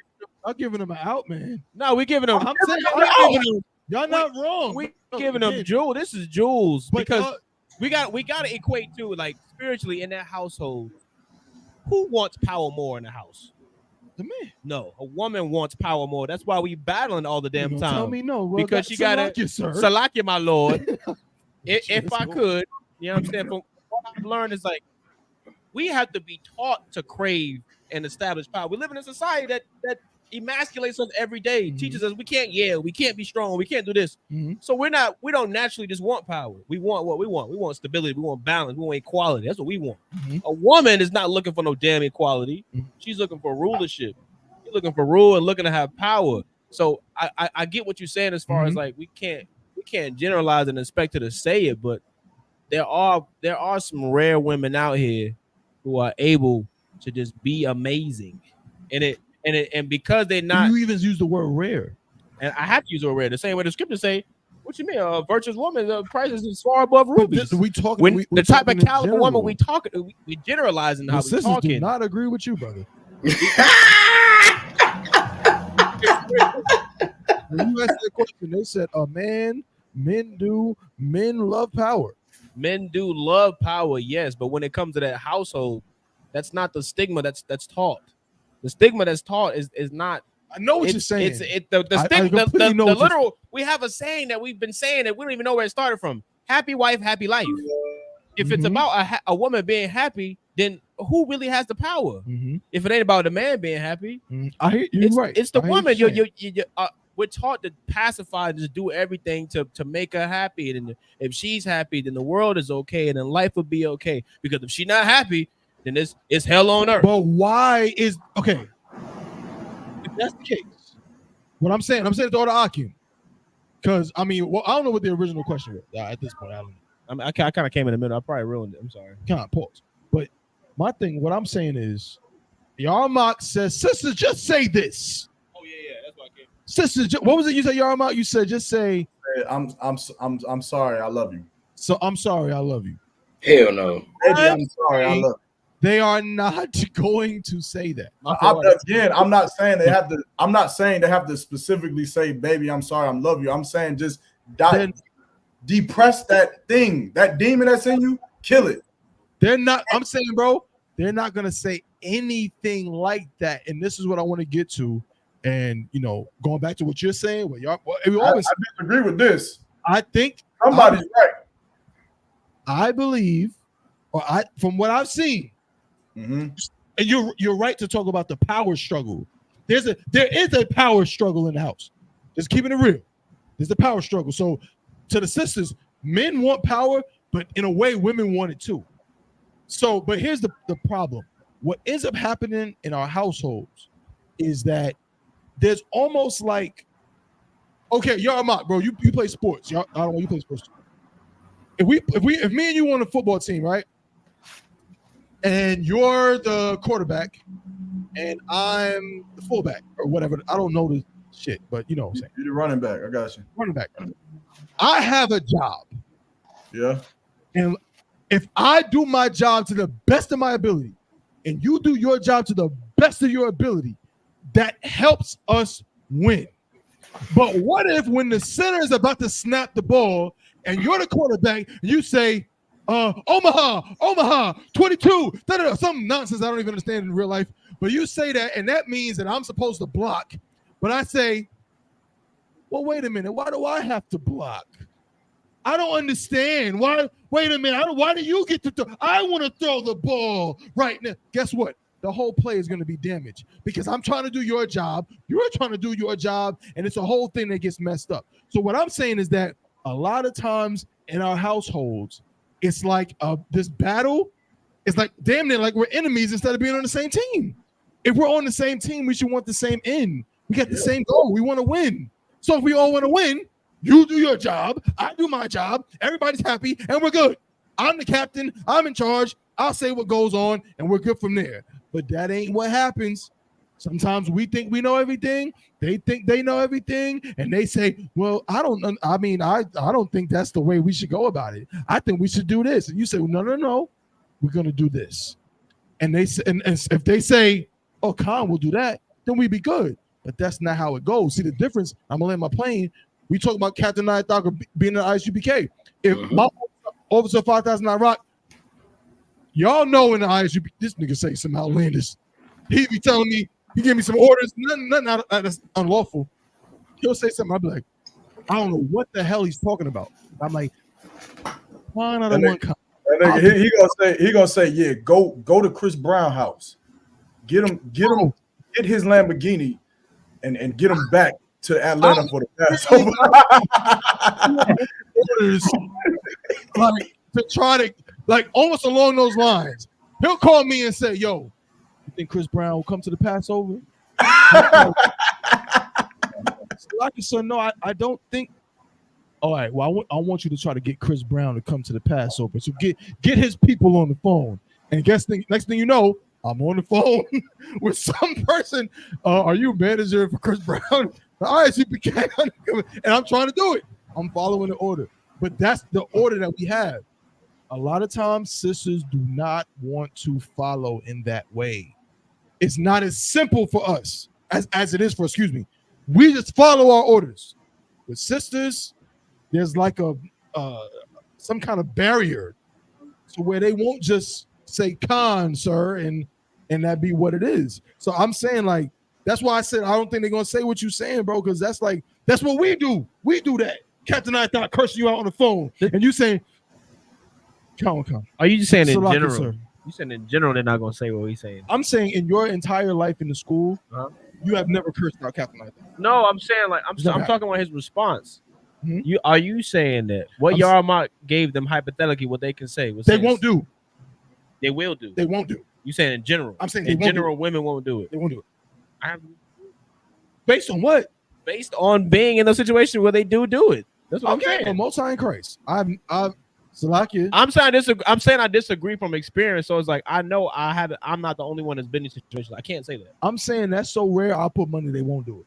I'm sure it's happened in the world in life. Yeah. But it's so rare. No, it never. But I mean, it's that rare. It's not rare for Mahayar to be getting the second and getting cursed out and go, even if you think you're right, go. Salakia, sir. Come on, sir. That's not rare. It's not rare for me to do it. It's not rare for I don't want to do it. Yeah, but Yarmak, I don't know. But it's not rare for brothers in the school to be getting a check-in and be like, come on. I don't know, bro. I'm telling you, man. I can't see them sisters doing that. I had some conversation with some brothers, and not all of them deal with the same problems, man. It's also if come on, let's just be honest, man. It falls down to the caliber woman we dealing with, man. Mm-hmm. It's love. I mean, it's levels of life. It's levels of everything. You can. There's women out here who are just confrontational. There's women out here who don't want to argue. There's women out here who don't want to be combative. Who just want to be led. That's fair. Who just want to. Find a guy that's just willing to just take that position. But it's like the fact of the matter is that usually the woman that we interested in? Why? No, it's not, because she's not the one at the party that we see, dressed looking fly and fine. She's not the one we see out and about in the mix. Mm-hmm. You know what I mean? The ones that we looking for. It's like it's just we just ain't coming across them. Mm-hmm. But I'm gonna be honest, they out here, man. I can't sit in that. Okay. I can't do them that bad. Well, Yarmak Yarmak issued the challenge, so we're gonna see who can win that t-shirt. I promise you. They're not winning no t-shirt, bro. Straight up. You're gonna see. He's got no faith in the sisters. He's like none. It's too much. But now y'all see it, right? So y'all see you got brothers that don't believe y'all are capable of submitting yourself in a way that's normal to a soldier. That's what we're talking about. We're talking about submitting yourself in a manner 100%. That's normal for a soldier. 100%. You got brothers that don't think 100%. Y'all can do it. So let's see who's going to step up to the test. Said, I think some would too, because I know I would. Because it's like she said, because I know I would. It just takes practice and time. I hate arguing. So if that ends it, it works for me. Now, sis, I'm with you. There's nothing wrong with that. But here's the problem. I'm not talking about Officer Iraq. What the fuck is going on? Da da da. You're supposed to do such and such. Da da da. Con, sir. No sweat, sir. Yes, my lord. Come on, that's not what we're talking about, though. That's different. I feel okay. So now I see what dynamic you're using. I'm saying I'm not talking about them using it to end the argument. Yeah. I'm talking about when you say to Captain I Thought, when he says whatever he says, and you say, come on, sir. Come on, sir. So like I said, it won't happen again, sir. There's a sincerity there. Yeah, but I feel like what you start. If I'm wrong, tell me. No, I'm not wrong. I feel like the dynamic is where I'm kind of where you kind of like losing me, because let's be honest, and this I hope I can generalize, but the most men and the men that I label amongst, when it comes to them dealing with their women, they not coming off initially how we get checked in a manner that's built for a soldier. Mm-hmm. We're not in a space where your feelings are taken into equation. Mm-hmm. It's the mission, and whether you passed or failed or fucked it up, and now we're gonna talk about that, address accountability, and go from there. Mm-hmm. But it's like when it comes to dealing with a woman who's a different creature, I don't know men that just automatically just yelling at them like that and expecting for them to say "Con on." Mm-hmm. It's like you can have damn, babe, why you do that? I didn't need you. Like, what do you say? Don't expect them to say "Con on." No, I'm saying like if you just coming out the gate just being a damn, like the scripture said, you don't be a lion in your home. It's like you already are an authority. You're ruling a home. It's like you don't gotta go in there bashing and beating the hell out of everybody, yelling around our own house. Please, sir. Hey, Shalaki, I just want to say there's two parts to this that I see. One of them starts with, why is it that we submit to the men above us? What is the reason? Is it the faith? Is it that we're really in the truth and the sisters are not? Is it that we really believe in this regardless with all subjection, and the sisters are just in love with a man that's in the school and halfway through? Or when we hear Captain Thok speak, or any man above us, we feel like that's the Lord. When our wives hear us speak, do they say that's the Lord or that's just Tyrone? You understand? What happens The second part is what will happen if I disobey an order? If we disobey an order in the school, there's a repercussion when we're out of the school. But if a sister, if as long as she doesn't sleep with another man and she disobeys every order that her husband gives, she's still with that husband, with that man. What's the repercussion? You know what I mean? I think that that's a heavy point. And just quickly, I think that with us and the truth, I think we do believe that there's something to be obtained by our service. And in our service, we submit to the men above us on the Mickey Michael. I've seen like a background noise. But we submit because like I know that if I want to become a 5,000, I got to please Captain I.S.U.P.K and the generals. And I know that I want that. And so because I want that, I'm not about to talk back to Captain I.S.U.P.K ever. Now, Thabawan, to hell with that nigga. I don't care about now I'm playing Thaba. but I know Captain I.S.U.P.K and the men above me, they are the ones who I have to go through to get what it is that I want. And I think that when it comes to the women, I think some of y'all need to start with withholding sex. I think y'all need to start taking things away from the women so that when they act out of order, they'll start to think, well, hey, if I want this thing, if I want to go to the cookout, or if I want to get that rod, then I better not ever talk back to him. Otherwise, it's going to be withheld from me. That's like, but we can't withhold it though. You already know the scriptures don't allow that. You can absolutely withhold it. What? You can absolutely withhold How? it. No. I've been in 1,000 councils. So you can withhold sex? If you really want sex from you, telling me you can withhold sex. It's stipulations. He said, yeah. What I'm saying is, as a punishment, don't give her nothing. Give her nothing. Now, I'm not saying you can just randomly just withhold sex. You can do it, but then what can she do? She can go and call for counsel. And if you're wrong in the counsel, you'll be found wrong. But what if you go into counsel and they say, well, Michael, why haven't you been having sex with her? And then you say, because I found her on some fucking dating app. And I don't know if this woman is a whore or not. Well, then guess what? You were right to withhold that sex from her. So there are stipulations and punishments that can come from her actions where you will be right to withhold it from her.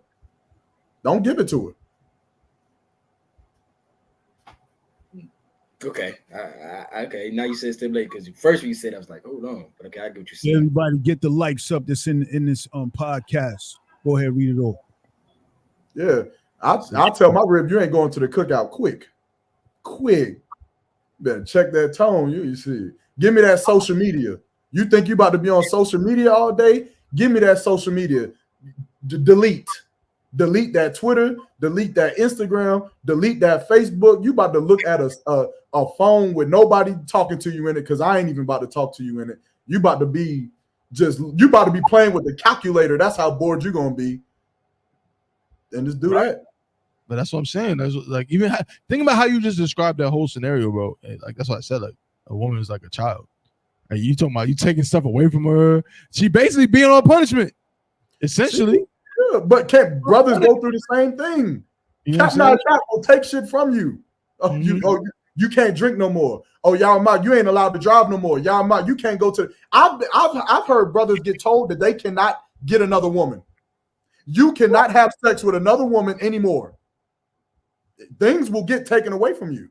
Come on. I hear you. So why wouldn't you do that with your woman? But you know what? I'm gonna tell you again, going back to this topic, and again, I mean, I don't know how long we're gonna go with this because we can talk about this all day. But like, there is an inherent difference in that we talk about Yarma, you mentioned it about the relationship with the truth, and the five. You say, well, I want to be a 5,000. I want to be a captain one day. So this is what I got to do to get that. So I mean, there's two things with it. Number one is, again, like Adwan was mentioning, our faith and belief. Like when we, us brothers in this school, when we talk about Christ is a black man with a big afro, a big white afro, coming back with 200 million black angels in a bunch of UFOs. We believe that. Like we 100%, like I believe that it's going to happen. And because of that, when Captain I.S.U.P.K tells me anything, I believe that he's saying it through the Spirit of Christ. You feel me? So I have no choice, because when those 200 million angels come back, I don't want to get burnt up. That's fine, but we could believe that. But you know what I do know? I don't have to believe that Captain I.S.U.P.K will bust me down to a trooper for doing some shit against him. I know that for a fact. Your woman should know that too. She should know that if I do this against him, I'm getting bust down. I mean, yeah, but I mean, come on, bro. I'm saying I know that sometimes it's hard. Who has seen that? Let's talk about what we've seen, bro. Let's talk about that. I'm saying sometimes it might be hard because as a man, it's like you be trying to withhold sex from her, but it's like, damn, she be looking good. Then she gonna be wearing that robe. You're gonna be like, man, I don't know. I done seen niggas do too much and go in the truth and you know what I mean, and do the wrong thing and sin or whatever the case may be. And I seen them get bust down to not even a trooper, nothing. I seen a brother get bust down to a nothing. I seen brothers get bust down to trooper. I seen a officer of 5,000 have to read at camp. You know what I'm saying? Like, I've seen that real. But who has really seen a sister straight up go through the fire and be put on the chopper like that? I have. Yeah, that's what I'm saying. Like I've seen it. Yeah, I've seen well, it. Maybe I need to be in more councils. I've seen the law of jealousy. I had to go through it. When the law of jealousy is when the priest would sweep up the four corners of the temple and they would pour the dirt into a cup and make that woman drink it. And if she regurgitated it, then she was a whore. And if she swallowed it, then she wasn't. And I've seen the generals reenact that, not with no dust, but with punishments and fines over $2,000 that had to be paid for them to get back into this to get back into this fold. So I've seen it. She got bust down. You ain't going to nothing until you pay $3,000. Well, good. Most High in Christ. I've seen it. I've seen it too, sir. And the person I seen go through it, lost like 60 pounds from the from the hell and punishments that they had to go through, and on top of fines and on top of of course, not being able to see their husband. And it's like the shame. It's different. It's different. Like it's different. It's not gonna be the same as far as the punishment is carried out, man. We have different oaths. You know what I mean? We the oath that we're doing and the obligation that we have is because we're trying to acquire power and rulership. You know what I mean? It's not the same for a woman. You know what I mean? She trying to just get into the damn kingdom, just continue to be righteous because she just, you know what I mean? She want to be on the right side of the field when the game kick off. You know what I'm saying? But for us it's different. So of course, me personally, I never expect the punishments and the scrutiny we go through to be reciprocated like the same way with them. It's like it's different. Like I said, we always use an analogy with them being like children. I feel like also too as men, as husbands, we got to evaluate what our women care about. What is it our woman loves most about us? What is it she values most? Is it the time? Is it the attention? Is it the affection? So then when it comes to chastising them, well, now you know what you can pull back on to make them suffer. If they being wrong. Now you know what you can pull back on. Now you know what I'm saying, what strings you can pull on to possibly get it to tighten up. You know what I mean? Or do it as you're trying to get it to do. You know what I mean? I think that just come with just, you know what I mean, asking the right questions and being in the right conversation. Because of course, I've been taught things that I never would have thought of just by myself. But it's like I once I acquired that knowledge and started, analyzing things and implementing certain things, what I've seen just how important it is. Like because we use that analogy so loosely as far as like a woman being compared to a child. Well, let's embrace the fact that if you start off just giving a child every damn thing, what the hell they gonna be grateful for? The child grows up and they don't learn how to work and put in no work to do no chores, to get the Xbox or to get the access to the TV and all these tablets and gadgets. Or how are they gonna learn how to work hard for what they get? How are they gonna value it? They're gonna expect it to just be there. So then if you raise the child up like that and then you try to take shit away, the lesson is never going to be learned because they were never taught what they had to suffer for to get it. Yeah, so yeah. You don't have a child. Imagine if your child came in with 20 years or I'm sorry. Imagine if your child came in with 20 years of experience telling them that I'm supposed to get what I want when I want. Can't nobody tell me nothing. It's how it is. I don't already live life. My last father taught me that. But look, you ain't like my last father. My other father, he knew how to break down an engine and put it back together. You know what I mean? In the nighttime. My last father was a chef.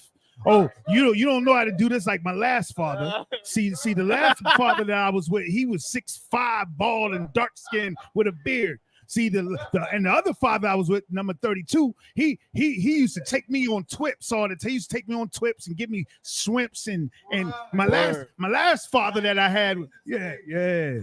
But be that as it may, of course I got a response for that, and that comes to of course it wouldn't apply to brothers that's not in the school or just coming in, right? But with us being in here for a while, is like we understand the importance of that courtship.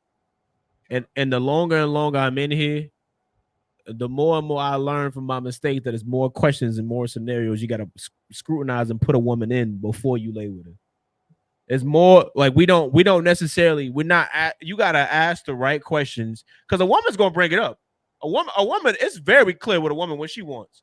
Like they talk about in the world all the time. Yeah, he got to be 6'2", he got to make this amount of money, yada, yada, yada. So it's like, as men, it's like, what criteria do we label for a woman? She just got to be bad? She's got to look good? No, I would hope, you know what I'm saying, there's more things that we want in a woman. So those are the type of things that we got to ask when we're courting them. Yeah, how do you feel about me? How you feel about me telling you what to do? If I tell you to do something and I really don't, I'm not really big on hearing talk back. You know, how would you feel about, you know, me telling you to shut up or be quiet? Like you got, like, don't, it's uncomfortable because you courting, but it's like, hey, if I plan on being here for the rest of my life, this shit we gotta talk about. You know what I mean? So it's like, if you talk about all those things and you bring it up, you gonna know whether she's not like, nah, well, see, my father won't like that, and okay, well, you know, well, this how I am. I'm not your father, and if you looking for your father, you have to go find him because I ain't the right. Even what you saying, you go. Most women they gonna leave once they find out they ain't the only ones anyway. Exactly. That she'll be like, well, my dad was with my mama for 20 years that you know of. Yeah, y'all was together for 20 years on paper. But your daddy, we know what he was doing with them late nights when they were grabbing that liquor. They going across town. How your daddy married for 20 years, but he don't even live with her. Ain't been there for 10 years. Man, that's why you got a brother across town. You just found out about 20 years ago. You're like, oh yeah, where's your daddy? Yeah, I didn't even know that. So yeah, man, that's the heavy. What you're saying is heavy though, but even in a courting, when you're dealing with a woman, when you're not gonna be around because you gotta do the work of the Lord or you gotta be with your other rib or whatever like that. That's that's heavy things. Like what you're saying is heavy though. Like a lot of things gonna disqualify a lot of women. First thing, I usually don't even come with I already got ribs. I just want to let you know that I don't even come with that first because I like to let a woman get to know me for who I am first, But I know that that's a topic before we do anything else that has to be brought up. Like I have to let you know. You're not the only one, and you won't be the only one. I already got ribs that I gotta take care of and deal with. So I'm just letting you know. Right. If you don't want to deal with that, then go ahead and be. You want to be with a man that only want one woman, that's cool. But I ain't that guy for you. Right. So yeah, you have what you said. But like I said, like the responsibility and the burden, it like if a lot of it falls on us, especially with us dealing with women that's not in the truth, because it's like she don't know what she getting herself into. So it's like, what you gonna do? Just trap her and then deal with the demons later? It's like, why would you do that? It's like, I mean, we men, we know sex is marriage, so it's like, hey, what you gonna cry about in council? You know, generals ain't trying to hear that. Ain't been doing this. Has been doing this. You know what I mean? Cap ain't trying to hear that. And you cry, man, cause she burned my clothes, man. Anybody trying to hear that? You lay with that woman. You know what I mean? Like that falls on us, just having to scrutinize them and applying pressure in whatever tactics and ways that we see fit to see if she's worthy. You know what I mean? Worthy, man. I mean, I never forget that stuck in my head. You know what I'm saying? But Cap tell me like, nigga, your rod is holy, man. It's holy, man. You know what I mean? It may sound funny at first, but it's like you gotta think about it, man. Like we not average Joes out here, man. So we shouldn't be entertained and shouldn't want to be around average bras, man. We do the work of 1,000 men. We do things that are unheard of, unnatural. So it's like I need a special type of caliber woman around me. Otherwise, you're just gonna stifle me in my success of conquering this damn earth. What are we doing? What are we talking about? You know what I mean? But I mean, of course, that falls down to the brother. And what's in your mind when your other head get to talking to you? I'm saying I'm saying it's all on us when it comes to dealing with a woman that's not in here. Now, of course, you courting a woman in here. She done shed herself for the world. She done did her time, and you courting her in here. That's different. It's different. You know what I mean? That's just, it's different. But when it come to us dealing with a woman that has no idea about nothing, it's a lot of screwage. I mean, I don't know about everybody, but you know, I done lost plenty of ribs that I tried to deal with in the world and raise up in a way that I thought was right. Right. Yeah, it didn't work out because it turned out they weren't the right kind of women. You know, maybe I didn't go about it the right way, or maybe it just should have never been. But it's like, you know, that's up to me as a man to analyze and, you know, put into the archives of my mind and always remember and use his wisdom. But you know, we know as men, it's a big responsibility we have, man. That, you know what I mean, people hear and they take light, like, oh, you can have multiple women. And that shit ain't easy. They said like and people thinking like that's just like, oh man, think- that means you just want to sleep around. Like, no, brother, you don't understand. This is me. Yeah. I like to have my own personal time and not that like talk to them like play on the game, just chill. But then you get them with multiple ribs, you gotta talk to them. They want they want reassurance. They want to talk on the phone. That shit get annoying, man. I just be like, which is nothing. There's nothing wrong with it. Yeah, You know? there's nothing wrong with it. It's just for a man to deal with that. Exactly. But man, Hannah is like, you got to be a certain caliber of man. I've always been taught that in here. Like, this we can have multiple wives. It's like every man is not capable of maintaining that and doing that. Right. Yeah. Now you can go do it, but it's like, I mean, once you go to counsel, it'll be shown whether or not it's you or it's her. Whether or not it's your poor leadership, your poor capabilities, you've been inadequate in certain, you know, aspects, whatever is, you know, discussed, or whether or not it's just her just being a damn monster. You know what I mean? That's why counsel is so important, because you get a third party in a situation who's not biased, who's not emotionally invested the way you are, to be able to see clearly this entire situation in its totality. Right. And Salakia, like what Mahayar was saying was so heavy when he said that you know, the sister has to shed herself for the world. And you know, we know sometimes, you know, we rather find someone in the world because, you know, you coming through the ranks, you rolling the dice. You know what I mean? They might like that 6'9" brother. You know what I mean? You might have brought her in. You know what I mean? You might like Captain Tazariak, might like, you know what I mean? So some brothers had an insecurity, don't trust the process, and may just want to go ahead, no, this is my rib. You know what I mean? We already married. Now she's not thorough as far as indoctrinated in the truth. She has not shed herself for the world. So she's bringing on the characteristics of a worldly woman. You know what I mean? So she's not dedicated to this truth. You know what I mean? We got bathroom that need a woman's touch. We don't have no sisters coming into school. You know what I'm saying? I'm Salakia's sister Sapayar. But for the most part, I'm just saying there's always work to be done in this truth. If you really in this truth, you should love it just as much as your husband love it. You know what I mean? There's a lot of work that needs to be done. It should be so many book bag programs started by these sisters getting together in these groups. Sisters don't even want to talk to each other. That's how I know you're not in the fucking truth in the first place, because you don't even interact with each other. You don't even have a love for one another that you should have. Keeping it real for real. You know what I mean? God. Like, if we really in the truth, then be in the truth. Don't have your head wrapped and come to the high holy days, but then I'm hearing stories about you being a fucking dragon. That's the problem. You know what I mean? You have to be sincere. Ask yourself, are you on a down low, a Christian, a voodoo priestess, or whatever you are on the low? Are you in the truth? And if you in the truth, shed yourself for who you used to be years ago. Make it easy on us, because all of us used to have a past too. You know what I'm saying? And all of us had to stop doing what we doing. You listen to somebody 10 years younger than you, giving you an order, you can't, I don't want to, regardless, because we respect the throne. We know what Yahweh Shah died for.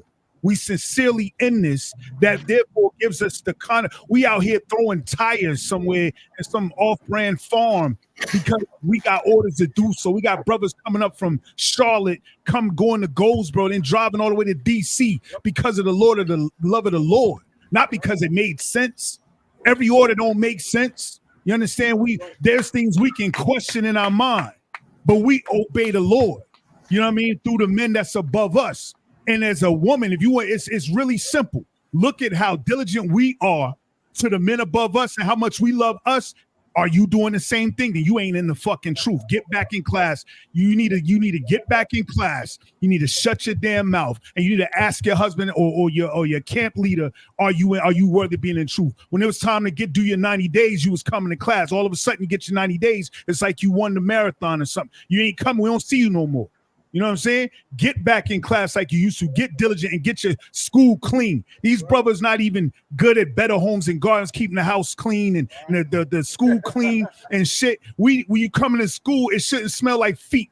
You know what I mean? That's right. When you see a brother that wearing the same clothes, same garment for years, that's on his rib.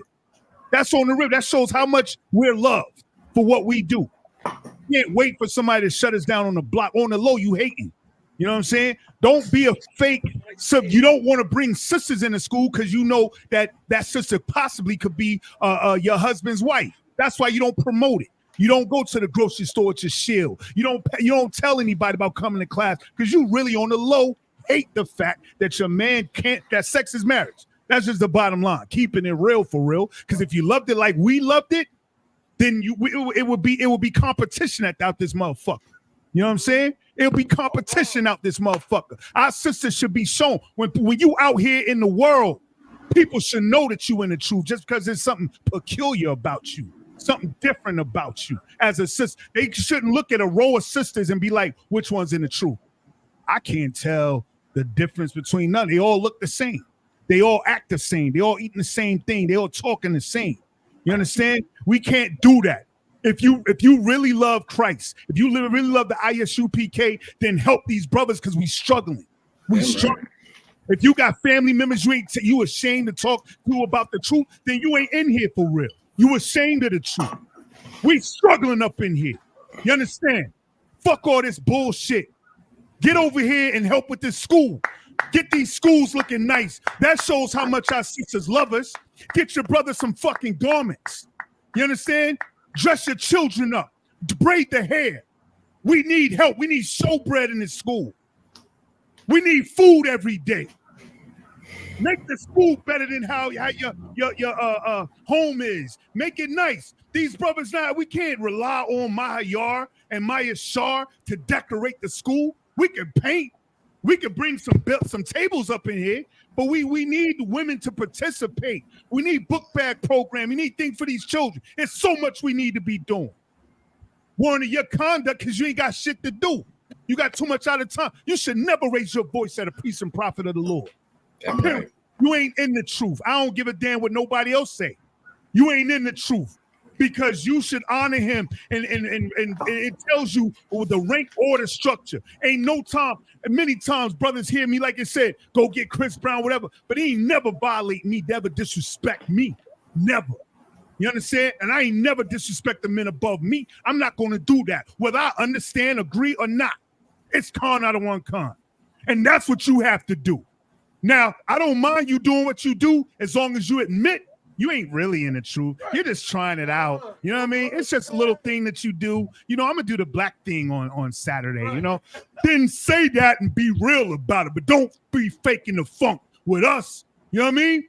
Because we got new sisters coming in here, and they really trying to look for sisterhood, looking for somebody to look up to, and they say, well, why the sisters, they mad, they mean, or they don't participate, and you making us look bad. You understand? Same thing, same check-ins we get, y'all gotta start getting them too as a group, as a whole, understanding you ain't alone. You understand? And again, to all the real sisters out here, that's holding it down, that's shedding themselves, that's working on their character, their conduct, and it's a slow process. I'm not trying to knock the sisters. I'm saying, though, we got to hold each other accountable, and we got to step up, and our presence has to be known. You're bigger than any fly is your conduct up in here. You know what I mean? When people see sister so-and-so, it should be like a magnet. It should be like, damn, what is she in? Are you Muslim? I mean, it's cool if you like girls and boys, but some of us what the fuck is that, man? And yo, so at the same time, they should look at you and be like, she look clean. She eating clean. She's not eating swan's flesh. She's not smoking Newports. You understand? The way she conducts herself, it just look different. Something about this sister. That's Tamika. I knew her back in the day, but something about her is different. Now you glowing. Guess what? Now you becoming a light and a magnet for sisters in this world who are lost, who have been molested, just like many of the sisters in the school. But they looking for they don't want to come. Some of them want to come to us and talk to us, but some sisters are intimidated. You know what I mean? And you have a duty to your sisters. You have a duty, especially to the younger ones that's coming in, that's looking for how do I do my tie? How do I do my fringes? How do I sew? Or how do I talk to my man? Or how do I carry myself? All these questions they will have, it will be preferable that they actually come to you outside of the priests and prophets. Yeah, they can come to us and they're going to get a generalized order. This is what you do. At the same time, we know we are social people. You understand? Why, when she leaves the classroom, she got to go still associate with the sisters in the world that's pulling her back. Oh, you still with that cult? Oh, you still don't eat no pork? Why can't she go bowling or go to the club with sisters in the truth and you guys behave yourselves and love each other? And when I say love each other, I don't mean you're not going to offend each other. Guess what? We the nation of decision. You know what I mean? We're going to be in the valley of decision. It's about decisions. The Lord laid it all out for us quite flat. From Genesis, Apocrypha to Revelation. He gave us the decisions and the things to do in a situation. Don't eat this, eat that. Don't wear that, wear this. You know what I mean? Don't talk to that brother, talk to this brother. You understand? Everything is right there. If we start making our social life inclusive of the truth, now we can alleviate the pull on this world, because loneliness is a major disease, is a hidden disease right now. That's why social media is ramped up. That's why it's amped up as it is right now. Keeping it tight. Everybody, for the most, we all like this in our phone, right? But we have to combat it. I know we hitting the airwaves with the social media, with the classes and stuff like that. But sisters need to be sisters to each other actively, not just in class. You need to reach out and start talking to one another and start finding out ways that you can help Commander YAHANNA push this truth, not just to the brothers in the hood, but also the sisters, the older women out here. Many of our family members that we don't even talk to anymore, they need to hear about this truth. And they need to see it first by your example. Yeah, they may say no, but they saying no and watching to see if you stumble, mumble, or fumble. See if you drop your sword or drop this truth, or to see if you really have changed. And guess what? Then maybe that may spark them to come up in this truth. You understand? Be sincere is the bottom line. Don't fake it up in here. That's all I gotta say. Salah. Damn right. Damn right. Good night. Now that's a fact. He just laid it all on the line. It's like, it's, you know what I'm saying? Like, we can't even really, there's not too much else. It's like, it's the word, y'all, what's the word we use all the time, bro? My favorite word, disingenuous. A lot of people be disingenuous. And Adawan just said what I was trying to say so much better than me. Like, when I was talking about how we believe in like UFOs and all that, what I'm saying is like, we really believe this. That's why it's nothing for Adawan to tell me to get Chris Brown to come to the Passover. And even though I believe it's not possible for me to go, I don't know, Khan, because it's like, if Jesus Christ, being a big black dude with a white afro, floated down and said, Officer Adawan, get Chris Brown to come to the Passover. Let's be real. I always say, Khan, I don't want Khan. And I would exhaust every option, every single thing that I had to get Chris Brown to come to the Passover. So how can I claim I believe in this, but then when Officer Iraq, who I believe is above me because Christ wanted that, because the Most High wanted that, if when he tells me, I say, I don't know if that's really something I should try to do. If I start making excuses, then that means I don't really believe in it. You understand? So it's the same thing with sisters. If you really believe in this, then you should believe that your husband is your husband for a reason. If you really believe in this, then when you learn that your husband is a priest of the Lord, you should believe in that. And when your husband tells you something, you should understand, well, my husband is a priest and prophet of the Most High, and he's not going to tell me something that's going to harm me. He's not going to tell me something that's going to, get me killed. I should follow what he says. You know what I'm saying? I should say, Khan, I don't want Khan, and do things accordingly. You know what I'm saying? So that's what the Adawan was saying, man, and that's just what it is. That's perfect. You know what I'm saying? But Khan, you said it. Adawan, you said it. But I mean, we have y'all. I don't know, bro. We done went. I mean, The show started at like about 1:30. It is about to be 6 o'clock in 7 minutes. And I want to say the brothers and sisters that did not leave the show.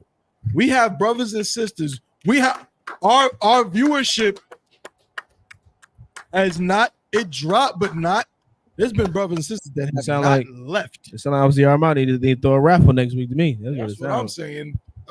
That's money. So like, hey, officer, You don't spend it, man. I ran into Teddy Grams. I think he in the chat. I ran into Teddy Grams on the at the food line. Yeah. He said he didn't come to the Passover because he wasn't allowed to wear fringes on a t-shirt. He doesn't agree with that doctrine, and so, you know, basically he's trying to say that it's an undergarment. That's what he calls it, which means it's a garment that you can wear. So it's like, I was letting you know I was in your neck of the woods. That was his stance. Shout out Teddy Graham for not. Yeah. Shout out to Teddy Grams. Yeah, my guy, bro. Yeah, man. Yeah, shit. He's back in Moses' time, man. I would have said the same thing. I would have said, man, shit, I can't be with y'all, man, because I don't want to put the blood on my door. I don't want to put the blood on my door. I want to put the blood on the roof, because that's where I really want to put it. You know, we would just see what happened, but it's no sweat. We'll see what happens. That's it, though. I ain't got nothing. Hey, man, shout out to every single brother and sister. Who is that? Hold on, you got something? Yeah, I got a question in the chat. The sister says, like if I may, what advice would you give me to me trying to maintain my business page, but also push UPK classes on your page? I would. Am I taking this question? Okay, brother had a comment, but I mean, I think you probably about to say the same thing. Obviously, Mahaya is a separate page, but go ahead. Mahaya can do it. No, I mean, I ain't the social media guy, but just like a suggestion with me working in the business where I need, just like my slave platform and I mean, just separate pages. Just most brothers got UPK pages and slave pages, but it's like if I could, bro, just piggyback on what you're saying right now. If you go on Facebook, Captain Cesariak's name on there is not Captain Cesariak. Yeah, it's like it's Tyree Gas. Yeah, it's business. It's his slave name. It's like, we know him for being in the truth and being big priest, big cap. But it's like, in the world, people, they go to their Facebook, they may not know unless they keep scrolling or see him tagged and something. It's like, they stumble upon it. But it's like, you trying to do business. Business is business. And a lot, not to like diminish what we doing in the truth. This is more important than anything. But it's like, if you're trying to establish yourself economically, then you should when it comes to social media, you should have your own social media, your own accounts pertaining to just your business. And a lot of young brothers coming to school, and again, shout out to the brothers that's young and even watching classes ain't in yet, but you got a certain zeal, and you think that means, and I had to learn this too. My very first UPK class, my very first one, I sat in the class and I made a statement about how, we're not supposed to cook on the Sabbath day. Man, I damn near got laughed out the class. Meanwhile, I'm being zealous. I think I'm having zeal, but meanwhile, no, it's like you got to understand the facts about the matter and the captivity that we're in. You understand? So like when it comes to your page, sis, your business page is separate. Your business page is something. Now, again, if there's ways that you can use it, you know what I'm saying, to promote the school without in any way hindering your business. And what I'm saying, and that's that's to why. But of course, you want to get counsel and be wise about it. You know what I'm saying? If I'm a lawyer, and I have a law practice, I'm saying, I'm not going to necessarily say I only want to do law for Blacks, Hispanics, and Native American Indians. So if you are a white man, please do not come to me. I'm not going to do that. I have the point of my business is so I can make money, feed my family and so on. So it says you can get counsel to help you kind of guide you through that. But the main thing is to, to make sure that your business is for that. It is for you to be able to make some money so you can pay some tithes. You helping the truth by paying your tithes with the money that you make from your business. But go ahead, Salakia. Oh, shout out to Officer of 5,000 Zion Ya'ala in the chat. Damn right. But go ahead, Salakia.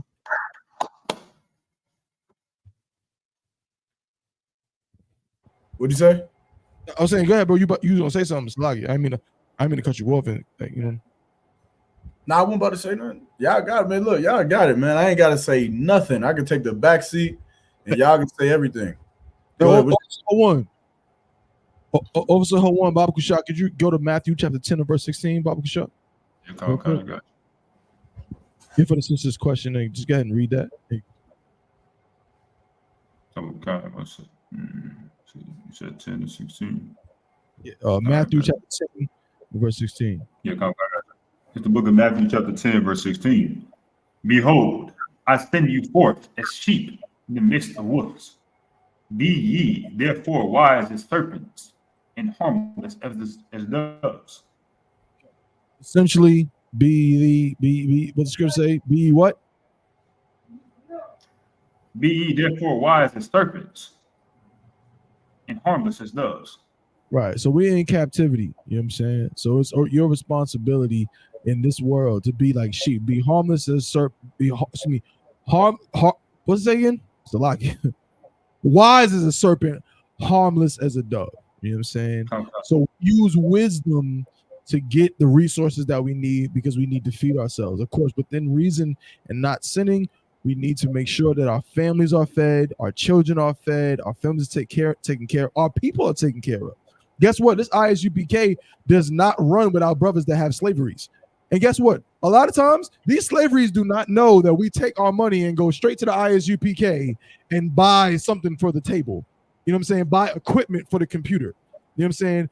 Put money into the next food and clothing drive we're going to have. You know what I'm saying? These slaveries don't know that, but we're being wise as a serpent and harmless of a dove. We're not going up in there causing no problems. We're not going up in there trying to, set it off. We're doing what we got to do to make sure that our family is taken care of. So, sisters, the same thing with your page. You be wise as a serpent, harmless as a dove. You know what I mean? And you'll be just fine. So that business page, you do what you got to do to make your bread and get your sales and all of that. You know what I mean? But when you on your personal page, that's where you go and put your UPK stuff. That's where you go and promote the school and so on.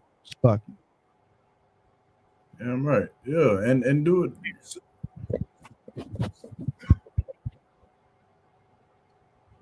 Hey, Salaki about that. Hey, Salaki, also one aspect of that.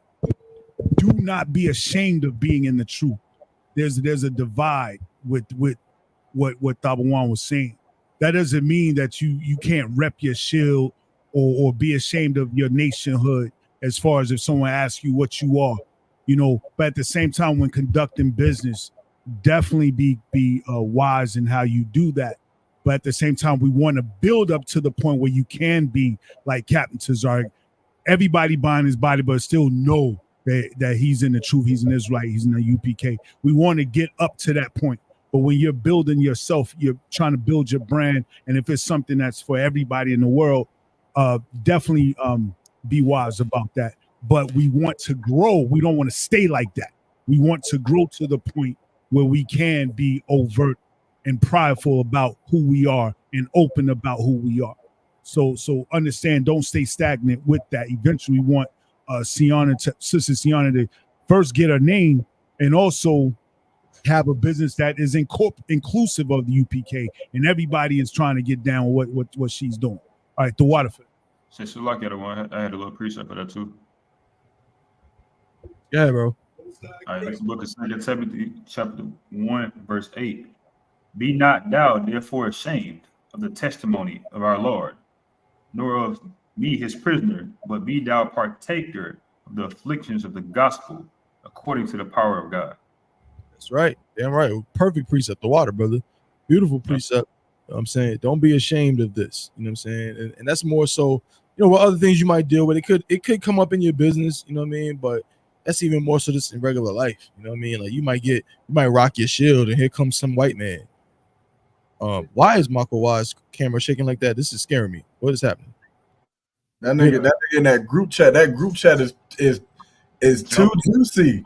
Son, it's like shook. Like what is I thought I was bugging. God, but no sweat. But yeah, like you don't want to be ashamed. You might rock your shield, and next thing you know, some white woman walk up to you. your necklace. Are you Jewish? Yeah. You know what I mean? And in that moment, catch you off guard.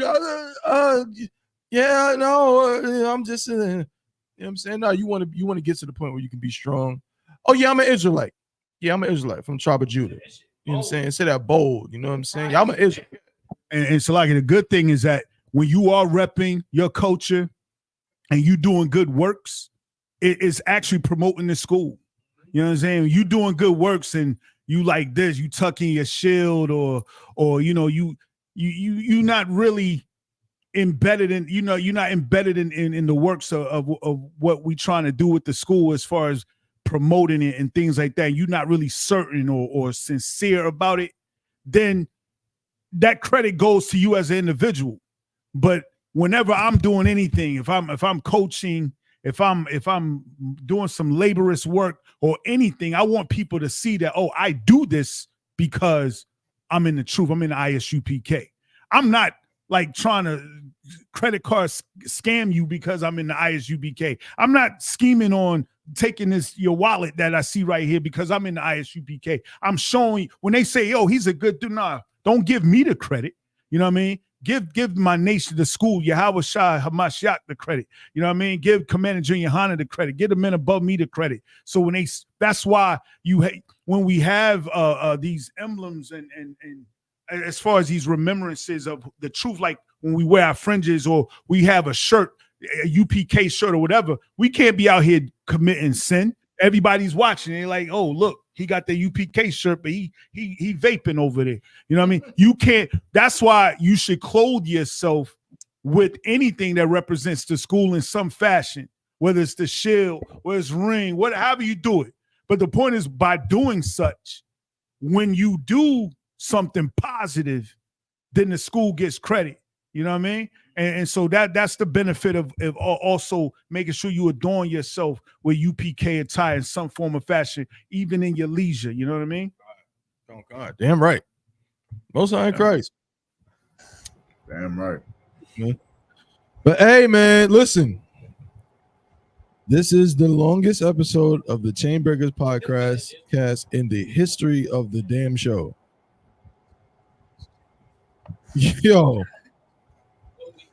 Yo, this is like this was like one of them joints, yo. Like this, which I mean, if I say it, what's that dude named Kai Sennett? Yeah, he be doing like what? Don't he be doing like them long like streams? They be like 24-hour streams and all that stuff. God. Yeah. I mean, I ain't gonna do that because I ain't gonna be on it. But yeah, that's what I'm saying. Like they be doing like days and days. Leave the joint on. They be sleep and people be watching it. We ain't doing that. You know what I'm saying? At least I don't think so. But nonetheless, excellent episode of the Chainbreakers podcast, man. We appreciate it. Clap it up for everybody that's today.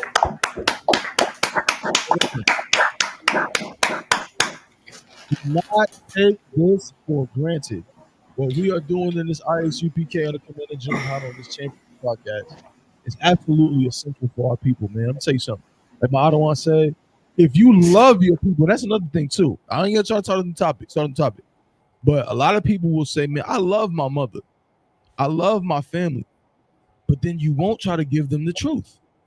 But then you won't try to put them on. You won't try to bring them to class. You won't try to send them the general's lecture. You won't do those. I got. Listen. Yo, the spirit, man, we're going to be here till tomorrow. Seem like, listen, I told Teddy Grahams the same thing. I said, you know so much about the Bible, right? And you know stuff that the UPK is so wrong, right? But you love your people. You love us so much. You know what you did? You stayed away from us. You didn't come here and actually show us where we are off or where we wrong. You didn't come up, you know, because I'm in McDougal Terrace, right? Because, you know, you McDougal Terrace, you see a lot of the things that people talk about, you know, things that we shouldn't be doing. But that's where we at. You know, feel me? Like we where the people are because we love them. You know what I'm saying? And a lot of you fake Israelites, a lot of you Israelite individualites, you have no love for us. You have no love for us. If you had love for us, you would be with us.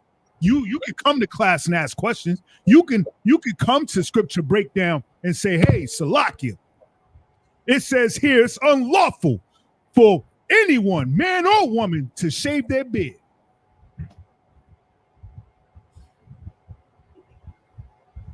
And we would deal with the matter. You get it?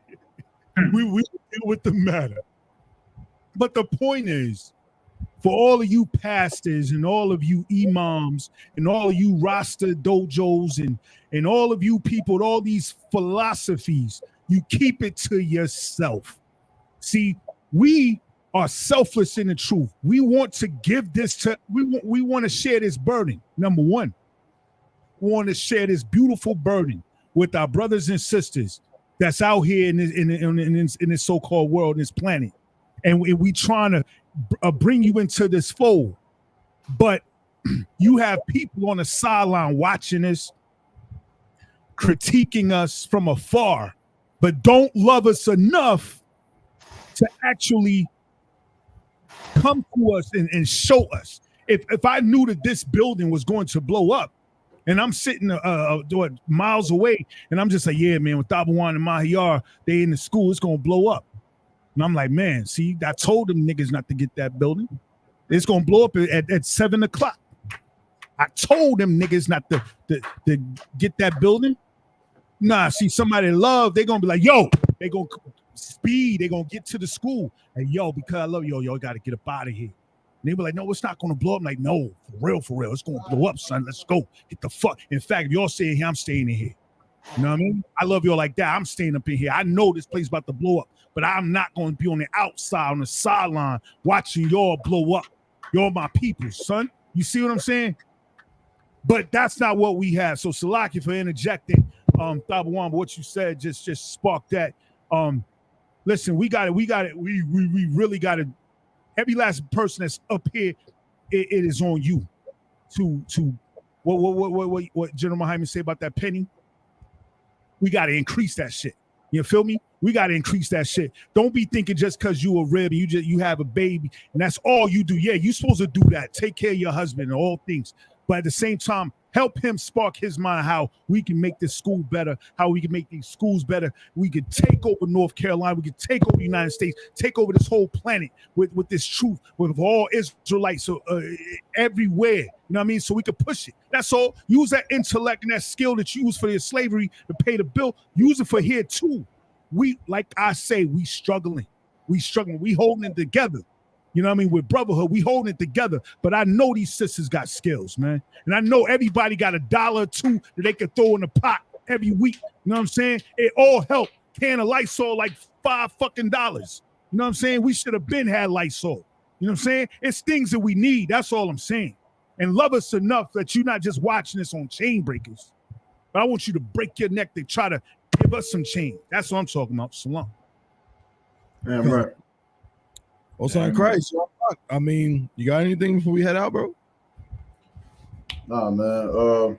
This is a hell of a show, man. But same thing y'all saying. Just be proudful to be in the truth. And I think a lot of times the sisters do drop the ball there. Y'all definitely do drop the ball, and y'all could be a little bit more just exhorting of the truth, man. Wearing getting them Yatazar jackets, man, and wearing the UPK paraphernalia, going out there and representing the school and, gaining sisters. A lot of times I say, I feel like we don't have nobody we can hang out with and this, that, and the third. And you look at brothers and you see how we have relationships and I get to go out to the club with Tabawan and Mahayar, but y'all don't understand that I had to go and get Mahayar. Tabawan had to go and get me. We had to go and find each other. We had to represent the school enough to find each other so that we can have brothers to go out to the clubs with, so we can have brothers to drink with and joan around with. But that's something that I think y'all just want sisters to fall out the goddamn sky. Y'all want them to fall out the sky and look, there's a lot of sisters here. You're gonna have to go out there, you're gonna have to find them women. Yes, sir. Proof, Damn be right. a walking flyer, be a spectacle out there and create what it is that you think you're losing so much in the world. Create it here in the truth. gain it right here. You understand? Go and build it here. You can go out to the clubs and all of that, man. Get those sisters, man. So shout out to the sisters that's doing it. Y'all getting in contact with sisters, linking with sisters, making moves, doing the damn thing. Shout out to the other sisters. If you ain't doing it so much, then get out your comfort zone, man. Contact them sisters. Get with them. Go get bottomless mimosas and not let me and Thabawan have to be there with y'all. Y'all go do that shit while we do something else. And then after the day is over, y'all tell us how much of a wonderful time y'all had while we was in the club and y'all was doing something else. Let it be more or less like that. And of course, sometimes we all do the same thing. But I think that was a heavy point, so I just wanted to reiterate that, and that's about it, man. Yeah, that's nice, bro. Makawa, what you got, bro? It's an honor again to be on the podcast, man. I'll be seeing y'all dropping heavy knowledge. I didn't think I was gonna be here for 4 hours. God, yo, you've been on this longer than a lot of people. Like, damn, 4 hours is crazy. I was like, yeah, Mike called me yesterday, say you want to get out. I said, fuck it, let's rock and roll. So here I am. But damn, 4 hours is crazy though. But hey, y'all my niggas, man. Like I said, man, it's one west to the death, you know. That's right. That's right. I wouldn't know what else to do outside of school. Like literally, I didn't. My past life, all that's cut off. I really don't know if I can't lead a UPK because I ain't got no life outside. And motherfuckers be looking at me different. Like, what are you in that one coat? That's right. Why you eating pork now? Why you smoking now? What happened? You know how that goes. So you know, I can't leave. I guess I'm stuck with y'all nigga for the rest of my life. So so big. I mean, I don't want to deal with y'all, but it's all right. I guess. I guess you stuck with us and that rock.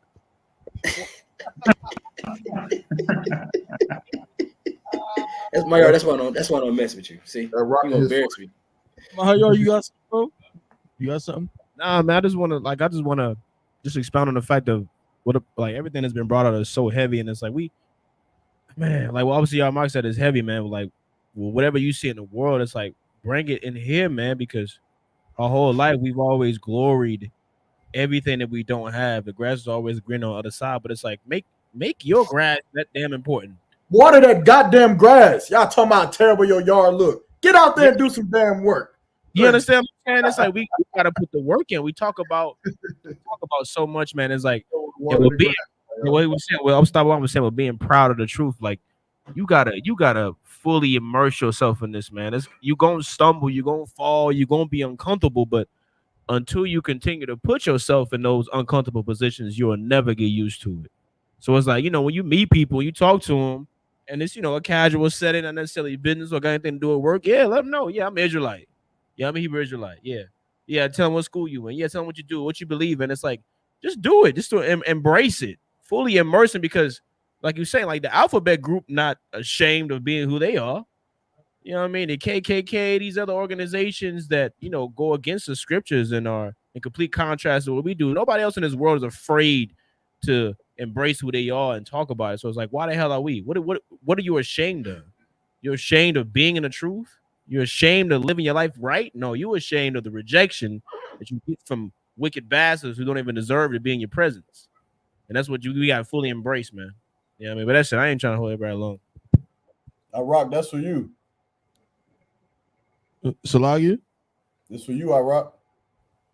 Hold on. I put that on the full screen. Salagi. Hold on, bro. A bearded North Carolina woman arrested for child abuse inflicted on a child under 1 year old. Should she save that beard? No, that's wild. What they did it in the thing. Like, what does her being bearded have to do with the abuse? I'm just saying. It was just funny, man. I don't know. I know that you. I'm saying the fact that they wrote their article like that is hilarious. Yeah, bearded woman. Yeah, that is funny. That is funny. I guess so. They knew they didn't get it. Akash Carr, man. Shout out Akash Carr from the Bahamas, man. Akash Carr.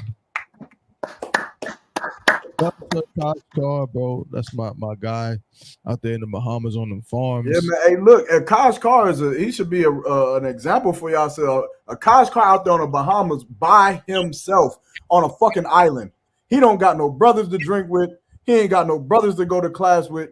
He ain't got not a goddamn thing. Akash Carr could look in the mirror all day and say, man, I'm bored, while looking at everybody else had a time of their life in the truth. But he ain't doing that.